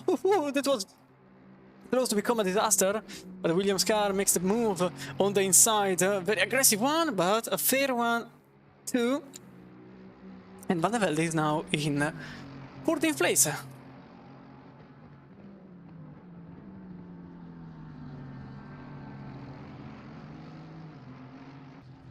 It's important to say that Nuremberger had a stop and go 10 seconds early on. Should have saved that penalty, but ooh, right. White flag brought to you by Lian Li for Bastian Richter, number 22, leader of the race by an entire minute on Conrad Siata in the LFM 258 with Team Nitro ahead of everyone, and their sister team in 4th and 6th place. But for now, their entire championship at this point has been, with a single word, dominant. An absolute beast that can't be stopped. Even if they started in 15th, they didn't care. They made their pace, they made their journey, without issues, without contacts, without incidents, and now they are leading by an entire minute. this is quite honestly one of the most dominant performances I've ever seen in a championship. Especially with this level of competitiveness. Meanwhile, Guglielmo Filippi going at 20,000 kilometers per hour more compared to Klinkmüller and takes 4th place. Guglielmo Filippi, who is now in 4th, 9 seconds behind the sister team in 3rd. Klinkmüller is not really moving in a straight line. He is a rock. The damage had to be repaired. The damage had to be repaired. And this is the consequence. That car is not moving in a straight line. An entire second and more was the gap between Klinkmüller and Filippi. End of the straight, it was negative. But yeah, completely different scenario. Yeah, you can see the Bentley doesn't have the pace. I think the damage also ruined the tires because the rear has to put more mechanical grip compared to the aero grip. And the tires are gone. The tires are gone for certain because Klinkmüller is losing even in the corners. 5 seconds slower than Filippi in the last lap without any single mistake. So, to be fair, the system is not really far away. This could become a battle for 5th place between Klinkmüller and Zimmer, although I'm quite sure that the battle will last for roughly 22 seconds before Klinkmüller fades away in the speed trap. As I was saying, a completely dominant performance here. Last lap it was an 8:33, and unfortunately pit stops are very frequent, but otherwise you could see that their lap times are always within the second of each other, into the 8:30, into the low 8:30s, because it's a very long track. It's very rainy. The rain changes every single minute. To get the point, these drivers have been a hammer, a consistent hammer that was pressing on everyone's head for the whole time and never stopped. For the whole siata with yellow flags. Siata with yellow flags. And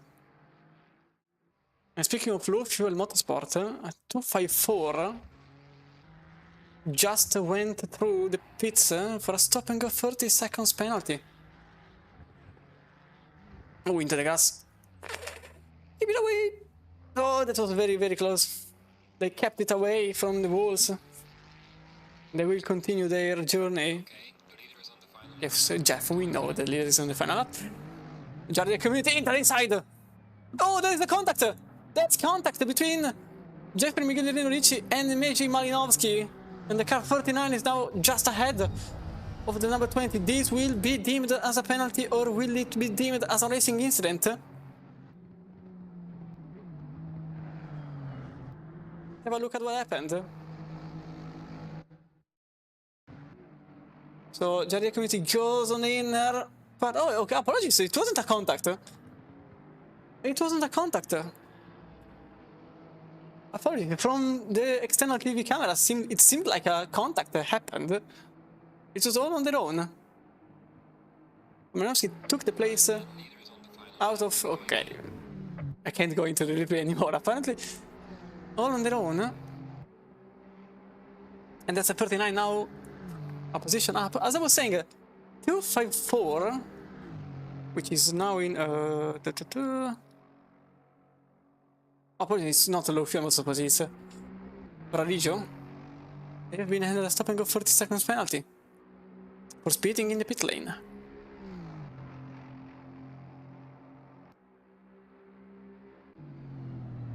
Klinkmüller here, 3 seconds just in front of their sister team. In terms of championship, I think it's actually better to keep the 21 where it is.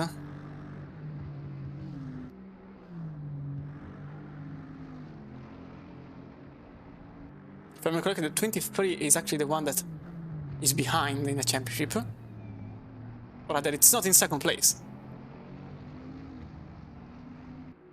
Because behind is a bit of a strong word.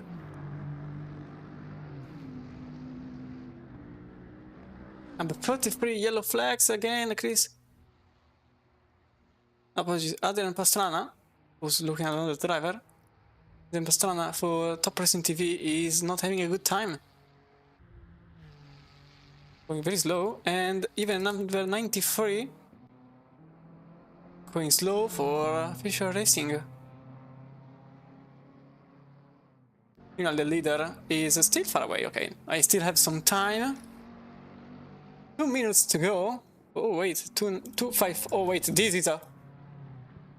Oh, okay, I read 2:55 for a moment. This is 2:33 with yellow flags showing. And currently there is the battle for 33rd place between Sven Freitag and Alex Saxian, just in front of the leader. This could actually be the final, literally final battle of the race. That car was sideways on the little jump. The leader is coming, and he's doing so very quickly. Number 43 again, going very slow. They are waiting for the leader at this point. Number 22 is here. About to break. Oh, that was sideways for the McLaren. Yeah, these two are battling diligently, but just in front of the leader, who clearly wants to pass.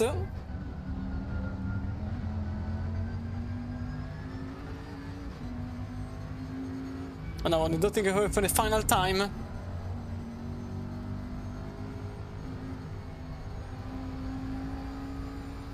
For Team Nitro. 27 laps completed. 28th is going to be the final number. Bastian Richter just in front of this battle for position between Sim Heaven and number 69, but I think he will let them have it.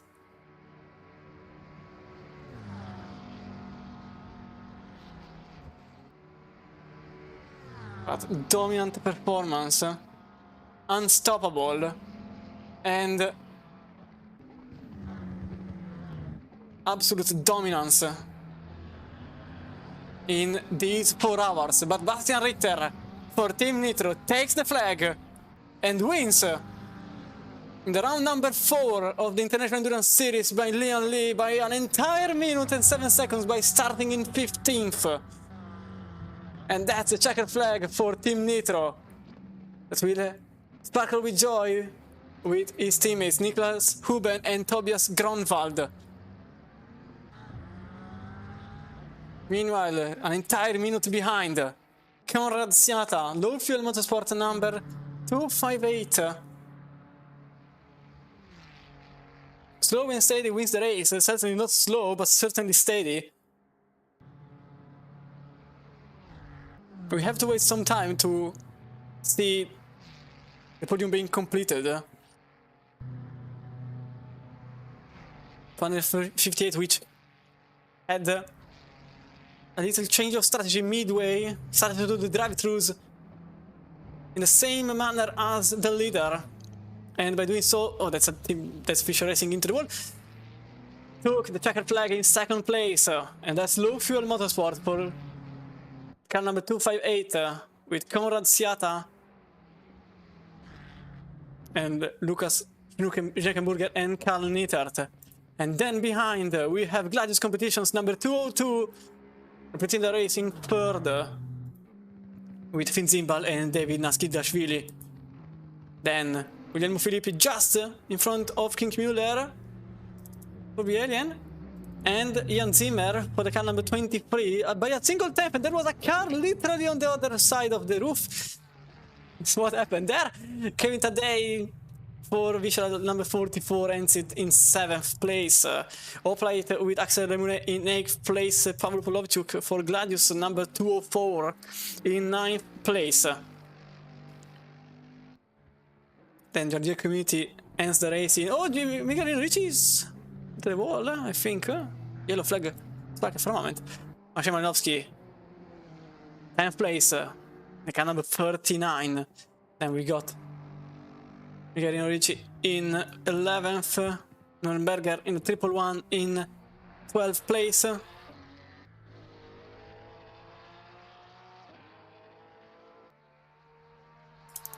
Team Racing Point with Gabriele Rosone driving in 13th.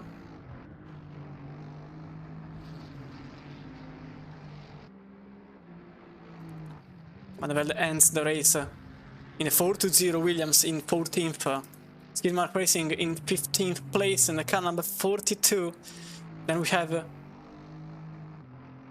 745 Life Racing in 16th. BS Plus Competitions only 17th. This will be a bummer in the championship. This will be a bummer in the championship. But they will end this race.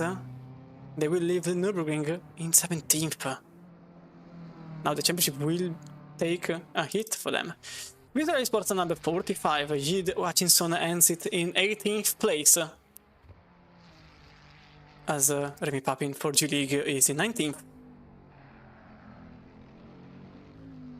Bubi and Polyakov, and the decision is not yet being taken for who is in 20th. They go side by side on an impossible manner. We go into the recap. One of them is into the grass, the other is into the wall. Never mind. Bubi is into the wall, and Polyakov takes the position. Bubi into the wall in 255, and he will lose another couple of places because you can see Madcap Racing gaining the place 21 and 255 competitions, 22nd place.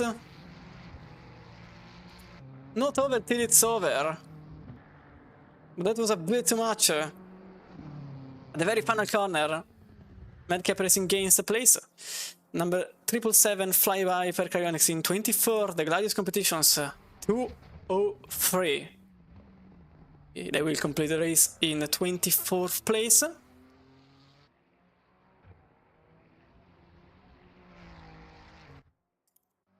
With Mr. Proel for Dynamic in the 222, 25th place for them. I'm actually surprised that not so many cars have been lapped. 34 cars were still on the lead lap after 4 hours.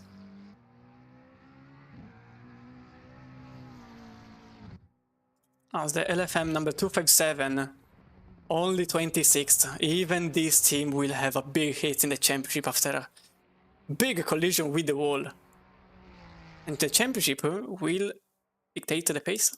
John Dalton, 27th place for the 769. For LCI Motorsport.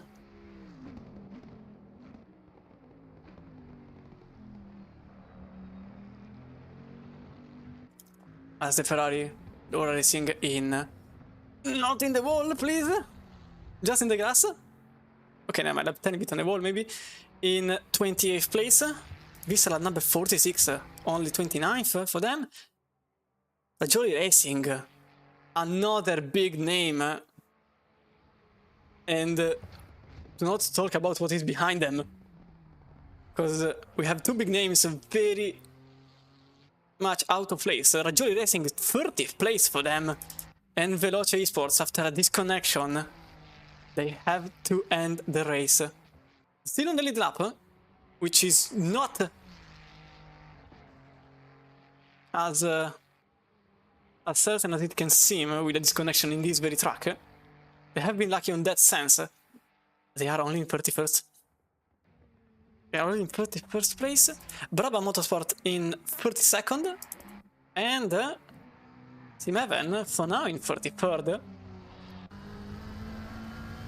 But these two are still battling till the very last second.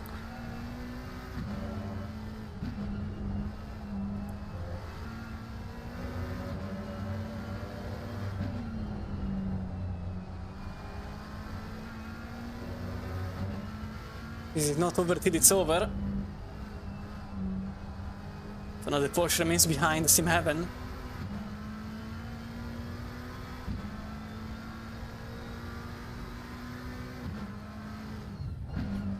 Oh, over the jump, the noise is always so odd. The engine cuts.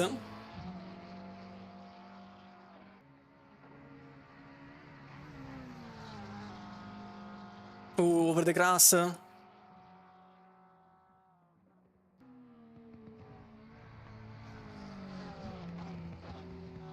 As Djokovic is about to end the race.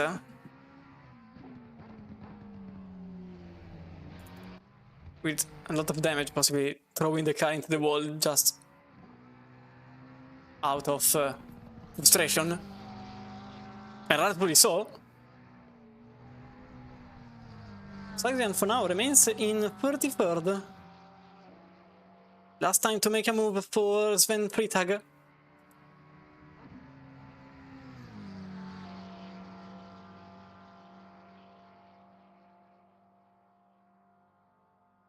The Porsche is very close to the McLaren. Not as close as early on. The loudest noise in existence for us in this very last... Not even kilometers. I think it's just 600 meters to the end at this point. Can they make it side by side? No, they don't make it side by side. They just make it in single file into the last 2 corners with a Porsche sideways on exit. And that will be Sargsian that will take 33rd place for Sim Even, which is Sven Freitag. Barely behind by a single tenth. And then we have the 11 in 35th, 36th. Oh wait, let me do something very quick, otherwise I can't do it. Please don't break. This could break things up. Ah, save it, please, save it. Okay. Yes, I'm sure about everything. Okay, I can't. Anyway. Let me just return to garage at this point. With the full results.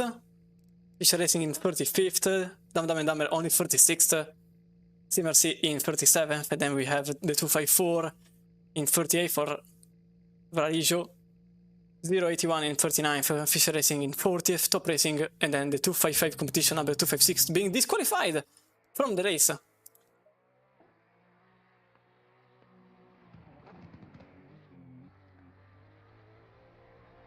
But our leader for Team Nitro is here.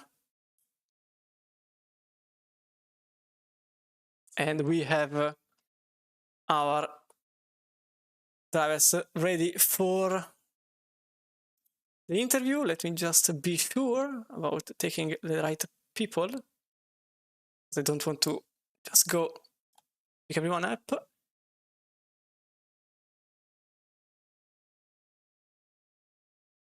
Okay, we have all of them for Team Nitro. Let me just move them up. Let's see if this works. And Tobias Gronwald. So welcome. Welcome to Team Nitro. And well, let's say you had a slightly dominant performance, I guess. It was an incredible performance. You started from the very tail of a 15th place, and then you made all the way up to first. Who is going to be the frontman of you all? I guess I don't know. But yeah, it was an insane way. So I mean, we. No, I mean, who wants to speak? I mean, if among you three. Yeah, you do it, Basti. Easy. Okay. I don't mind. Yeah. So okay, Bastian Richter will be our frontman for Team Nitro, and then I will also interview your teammates. But just to have a complete overview, how was the race going in a wet Nordschleife with a lot of cars in the middle and completing a perfect strategy into P1? Yeah, it was very, very surprising for us as well. We were expecting a lot of traffic in the first stint, and it was quite chaotic as well. So it was also a bit lucky that we survived everything. But yeah, we hope that the pace will be slow so that we can start with a bit more fuel, save a bit of fuel as well in the first stint, and then jump everyone in the pit. And yeah, we didn't expect that it will work that good. So normally we expected that the first guys will have a bigger gap, and then maybe we will be in the top 5 after the pit stops. Yeah, but surprisingly the pace was pretty good as well, and Tobias did a great first stint, stayed out of every bit of trouble, and just saved a lot of fuel. So we could jump everyone in the pit, and from then on it was smooth sailing, let's say, and it was very, very good to drive the car as well. So yeah. Was the strategy made in, let's say, knowing what you were going to have on track, like every single prospect of every incident, every possible change in the conditions, or was it planned from the beginning and that was the strategy and that was the final idea of the whole 4 hours? It was planned from the very beginning because we knew that our car doesn't have enough top speed to make the moves on track. And so obviously on the Nordschleife itself, you can't overtake, and on the Göttinger, we can't overtake either because we don't have any top speed. So we knew we need to do something with the strategy. And the problem was the tire life, and when the rain was a bit less, the tires will overheat, and then you can't do a double stint. So that was kind of the deciding factor if we do it or not. But luckily, after the server restart, we had enough rain that we knew that the tires will last. And from then on, we were pretty confident that we can catch up enough. 1 round to go, because only the total Monza with the Porsches remains. So it's the last time you drove the Bentley. Will you miss it?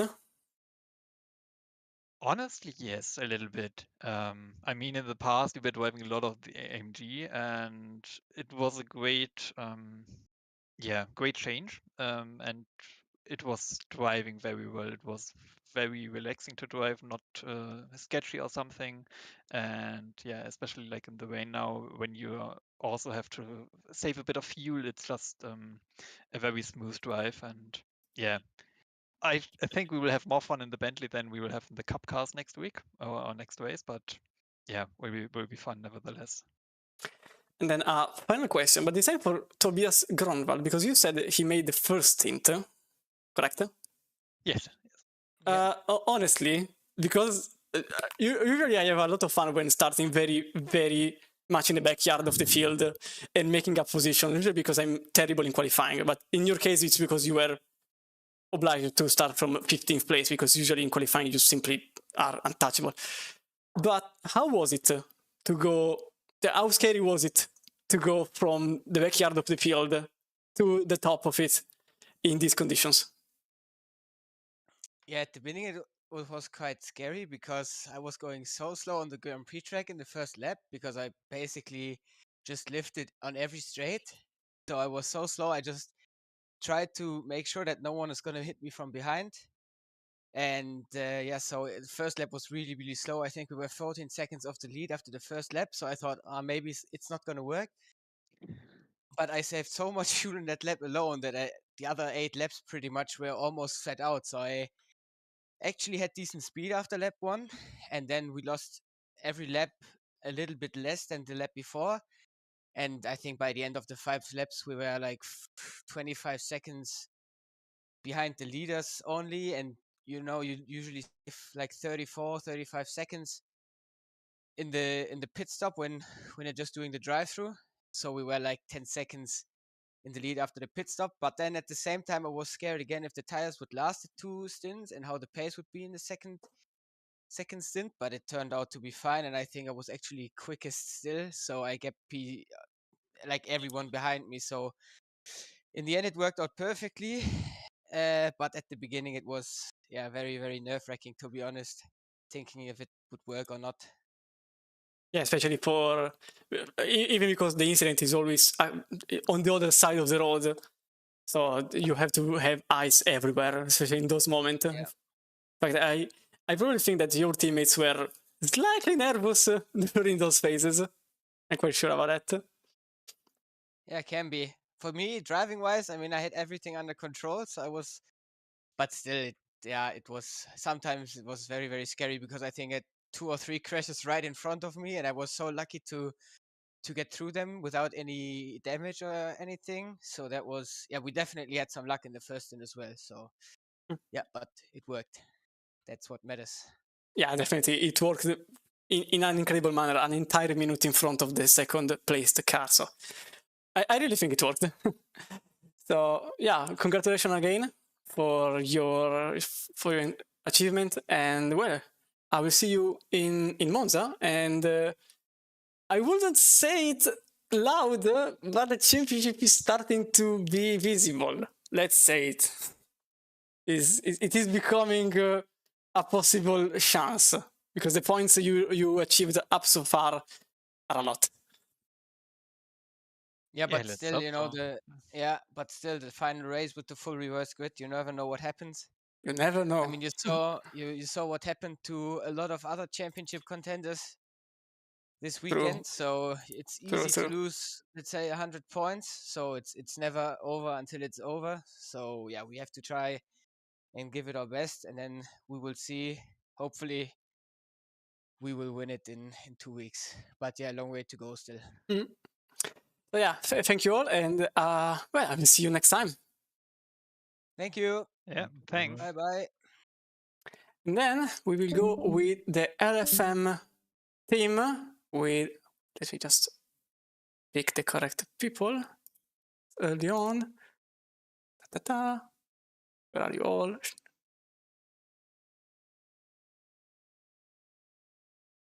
So 1, 2, and 3. Hello. Hello. Hello.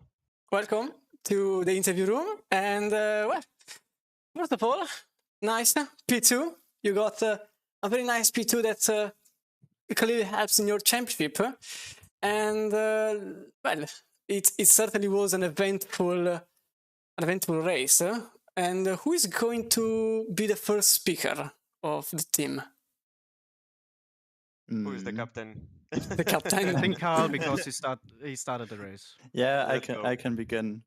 Yeah, first of all, I have to say the car felt so good this race. Like I think I can speak for everyone. We both felt really comfortable with the car. It was amazing, and there was already, yeah, very good confidence for the start of the race. And yeah, we had a pretty clean start. Managed to keep out of chaos and managed to bring it to the end. And I think that's all that counted for this race. And I think we absolutely perfected that job. So I can only thank everyone enough from my team.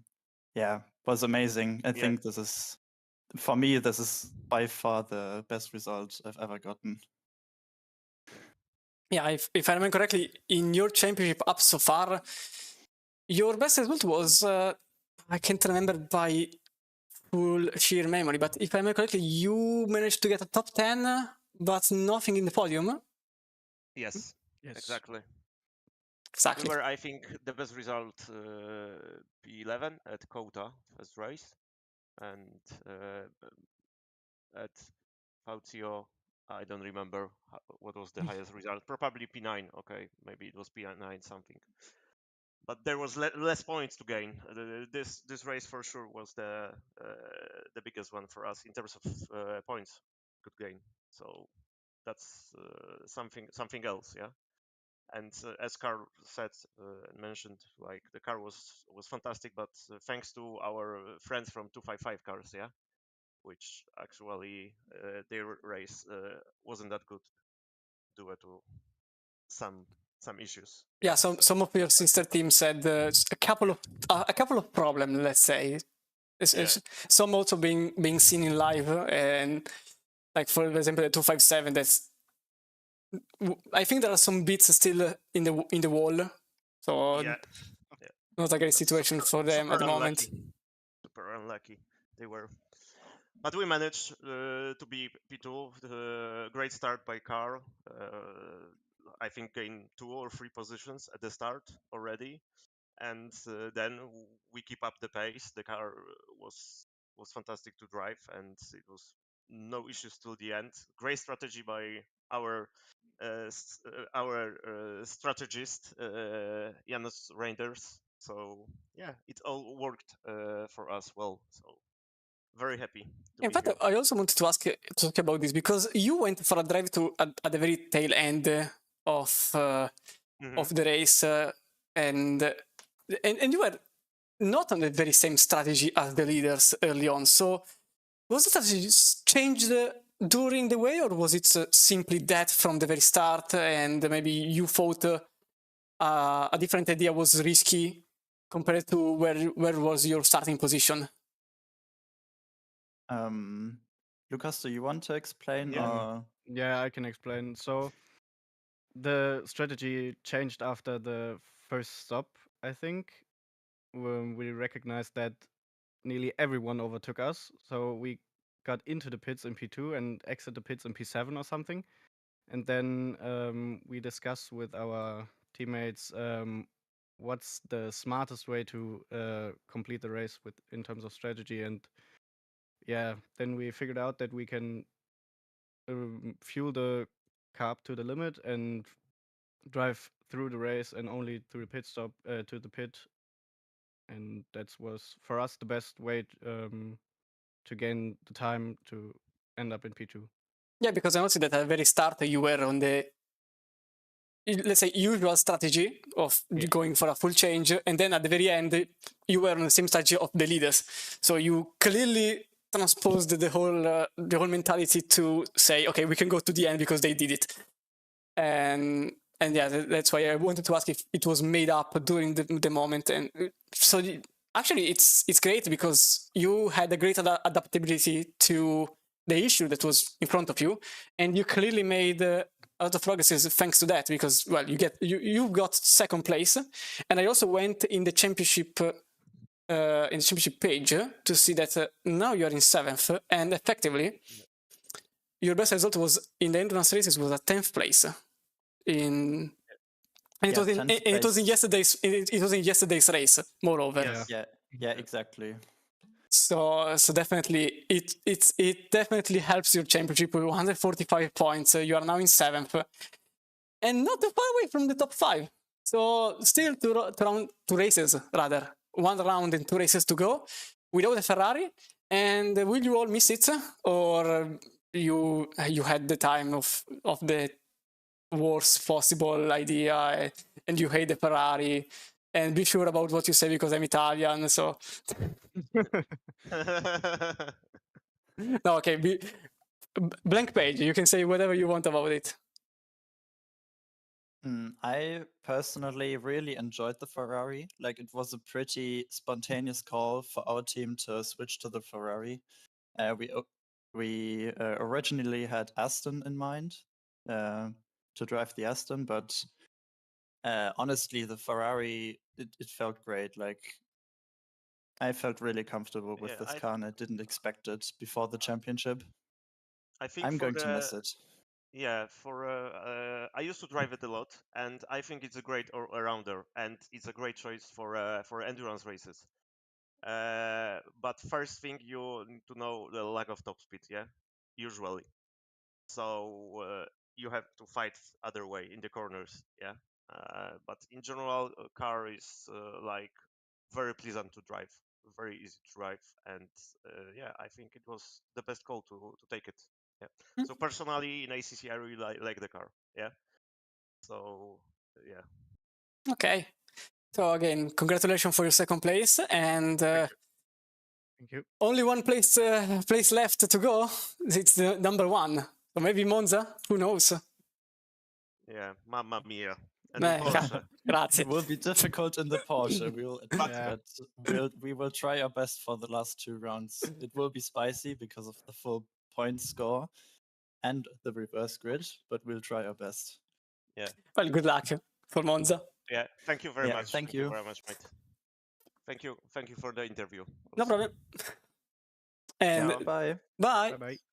And these were the drivers from the car number 258, and now only the car number 202 remains from Gladius Competitions. Welcome in the interview room. And it was a podium for you all. So I think it was a very nice result for the Italian established racing team with the black and orange Aston Martin. So welcome in the commentary. Absolutely. Hello, hello. Hello. Who will be the first to speak? We decided that I'm the first to speak. Okay, so you get the worst questions. Nice. Oh. No, but jokes aside, let me just put your car in the live stream so people know who you are. Okay. So, podium for you. A little view at the championship page. It's the first podium, and effectively, even Absolutely. your first top 5, if I am not mistaken. That's correct. We moved up quite a lot. So definitely an improvement, especially in the championship. And how did you feel at the very end? Like crossing the line in the podium for the first time and having a great time against all the other teams. Yeah, it was amazing. We were all like, I remember the last stint, David and me, we were just like full mute or mute and just hope that Jonathan is doing some decent laps because we knew Klinkmüller had damage and was 4 to 5/10 seconds off pace. So we just hope that our other team actually lifts a little bit so they can give us the podium. And they did it in the end, which we are really thankful for because of also all the work they were putting in. They are helping us in every situation, and we did a flawless race. I think we deserved the podium, and we were absolutely happy about it. In terms of strategy, this is the current question because effectively, from the start, everyone was doing the same practically strategy of going the pit, making a full service, going out of the pits. At the very end, nothing made sense anymore because there were people pitting every single lap in different methods and ways, and fuel and not fuel, and tires, not tires. Did you make the strategy before the race, or when you saw that other teams were on an oddly shaped strategy, let's say? We actually changed 1 minute before the race. Okay, that's a great preparation. Yeah, because we had we either fuel for every stint for 5 laps, or we go full and then refuel for like for 2 laps or something, so we can do another 5 laps. And it was the right decision to go full tank every second stint. Every driver does a double stint and just refuels a little bit in the pit, and it paid off. Yeah, it definitely paid off because now you're just in front of your teammates by a single 11 seconds, and also in front of the 2 Bentleys by Lian. So it definitely paid off. And you also beat them on their strategy because at the end, everyone was on the very same idea of going for a drive-through instead of a full stop. And final question, how was it to, let's say, battle against the traffic in a Nordschleife, 4 positions? How anxious were you during those effectively 3 hours? Because the final hour was the only one where your team was steady in a place where you weren't fighting with other cars. But in the whole first 3 hours, how nervous were you against the traffic?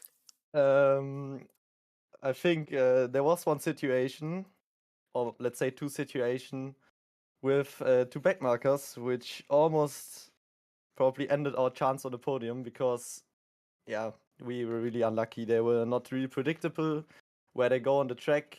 We did everything to avoid them, but we still got the penalty for it, which was really frustrating. We lost time after that and still got the penalty. So we gave everything to still get in that position to get a podium, but other than that, like, the traffic was okay. We didn't have much battles on track. Everything was clean apart from the 1 or 2 backmarkers, and yeah. And one last question, did starting in 4th massively helped you, or was the pace was simply there and the qualifying position simply stated was what was already soon to become a good performance? It definitely helped because we also knew our Nordschleife pace was way better than the Nürburgring GP pace yesterday, and we didn't expect it to even improve from that starting position because we knew how many fast cars are behind us, but a lot of them had issues. We stayed clean. The Bentleys got past, at least one in the end.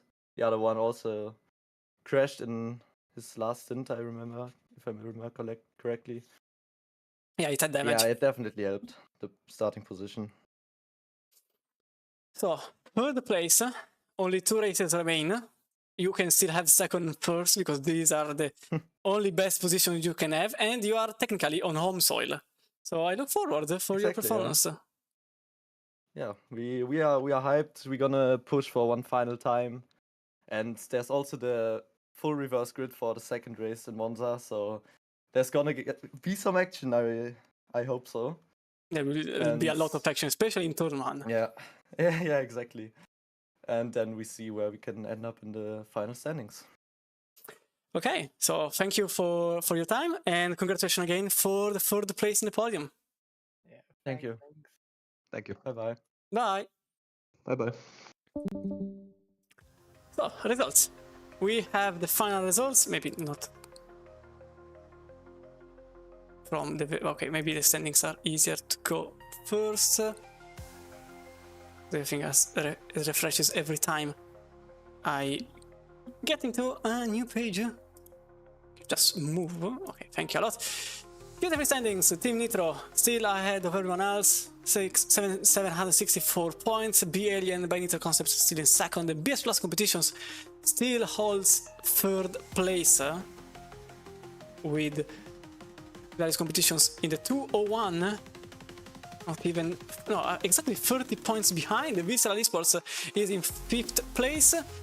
And the 27 Hoplite is in 6th place with LFM Esports 258 that jumped several positions, and now they find themselves in 7th place. B-Alien Academy number 23 with 623 points in 8th place. Williams Esports in 9th. And Visceral Esports in 10th place. Our podium finishers in the 202 are now in 12th place, so a great situation for the team in the Aston Martin. Meanwhile, in the race standings, let me just get back to OBS. These are the results for this afternoon's race. Team Nitro in front of LFM Esports and Gladius Competitions in 3rd and 4th, B-Alien number 21 in 5th, and the Academy in 6th with Visceral Esports in 7th, Hoplite Esports team in 8th, Gladius number 204 in 9th, and then in 10th place, the Giardiere community in the car number 39. These are all the standings for this afternoon's race, and as soon as they will end with the final page, which is this one here, where 42 teams sign up, and you can see some major surprises here and there. Even in the standings, even because you can see the 256, the Veloce Esports, and the Rajoli Racing, all in odd positions compared to where they came before the race. For example, the car number 255 is only 15th now, Rajoli Esports is only in 17th, and Veloce is only in 19th place after this afternoon's results. But anyway, next up, only one round remains, and only 2 races remain. Porsche down 2 per 3 hours of Monza, when race 2 will have random weather and the rest full grid. Thanks to all of our sponsors, Monza Racing, Nitro Concept, STX Sim Sports, Camus, Husingveld, CaseKing.de, VRS and VCO, and also our main one, Lian Lee. The International Endurance Series Round 4 ends here. I am Chris Romano, and I will see you all for the start and for the last time on March 29th. Same time as the day the start is going to be at 1 PM CET. But until then, stay safe, have a good afternoon wherever you are in the world, and see you next time. Bye!